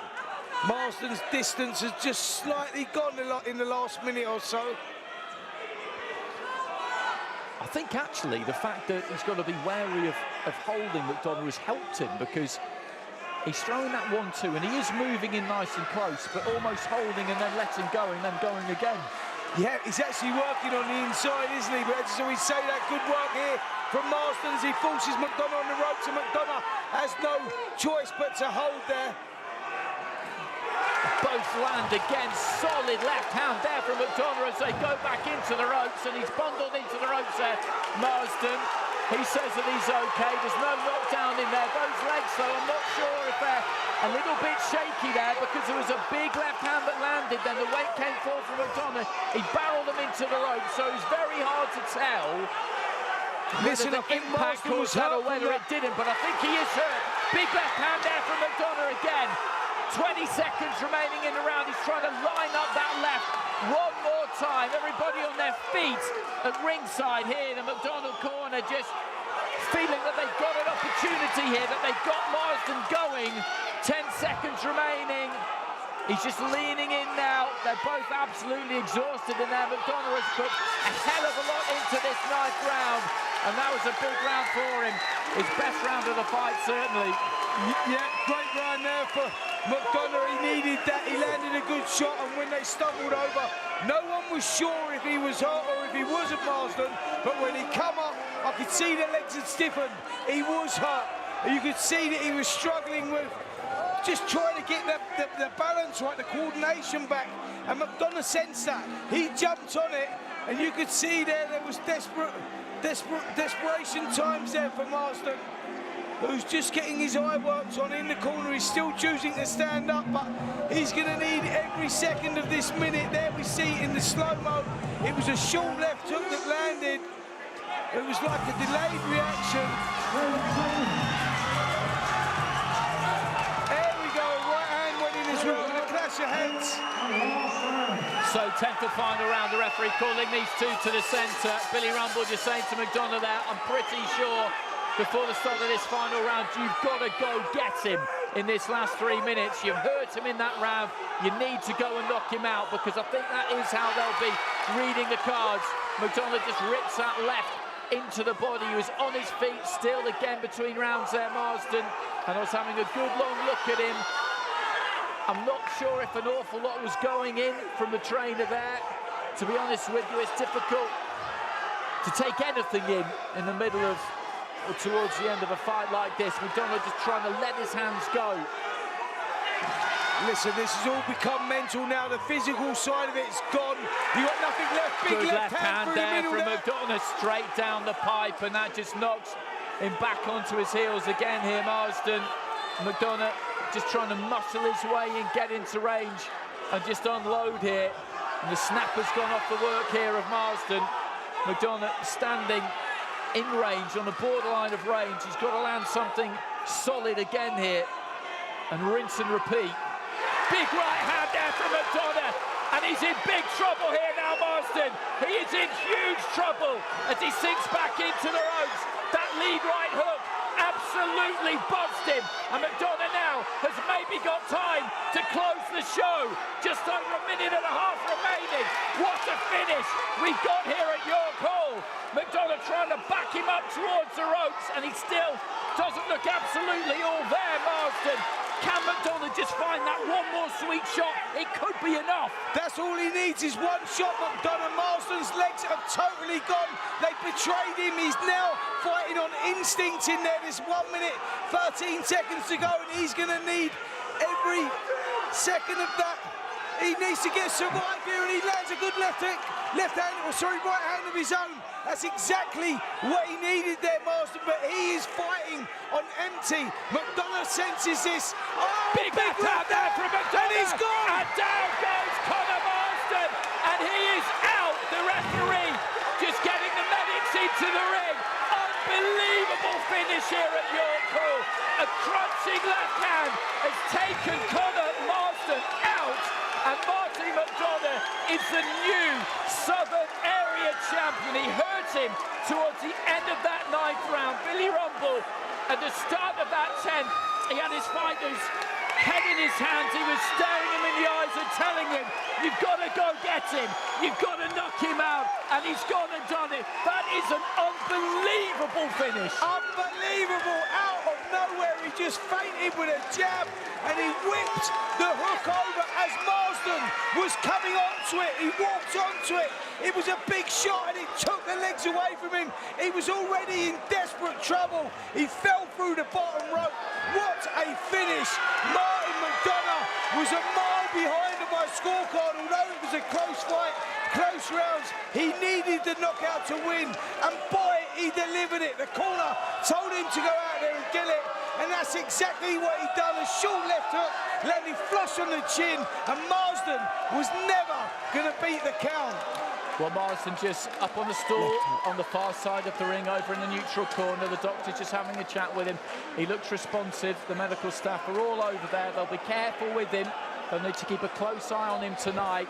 That'll be desperately, desperately disappointing for him. But what an effort that was by McDonough, because as we were saying throughout the course of the fight, he gutsed it out, he stayed in it, he stayed in it. He was having his successes, and obviously they were just chipping away. They were taking a little bit away from Marsden.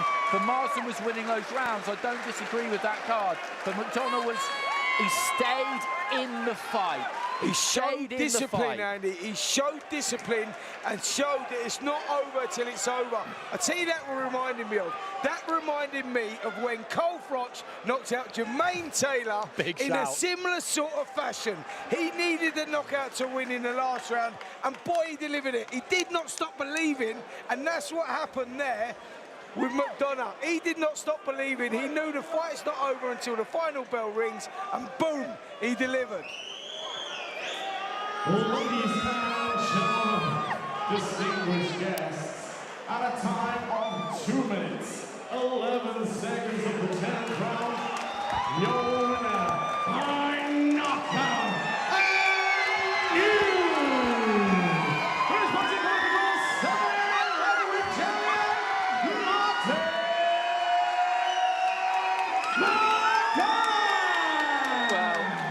What a fight we've just seen. Two incredible fights we've just seen there. A bantamweight and now at lightweight. And that was as dramatic a finish as you will see. And some people will have a chuckle at you making a comparison of Froch against Jermaine Taylor, because they are different levels, but it was the same. No, I'm saying it was the same. The same, exactly the same, as in a fighter's self-belief.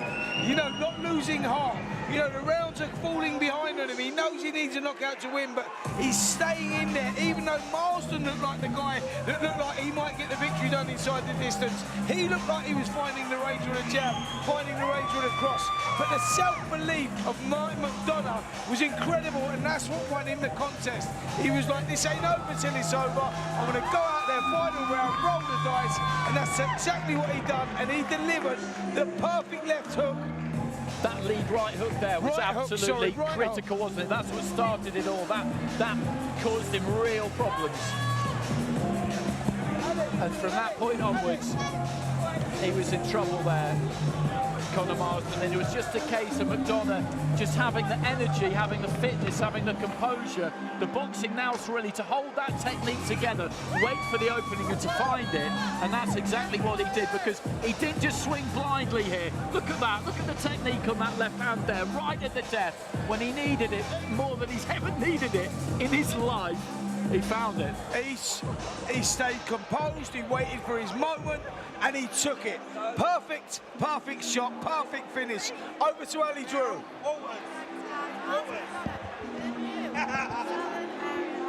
How does that sound? Oh, it's buzzing. This is what I've been waiting for the whole time. Like, the whole way through, I've been waiting for this shot. It was my chance to break through. I'll break through now. Now, that fight you won in the final minute of the 10th round. Did you think you were going to get him out of there? My plan was, we was just going to take our time. If it was going to come, it was going to come. I was just chipping away. I wasn't looking for it, and it come. Just talk to me about the final shot that actually knocked him down. I don't know, you know, it just come. I can't remember. I had him the round before. And I thought I was just going to educate pressure and go and just let it land. If it stays, it's there. It was there, and and he went. Now, up to that point, the comms had you down on the scorecards.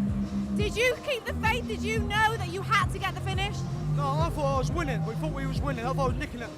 But listen, if the knockout's there, knockout's there, and that's what champions do, don't they? They go all the way, they knock them out, they knock it out. You can end the fight any time, and the end of the fight at any time. So I'm the new champion.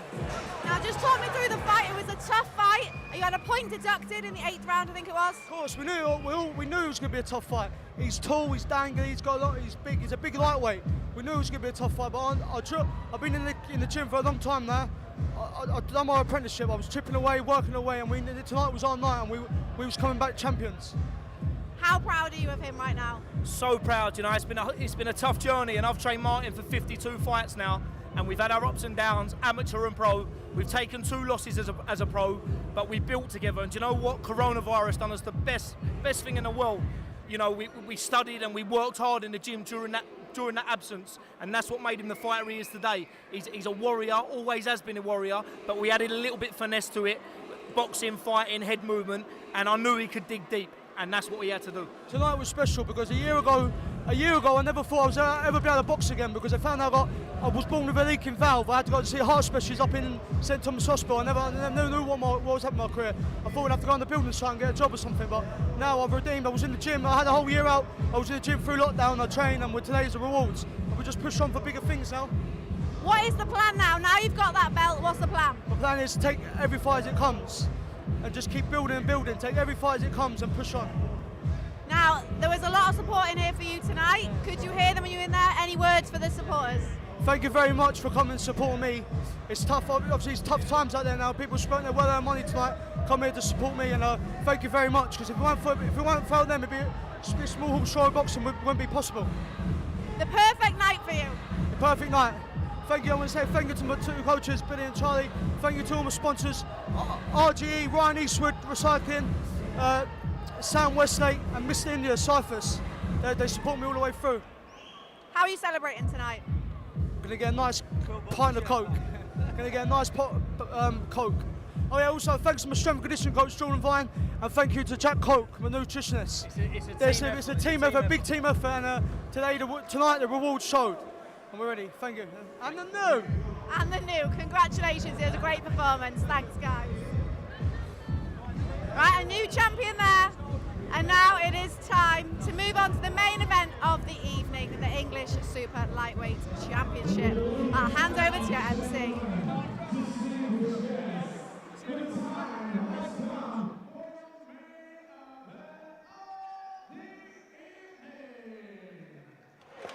Ten rounds of action for the vacant British Boxing Border Control English Super Lightweight Championship. So introducing first, please welcome into the arena and to the red corner, our first challenger this evening, Boy Jones Jr.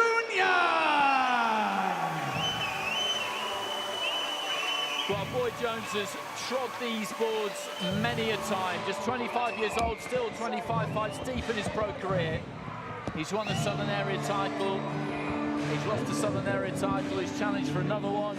That was against Marsden, who we just seen in the previous fight, and that, unfortunately for him, ended up in a defeat. That was his 4th loss, and at that point, it was 3 defeats in a row either side of COVID, and things were looking a bit grim. You didn't really know where he was going to go from there, really.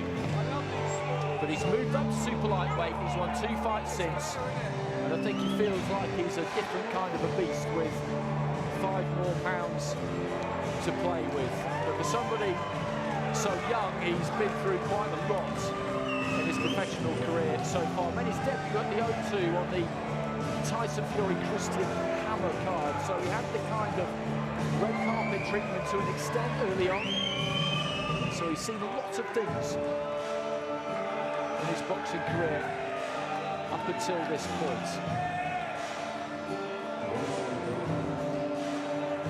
And their opponent, ladies and gentlemen, distinguished guests, please welcome into the arena to the blue corner our second challenger of the evening.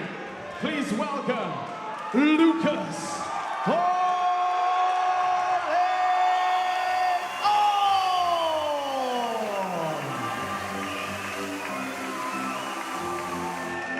Lucas Ballingall has brought plenty of support up from Portsmouth. The Pompey Chimes is a fighting town, there's no doubt about that. His brother Michael McKinson has really put it on the map in recent years after the success of Tony Oakey a few years ago now.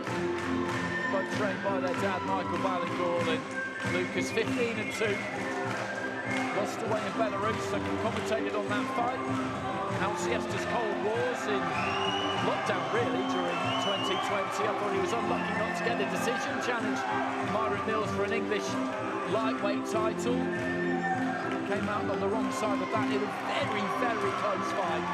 Then decided he needed to move up in weight, exactly like Boy Jones did. And they're both looking to land this vacant English title at 140 pounds. And there's the tail of the tape, both of them making weight yesterday. No mishaps in the weigh-in yesterday. And those records, Jones has got a bit more experience, but in many ways, these two are kind of cut from the same cloth.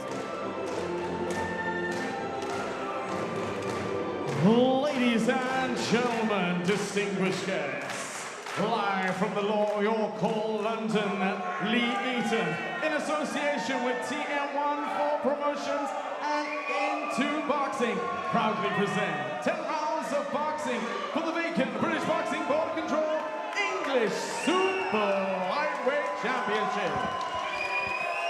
Sponsored by Fuse.Gold, sanctioned by the British Boxing Board of Control, our supervisor here at ringside, Mr. Des Reese. Our timekeeper for this bout, at the bell, Mr. Nick White.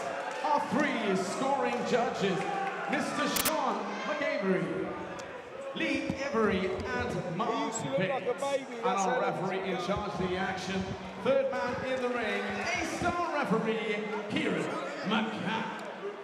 And now, ladies and gentlemen, distinguished guests, York Hall, London, are you ready? They believe the hype. It's time to fight. Introducing first, fighting out of the red corner, his official weight on the scales, 10 stone flat. His professional record as he enters the ring, 20 victories, 8 coming by way of knockout, 4 defeats, 1 draw. Wearing the black and white shorts from Chingford, London, presenting our first challenger, Boy Jones Jr.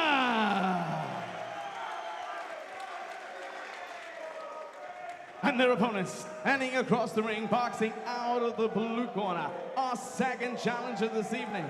His official weight on the scales, 9 stone, 13 pounds. His professional record in the ring, 15 victories, 4 coming by way of knockout, and 2 defeats. Wearing the blue and white shorts from Portsmouth, Hampshire, presenting Lucas Ballingall!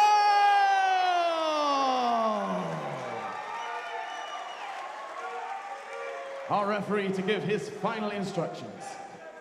Right, lads, listen up. I spoke to you both in the dressing room. You're not expected to. Keep it clean. Obey my commands all the time. Most importantly, protect yourself from the box. Kieran McCann in charge of this one. Lucas Ballingall and Boy Jones going at it over 10 rounds for the vacant English super lightweight title. Billy Allington held it previously. He's moved on. And Ballingall in the white and blue, Jones in the white, green and black. And both of these two have tasted defeat, and I know what that's like. They've boxed at a good level. Ballingall has challenged for an English title, as I mentioned, at lightweight. Boy Jones has boxed 3 times at area level, but has also been in with Craig Evans. That was one of the defeats who was too much for him, really. It was a WBO European title that they were fighting for, Evans is, and he's a proper operator, Craig Evans. Yep, it certainly is. Both of these guys have got experience. It's a huge opportunity for the winner. We don't know where the loser goes, if I'm totally honest. So it's a must-win fight for me for both of these guys, but a massive opportunity, and I think they both know that. There's a lot on the line here. I'm expecting a good contest. Boyd Jones Jr. has had a rocky road in the last couple of years with COVID. He was out for 2.5 years, then come back. Was defeated, but this is a massive opportunity for him here. Just stuttered his feet in there and found the jab to the body, Jones. Ballingall with that kind of loose look about him, that style about him that we got used to watching from his brother, who's over on the far side ringside. Got his feet in nice and tight there, Ballingall, and then threw the right hand down the middle. It's interesting the boxing upbringing the pair of them have. They've been all over, really. Belfast, Manchester, Portsmouth, London. They've gone everywhere for sparring. Nice combination there from Ballingall. Led off with the uppercut, then followed it with the right hand. He's found his rhythm here, Ballingall. He really has. He's landing good shots to the head and body. This is not good here for Boyd Jones Jr. He's just struggling with his own range, his own rhythm. Ballingall is the one that seems to have found it early here. He's working well behind the jab and he's switching it up, throwing good uppercuts, landing good crosses through the middle as well. Just fell short there with a left hook. There's a lot of variety here from Ballingall, there really is, because he led off with an uppercut, then threw a right hand, then he threw a left to the body, then a right hand over the top, then a more classic kind of 1-2. The punches are coming from different angles, just like that one there. He flicked that left hand up with a kind of up jab screw shot and landed it, and he's a little bit at sea here, Boyd Jones, at the moment. He just needs to get through this first round, take a seat, take a few deep breaths and work out how he's going to try and grind his way into this fight, because this has been impressive from Ballingall, this opener. Yeah, it certainly has. He's found his rhythm early, isn't he? Working well, as you said there, Andy, throwing the jab, turning it into a screw shot. Looks nice and relaxed, controlling the space, got the distance well here. Good body shot went in as well there. Bad start for Boyd Jones Jr. He needs to go back to the corner. He needs to assess this now, and he's got to sort of forget about that round, pull it out of his mind and get back onto it. He's got a lot of changing to do in the corner there, Boyd Jones Jr., because the game plan he had didn't work. He went out there and Bellingstall took control from the opening round. Let's take a look at the action. There was the jab. He established that early. Come through with the crosses over the top as well. He was throwing them long and short, the crosses. There's that screw shot that you was talking about, Andy, followed by the uppercut and the hook. Perfect timing there from Ballingall in that opening round. Boyd Jones Jr.'s got a lot of changing to do in that corner. He's got to keep the faith, Boyd Jones. You can't try and reinvent the wheel and do things that you know you can't do in response to what the other person is doing. Just keep it tight, stick to the boxing. Just try and land on something, feel something on the end of that glove, whatever it is. He's away from home again here, Ballingall, but it won't bother him. He's used to it. As I say, I saw him in Belarus. And then against Myron Mills, he was in Mills' backyard, and it was a very, very close fight.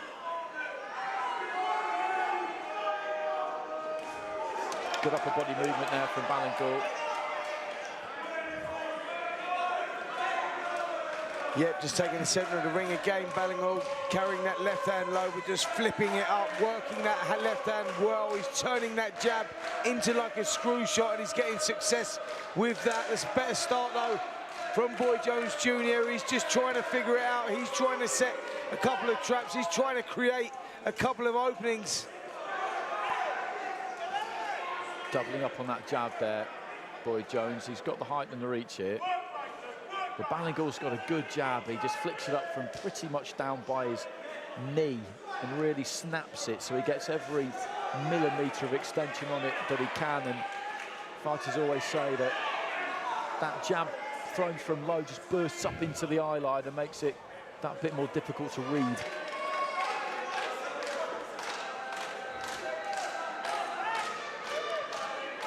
And there's the jab again.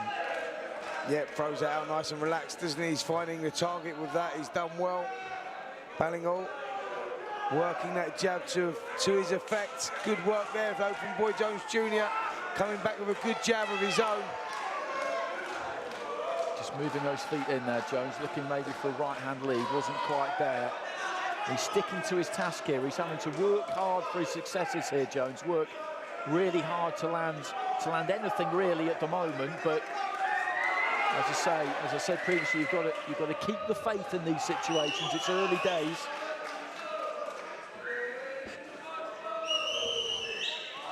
Yep, as we've seen in those previous title fights, the last 2 title fights, anything can happen. It can all change with one shot. So Boy Jones Jr. has got to keep the faith. He's just being outclassed in there at the moment, but we have got a long way to go. As you've seen, 10 rounds is a long way, and fights do change, but at the moment it's all Ballingall. He's controlling things on the outside, working well behind the jab, doubling up with a jab, finding the range with a right hand, and then coming through with the hooks like that. Boy Jones is taking too much time to get off with his own shots. He landed left to the body in the middle of all of that, Jones. I think he'll be relatively encouraged by this round. He hasn't won this round, but he's done better, hasn't he? He's not been landed on quite as easily as he was in the first round, and he's hitting something. He's not caught Ballingall clean, but he's feeling something on the end of his glove. Yep, definitely had more success there in that second round. As he goes back to the corner, he'll be more pleased with himself. The first round that he had, Boy Jones Jr. was a disaster. Nothing went right for him. He didn't find his range. He was getting caught with some big shots, but he's gone back to the corner. They've had a little chat, and he's come out and he's delivered something slightly different. He didn't win the round, but he had much more success. He was holding his feet a little bit more. He was waiting for Ballingall to throw his shots, and he was looking to slip. He was looking to counter. So, yeah, there's a lot to take from that with Boy Jones Jr. He had more success there in that second round. Another round for Ballingall, but a closer round.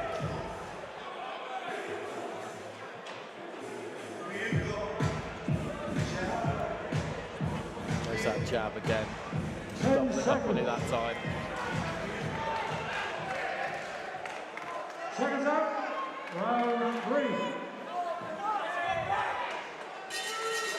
So into the third we go. It's been a spectacular night here, it really has. Some of the undercard fights were a good watch. Always good to see some younger fighters coming through. We had an away win, which is, Giles won't have liked it, but it's never a bad thing. It just shows that fights have been competitively matched, and then the title fights, the 2 we've had so far, have been absolutely superb. Yep, and this one's heating up quite nicely as well. As you said, Andy, those 2 title fights were quite incredible, and the undercard has been great as well. Real good night of boxing, and I feel that we've got a lot more to see here in this contest as well, as both guys trade blow for blow in the centre of the ring. Ballingall just caught Jones with a left hand. Jones just locking on, holding him tight there, trying to find a bit of room for his right hand. Just rolling those shoulders, trying to keep that head on the move as he moves forward there, Jones. Just inching in, inching in. Yep, just trying to grind it out, isn't he, Jones? He's just trying to work behind that jab. He's keeping the head moving, which is good. Just shuffling forward, just trying to close that gap of Ballingall. But Ballingall's doing a good job of keeping those hands low and flicking shots from unusual angles, making it difficult for Jones. Jones doesn't quite know when to attack because he doesn't see where those shots are coming from. Reaching for the right hand there, did land it, Jones. A left hand in the middle of that flurry of gloves from Ballingall. Did find the target midway through round 3. Again, just flicking that jab up from the waist. Just pulling those feet out bit by bit there, Ballingall.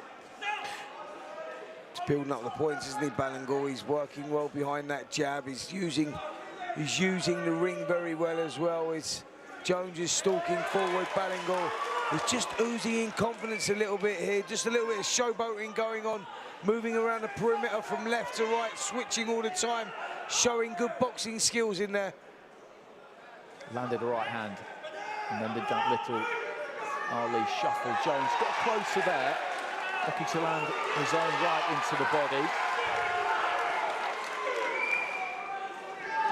Left-hand counter again there from Ballingall.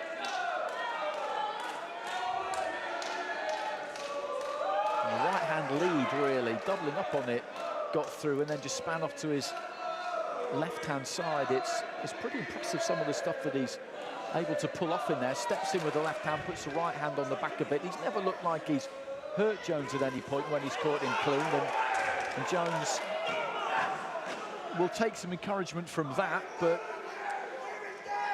he's got to get on the board at some point, Boy Jones here, hasn't he? I know we're 3 rounds in and there's a long way to go, but he needs to get one in the bag sooner rather than later. I totally agree, Andy. You know, I think Ballingall's doing a great job of moving. He's very elusive, using the perimeter of the ring, popping out the jab, throwing the shots, but he's not sitting in the pocket. He's moving all the time. He's making it very difficult for Boy Jones, who's stalking forward. He's looking for that opportunity, but Ballingall is just beating him to the punch. Just as Jones feints with a jab, Ballingall throws that jab from down low. He comes with a combination of 3 or 4, and then boom, he's off. It's great stuff from Ballingall. It's frustrating time for Jones, but Jones has to stick it. He's got to hope that Ballingall slows down at some point, because at the moment, it's all Ballingall. There's that little shuffle, as we've been saying. You stick to the task if you're Boy Jones. He's got decent basics. And you have to keep the faith that what you're doing will have some effect. He's 3 rounds down at the moment. And he's just got to keep working, like McDonough did in that fight that we've just seen. He was just asking where the gum shield was then, Ballingall, and didn't realise that he had it in his mouth, which was a very strange thing. He was screaming at the corner, "Where's my gum shield? Where's my gum shield?"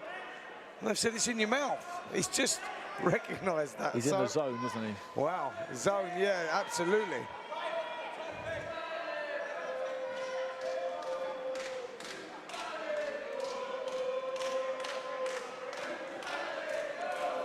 Nice 3-punch combination there from Ballingall. I think the third one is probably the most effective one of the 3. He throws that right-hand lead and then just spins off. It is like watching his brother. I've seen the pair of them kind of the same amount, really, and I think their dad, their trainer, Michael, needs to take some credit because he has coached these boys well. Yeah, and you can see he's got that similar sort of movement to his brother, isn't he? He's not the biggest puncher, but he's got that silky smooth boxing skills, and when they get into a rhythm, Andy, it's very difficult to break, and that's what's happened here. Ballingall has slipped into a rhythm. He's working the shots well, and it's going to be hard to break. Boy Jones Jr. is holding his feet too much. He's not getting into range, and he's not taking the chances. Ballingall's the one that's leading first, and that's why he's getting the success. And he's very, very slippery. He just got his feet in there, Jones. He got close enough, kind of explored with the jab, and threw the right hand with a bit of purpose, but Ballingall was gone. It slid over his shoulder, and he was just mooching off to his left-hand side. When he gets tight to the ropes like that, and he can work to the body, that's where Jones has had some pockets of success, but it's been few and far between so far. Just over a minute remaining in round 4. If you're in Jones's corner, what do you say? You've got to keep your man going. You've got to keep him believing, but you've got to get him some round wins. Yeah, but Andy's got to break his rhythm. What he's doing right now is not working. He's been doing this from round 1, so I'm going to say to him, right, you've got to roll the dice a little bit here, son. Move your feet into range before you let your hands go. You're trying to close the gap by working behind the jab. That's not working. You need to close the gap by moving your feet, then letting your shots go. He's too slow because Ballingall has got the distance. He can see everything because he's controlling the space. So every time what Jones is trying to do, watch this. What Jones is trying to do is trying to close that gap with a double jab. See there? He'll try and close the gap with a jab. Well, that doesn't close the gap. The feet close the gap. He needs to move the feet first, then let the shots go. He's doing the feet and the shots at the same time. Final few seconds of round 4. And again, just more kind of matrix-like movement there from Ballingall, tilting back at the waist, almost limboing away from a couple of punches. And he's boxing well. 4 rounds into a 10-round fight, though. And we saw in our previous one that it ain't over till it's over.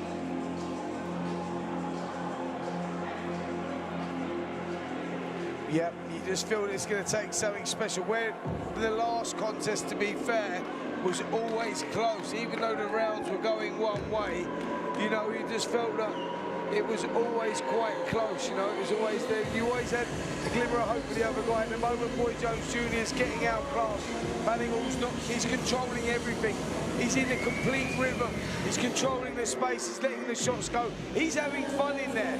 Boy Jones Jr. is the guy that's got to mix it up. He has to change it up, he has to close the space. He's got to try and rough him up, do something to break this rhythm. So into the fifth, the vacant English super lightweight title on the line here. Lucas Ballingall is in the lead.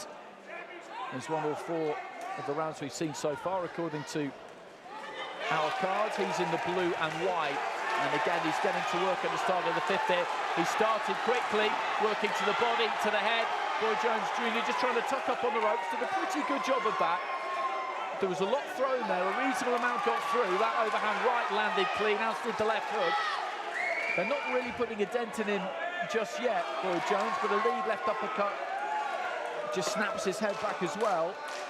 Yeah, good start to the round this from Ballingall. He's gone out there and he's tried to change it. He's tried to pick the pace up. He's tried to shock Boy Jones Jr. and he's the one who's gone out there trying to work the body.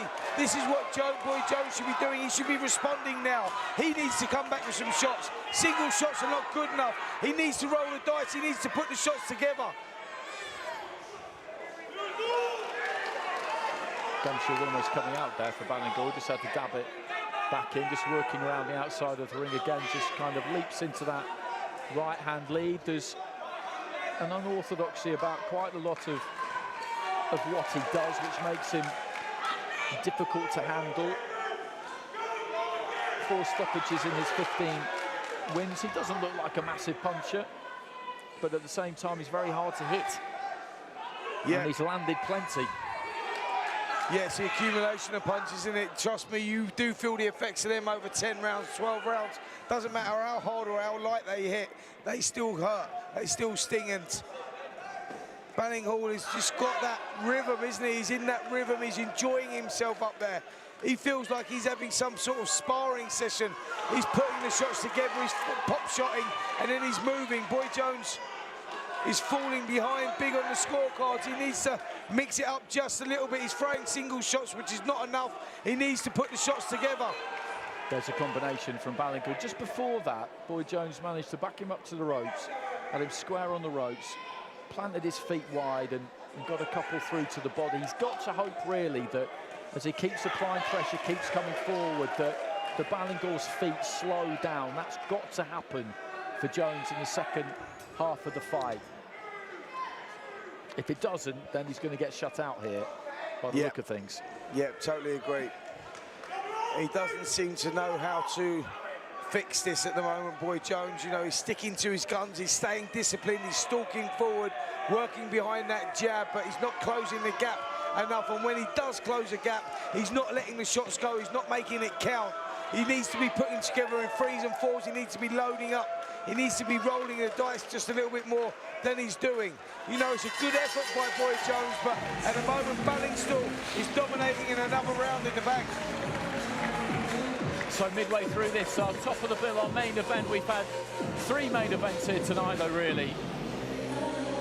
2 sparkling contests at bantamweight and lightweight, and that finished by Martin McDonough in that 10th and final round. You can watch a lot of boxing and you won't see anything as good as that again for a long time.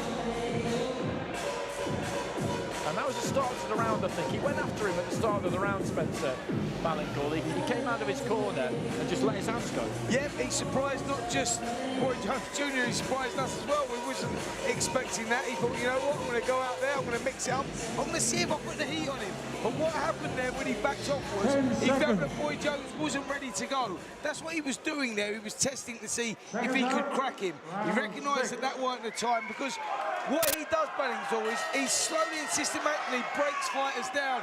He tries to steal their souls. He nicks jab, jab, jab, crosses, uppercuts, hooks, and he tries to demoralise them and take that away from him. Then he tried to sit on him to see if he was ready for the stoppage. But guess what? Boy Jones still showing that there's still plenty in the tank in there. Well, he's been stopped a couple of times, Boy Jones, by Craig Poxton. That was a while ago now when he lost his Southern Area title, and by Conor Marsden, who we just saw Martin McDonough stop, but he's also been the distance with Craig Evans, who I mentioned, who's a very, very good fighter. Won some rounds that night too, so he was in deep, but actually did himself some credit, I think. He's got that long, lean kind of build on him as well, in fantastic shape.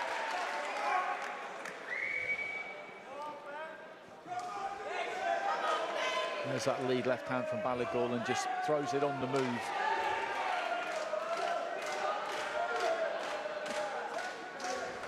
Yeah, good work again here from Ballingall. Taking off from where he left off in the last round, just throwing an array of punches, a great mixture of shots to the head and the body, and he's been very unpredictable, and Boy Jones struggling to deal with that.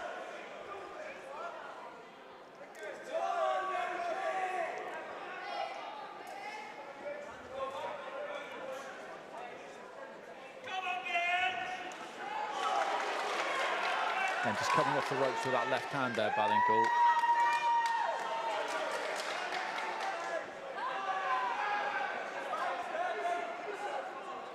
I just like to see Boy Jones now changing his tempo, setting some traps, doing some feints, throwing some shots downstairs. That's what he's allowing Ballingall to do. Get off with the shots, fours and fives, pop shotting, and then moving away. And this is slowly slipping away from Boy Jones here because he's not doing anything different. He's the one just stalking forward. We need to see something a little different. Inside the final minute of round 6. As we say, he's sticking to the method, he's sticking to the plan, but it just isn't working. And I'm not one to out and out condone too much skullduggery, but get a hold of him. Throw him around a bit if you can. Rub the head in maybe. Hit him low. 100%. This is what you've got to do. This is the fight game. You know, let the referee tell you you're wrong. You know, when you've got a boxer in this sort of rhythm, you've got to rough him up, man. You've got to get in there. You've got to try and use the elbows, use the head, do whatever you've got to do to break this kid's rhythm. Because once you get into a rhythm, or once a boxer like that gets into a rhythm, man, that's tough to break. So you've got to do them psychologically. You've got to take that game away from them. And he's just got such a loose look about him, Ballingall, that he kind of glides through the rounds, or he is at the moment anyway. Boxes at that kind of tempo, and because he's not tight and he never loads up on anything, he can box at this pace all night. Yeah, absolutely. You know, you can see him doing 20 rounds at this pace because he is totally relaxed. He's boxing, he's controlling the pace. He's not being forced to fight here. That's what I'm saying. This is what Boy Jones Jr. needs to do. He needs to force the pace. He needs to change the rhythm. But he's not doing that, and that's why these rounds are slipping away from him.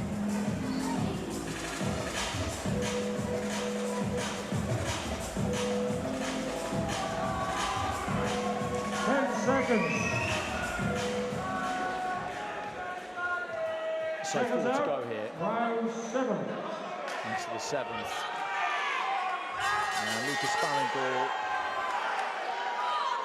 with clear water between himself and Boy Jones here as they set sail in a race for this vacant English super lightweight title. I don't want to sound too critical of Boy Jones here, because sometimes you come up against someone who's got a bit too much for you, and so far that's what we've got here, and there's no shame in it. It happens to everyone. You just want to see him make this as competitive as he can and leave that ring with no real regrets, and he started a bit quicker this round. Absolutely, he needed to. Listen, there's no criticism of Boy Jones. I've always been a fan of him, but what I'm saying is, you know there's more in the locker. You know what he's got to do, and I'm not sure he can deliver it. And just as I said that, Ballingall landed an unbelievable uppercut, right uppercut lead. Boy Jones took that shot well. He did. He soaked it all up, actually, so far. Got it nice and tight there and worked to the body, and that was an example of what you were talking about. Got the feet there, and then let his hands go. Yeah, exactly what I'm saying, and that's what's frustrating about it. You know that when he looks at this, you go, right, listen, you want to add to your game, you want to change your game, that's all you've got to change. You know, the styles there, the foundations are built, you just need to add to it. You know, and he's just... You've not seen Boy Jones put a 4 or 5 punch combination together. You've not seen him do that. You know, he gets up close, he closes the space, and boom, he throws one shot. Just dip into his left-hand side there, Ballingall, again looking for that uppercut, just pulled off the right hand slightly there. It didn't land as a rolls hold. That's good from Jones. Left hand to the body, then left hand up top. But Ballingall comes straight back and just dipped his knees there, Ballingall, quite extravagantly. And for a split second, I just wondered whether he'd been caught by something. He hadn't been. No, he's just trying to change the pattern of the fight here, Ballingall. You just sense that he's trying to pile the pressure on. Boy Jones is calling on, though, to his credit. He's saying, let's go, let's have it. Well, I think Jones knows that this gives him a better chance. If Ballingall wants to go and look for the stoppage here, that gives him more chance, because I don't think Boy Jones feels like he's going to get knocked out here or stopped here. I think he's tasted plenty of clean shots, and he'd know by now whether that was really on the cards, and I think he's confident it isn't, so he'll want Ballingall to engage as much as possible. Yeah, 100%. He'll know by now, Boy Jones, that Ballingall can't hurt him in that way. He's calling you on, that gives him the opportunity. Final 30 seconds, around 7.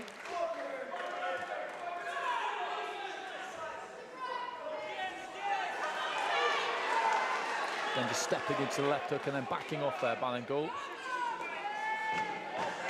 It's been a boxing at a good pace, this, both of them holding up to it well. As I said, Ballingall looks like he could do this all night, because, as you pointed out, when you're the one who sets the pace, it makes it just that well, Boy Jones, more comfortable. Boy Jones has taken a lot from that round. He feels like he's had more success, and he did, to be fair. That's because Ballingall changed the pattern. He was the one that changed the pattern of the fight. He decided, you know what, I want to come forward. I'm not going to be so elusive. I'm not going to give you so much movement. I'm going to sit in the pocket a little bit, and that gives Boy Jones a little bit of hope. So, you know, Boy Jones had a better round now. I'm not sure he won it, but with 3 rounds to go, he's going to want to hope that Ballingall decides to box that way, because that gives him an opportunity. Yeah, he needs a knockout, or multiple knockdowns. Nothing is impossible, as we saw in our previous fight. 10 seconds. Seconds out, round 8.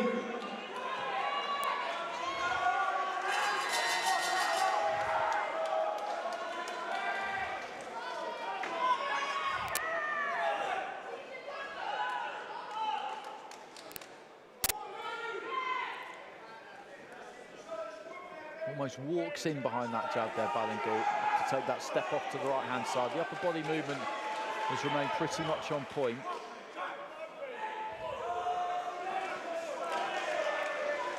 Left hook there from Ballingall as Jones was just opening out. It's just the accumulation of punches from Ballingall. He just keeps throwing combinations from a very relaxed style. He throws them from unusual angles. The jab he turns into a screw sort of uppercut, and this is a tough night here for Boy Jones. It really is.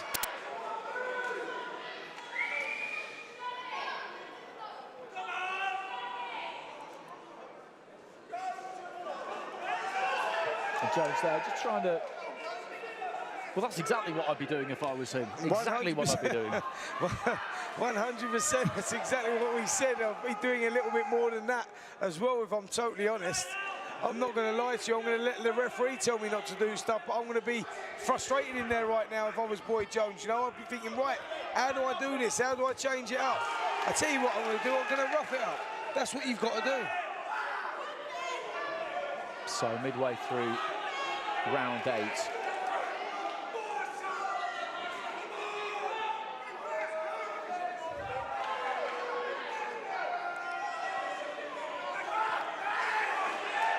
Shuffles in behind the 1-2 there, Ballingall. Jones trying to double up on the jab and close that distance. Lead uppercut there from Ballingall, followed by that left hand. Bit of a smile on the face there of Boy Jones. He dips off to his left and throws a right hand over the top. Yep, he's not getting hurt here, is he, Boy Jones? He's stalking forward, he's well into the fight now. He's sort of like, he's not getting hurt at all. Maybe frustrated, but he's definitely not getting hurt. Ballingall hasn't got the power to hurt him, but what he has got is silky smooth boxing skills, and he's used them to his full advantage. Boxing well on the outside. As I say that, though, Jones gets a rare success with that right hand over the top. Wings in a big left hook there, Jones, and Ballingall just dips those knees and slides underneath it. Final 30 seconds of round 8.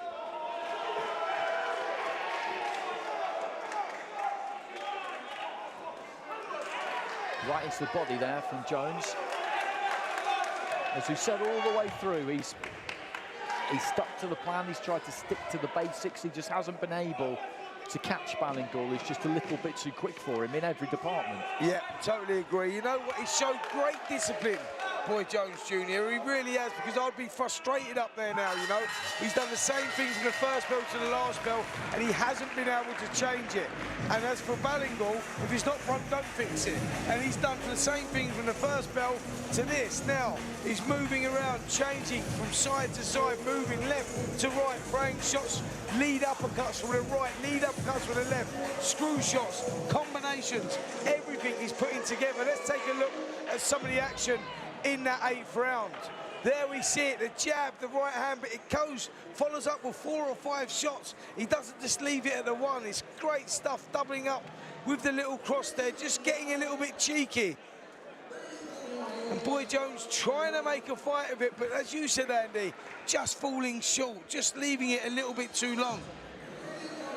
That's it, and as we said before the start of the previous round, in sport, professional sport particularly, sometimes you come up against somebody who's a bit too good for you, and that's just how it is. That's just how it is. There's no shame in it.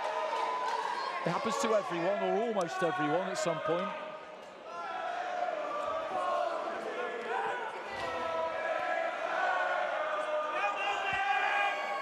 And he's just a couple of rounds away here from taking that English super lightweight title, Lucas Ballingall, and this really should kickstart his career, because it's been a stuttery career so far. It's been hard for him to get the fights that he's needed and wanted. He's always had to go away from home to get them, hence going to Belarus, then travelling to Derby to take on Myron Mills, and now to London to take on Boy Jones. What he needs next, what would be great next, would be a big pompy fight night. Headline that, maybe get his brother on it as well. That'll be a bit of an argument as to who would be the headline, but that'll be great to see. Yeah, it certainly would. You know what? He falls into that category, doesn't he, Ballingall? That he's the chairman of the Who Needs Him, Who Wants Him club. You know, you don't really want to fight someone like that unless you have to, because of what we're seeing here, those silky smooth skills. He switches from left to right, he switches orthodox to southpaw, throws shots from unusual angles, hands low, never sitting in the pocket.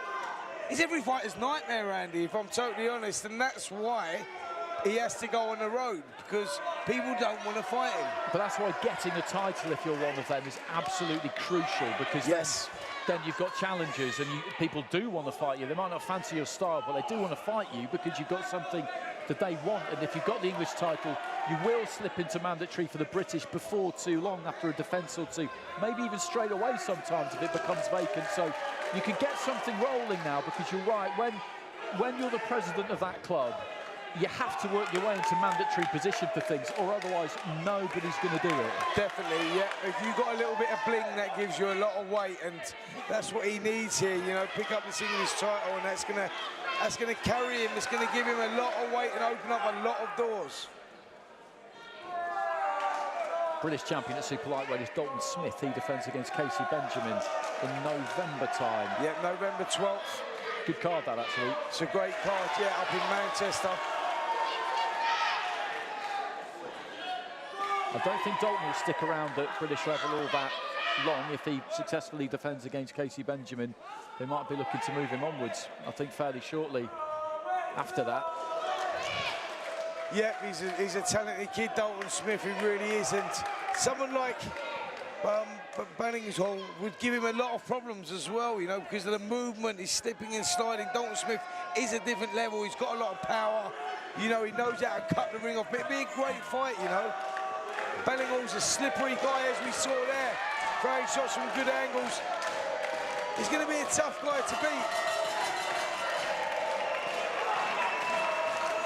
So 1 to go.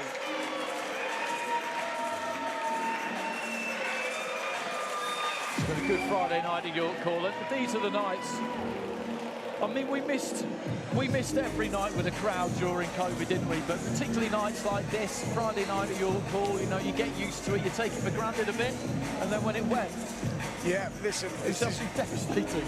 Say that again, sorry. Then when they went, it was absolutely mortifying, wasn't it? Absolutely, yeah. I mean, this is it's been an incredible night. It really has.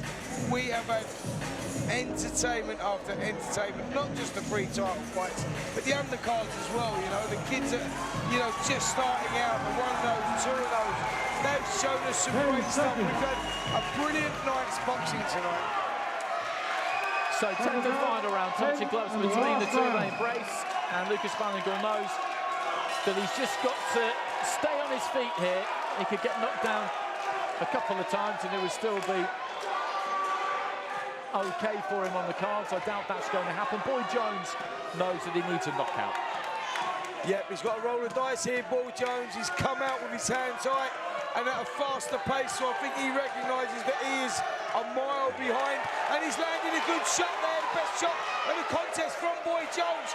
Let's see if he can grow on that success. Little wiggle of the shoulders in reply though from Ballingall, who took it okay. 30 seconds into the final round. We've got 3 scoring judges at ringside for this one, for the English title fight. Left hand thrown up the centre there by Ballingall, who then just drops off to some open canvas. Oh, beautiful stuff again there from Ballingall, just taking the play away from Boy Jones, who just was getting a little success. He's gone, you know what, let's have this, and he's thrown some lovely combinations there, Ballingall. Good turnaround in this final round.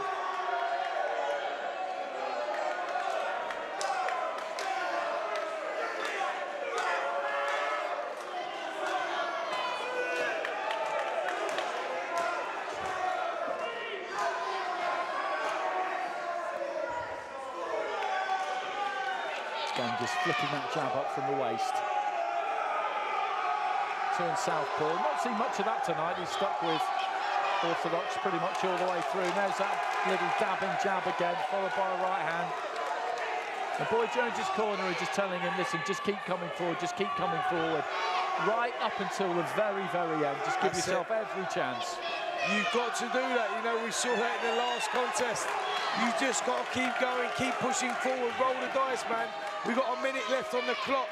Boy Jones has got to throw everything in the kitchen sink. At the moment, Ballingall dominating even this last round. Movement's brilliant, moving from side to side, switching orthodox to southpaw, hands low, throwing combinations. This is great stuff from Ballingall.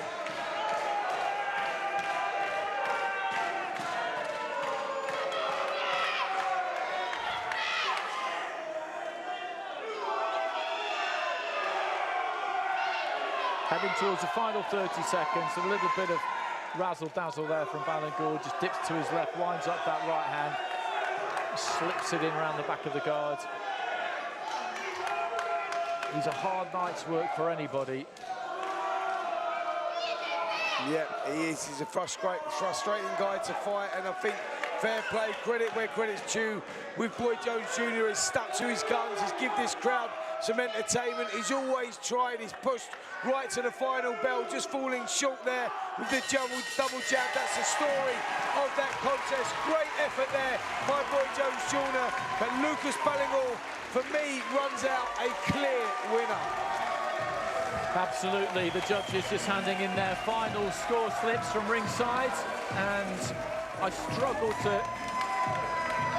to see, to be honest, how you could give Boy Jones a round there.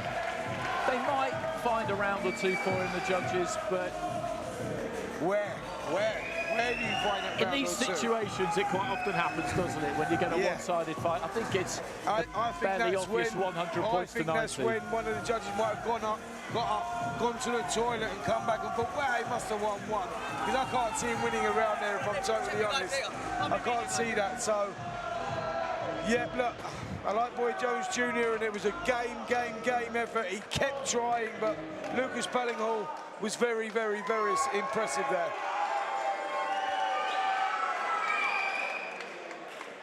So just waiting for these two to be called to the centre of the ring by our referee. We know what's coming next. It's a vacant title, so there was always going to be an and the new, and it's going to be going to the blue corner.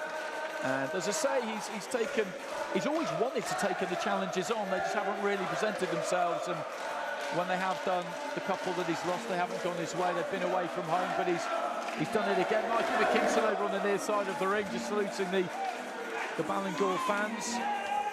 And this should be the launch pad now, so we can just see exactly how far he can go and see exactly what he's got. And that's what any fighter wants. They just want the opportunity to find their level.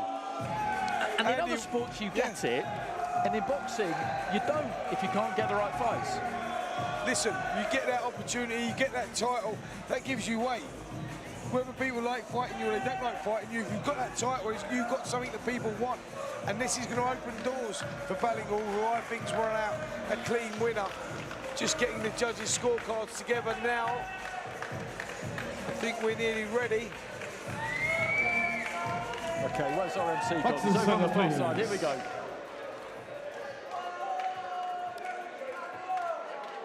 Boxing center, please. Ladies and gentlemen, distinguished guests, after 10 rounds of boxing, we go to our judges' scorecards. Mr. Sean McAvoy scores the contest 98-92. Mr. Lee Avery scores the contest 99-93. And Mr. Mark Bates scores the contest 99-91. All three in favor of and new British Boxing Board Control English Super Lightweight Champion from Portsmouth, Lucas! So Lucas Ballingall crowned the new English Super Lightweight Champion. The judges, as I kind of predicted, did give Boy Jones some kind of sympathetic rounds there, I think it's fair to say, but they were wide cards, and that was the only way that you could possibly have scored that. It was a really good performance. I enjoyed watching it. You know, when you've seen Mikey McKinson and you watch Lucas Ballingall, it doesn't come as any great surprise that they're brothers, the way that they go about their business. And as we said before, I'd just be really interested to see how far he can go off the back of this, because he's had some false dawns and false starts in his career so far, but now he's got that title. He'll be in championship fights against people who are hungry and who want it, and the next step on the ladder, the next rung up the ladder, is the British title. And we know Dalton Smith is defending against Casey Benjamin. We don't know what will happen in that fight, but Dalton Smith is a strong favourite. Were he to win, he might vacate, and then you never know when the opportunity might come.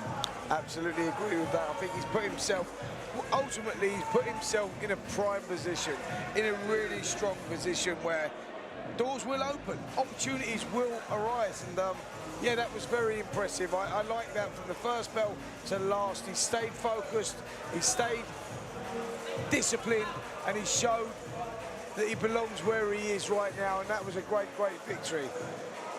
He's just joining Ali Drew, so let's hand over to Ali.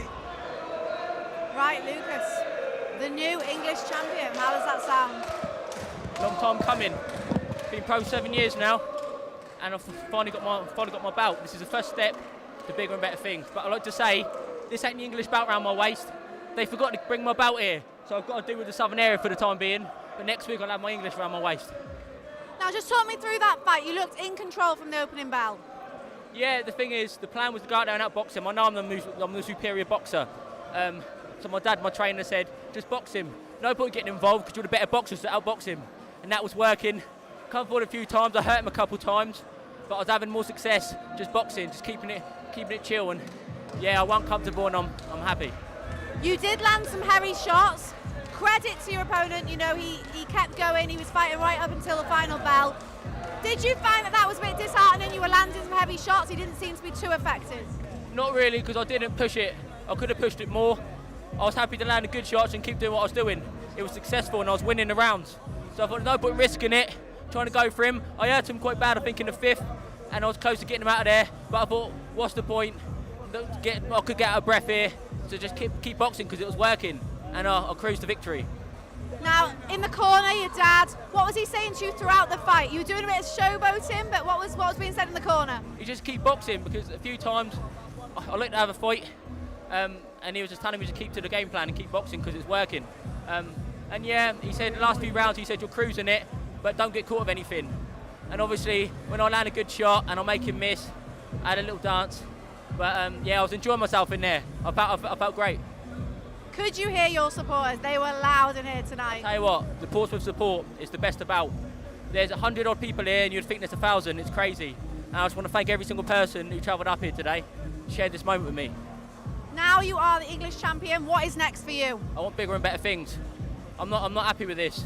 Firstly I want to get my belt next week when that comes, but I want to move forward on the bigger and better things, and I'll fight anyone in the 140 division. Have you got your eye on anyone in particular? Anyone with a belt, anyone to the next step. I'm English champion now, and I want to move forward. When do you think we're going to next see you in the ring? Not sure, I'll speak to the team, we'll have a look and then see what comes about. How are you celebrating tonight? With my friends and family, I'm buzzing. Finally brought a belt home to the household, so. And you got your brother here, come down and have a word. How proud are you right now? Oh, I'm a very proud big brother, you know. We've known for a long time how good he is and his potential as well. He's finally got what he deserves, you know, and onwards and upwards. This is just the first title of many. Like, he's capable of winning a lot higher titles than this.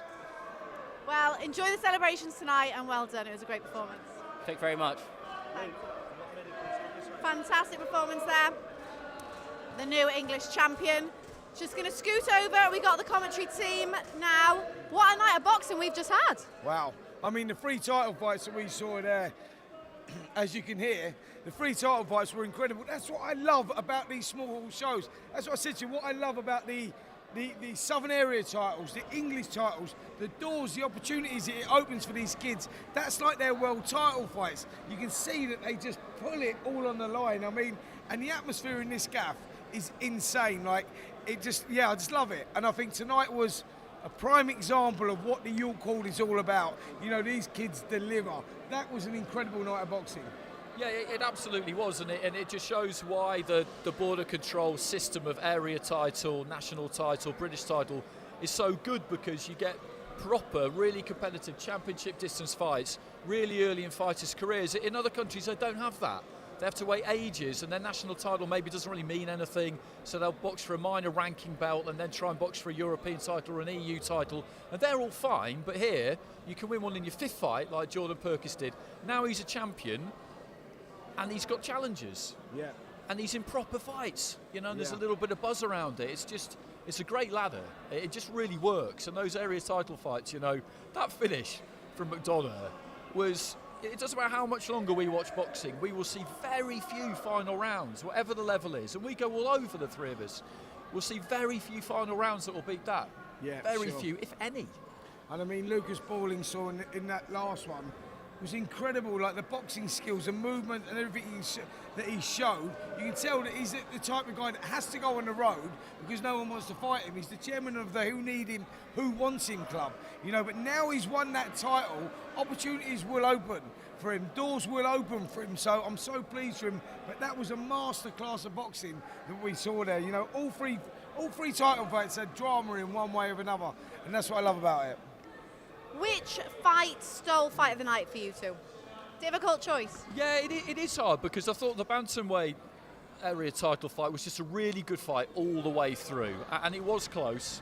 I thought probably the right guy got it in Perkins, but it was close, and he showed us plenty, because, you know, you question whether someone has got it in the tank to do it like that when you've never seen it before, and he showed us that he had, but I think it was a middle fight with a Marsden It's fight. the You know, finish. it was just the finish, the drama of that, where McDonough was so far behind, but he never lost faith. You know, it was one of those fights that took me straight back to when, and I know it's a different level, but it was the same outcome. It took me back to when Cole Froch beat Jermaine Taylor out in the States, when against all the odds in the final round, he was a mile behind, probably 10 rounds behind on the scorecards, but never lost faith. And he turned it around with about 20 seconds to go. That was similar in so many ways. That took me to them sort of places. Do you know what I mean? The drama of that fight, where he was so far behind McDonough and he just never give up faith. I mean, that was brilliant. But also it was kind of, you know, I said it when we were watching the replays, it was just the fact that you know you need the knockout, and you're on the brink of getting the knockout, and the easiest thing in the world to do would just be to completely lose your head and just start swinging. And he finished it with just like a perfect left hand. The technique and everything about it was ideal, and to be able to do that with about 30 seconds or whatever it was remaining, when you really need it, that's what all that work in the gym is for. Absolutely. But being able to pull it out and do it when you really have to do it, you know, sometimes you get the opportunity, maybe once in your career, to do that, and you need to take it. And Absolutely. he took it. Well, he just didn't give up hope. I think that's good for any young fighter that's watching out there. You go, that's the thing about when you're boxing in 10 rounders and you're boxing in 12 rounders. They're different to 4 rounders. You know, you fall around behind or 2 rounds behind in 4 rounders and you're in big trouble. 6 rounders, the same thing. When you've got 10, 12 rounds, the pattern of the fight changes dramatically, and it can change at any point. You see a fighter and he's looking good. Round 9, he's looking solid. He's still got a lot of movement.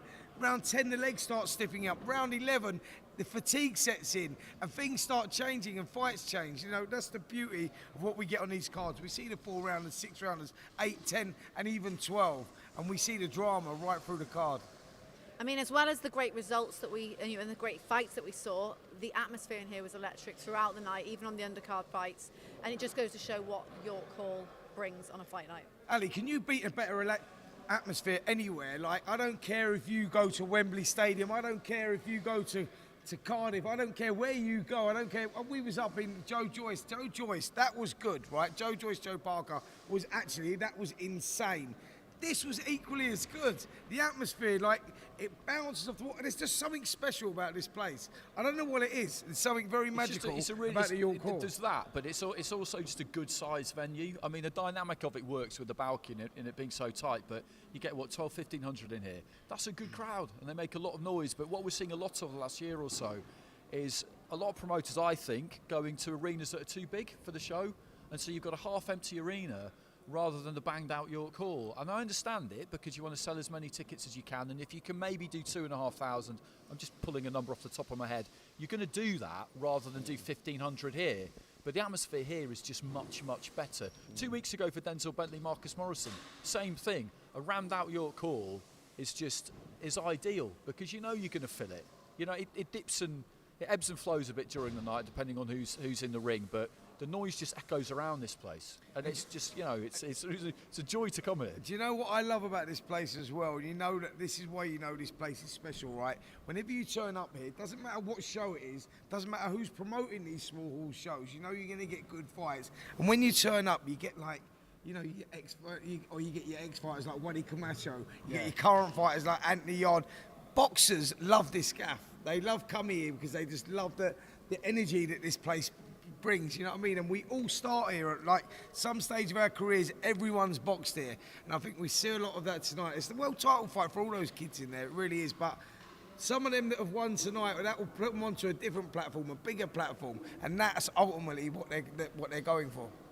Well, yeah, another successful night here at York Hall. We're back here again on the 29th of October, and Let's Go Management have also got a show on the 15th of October, which Into Boxing will be streaming, so make sure you subscribe and like on their page to keep up to date with everything that's going on there.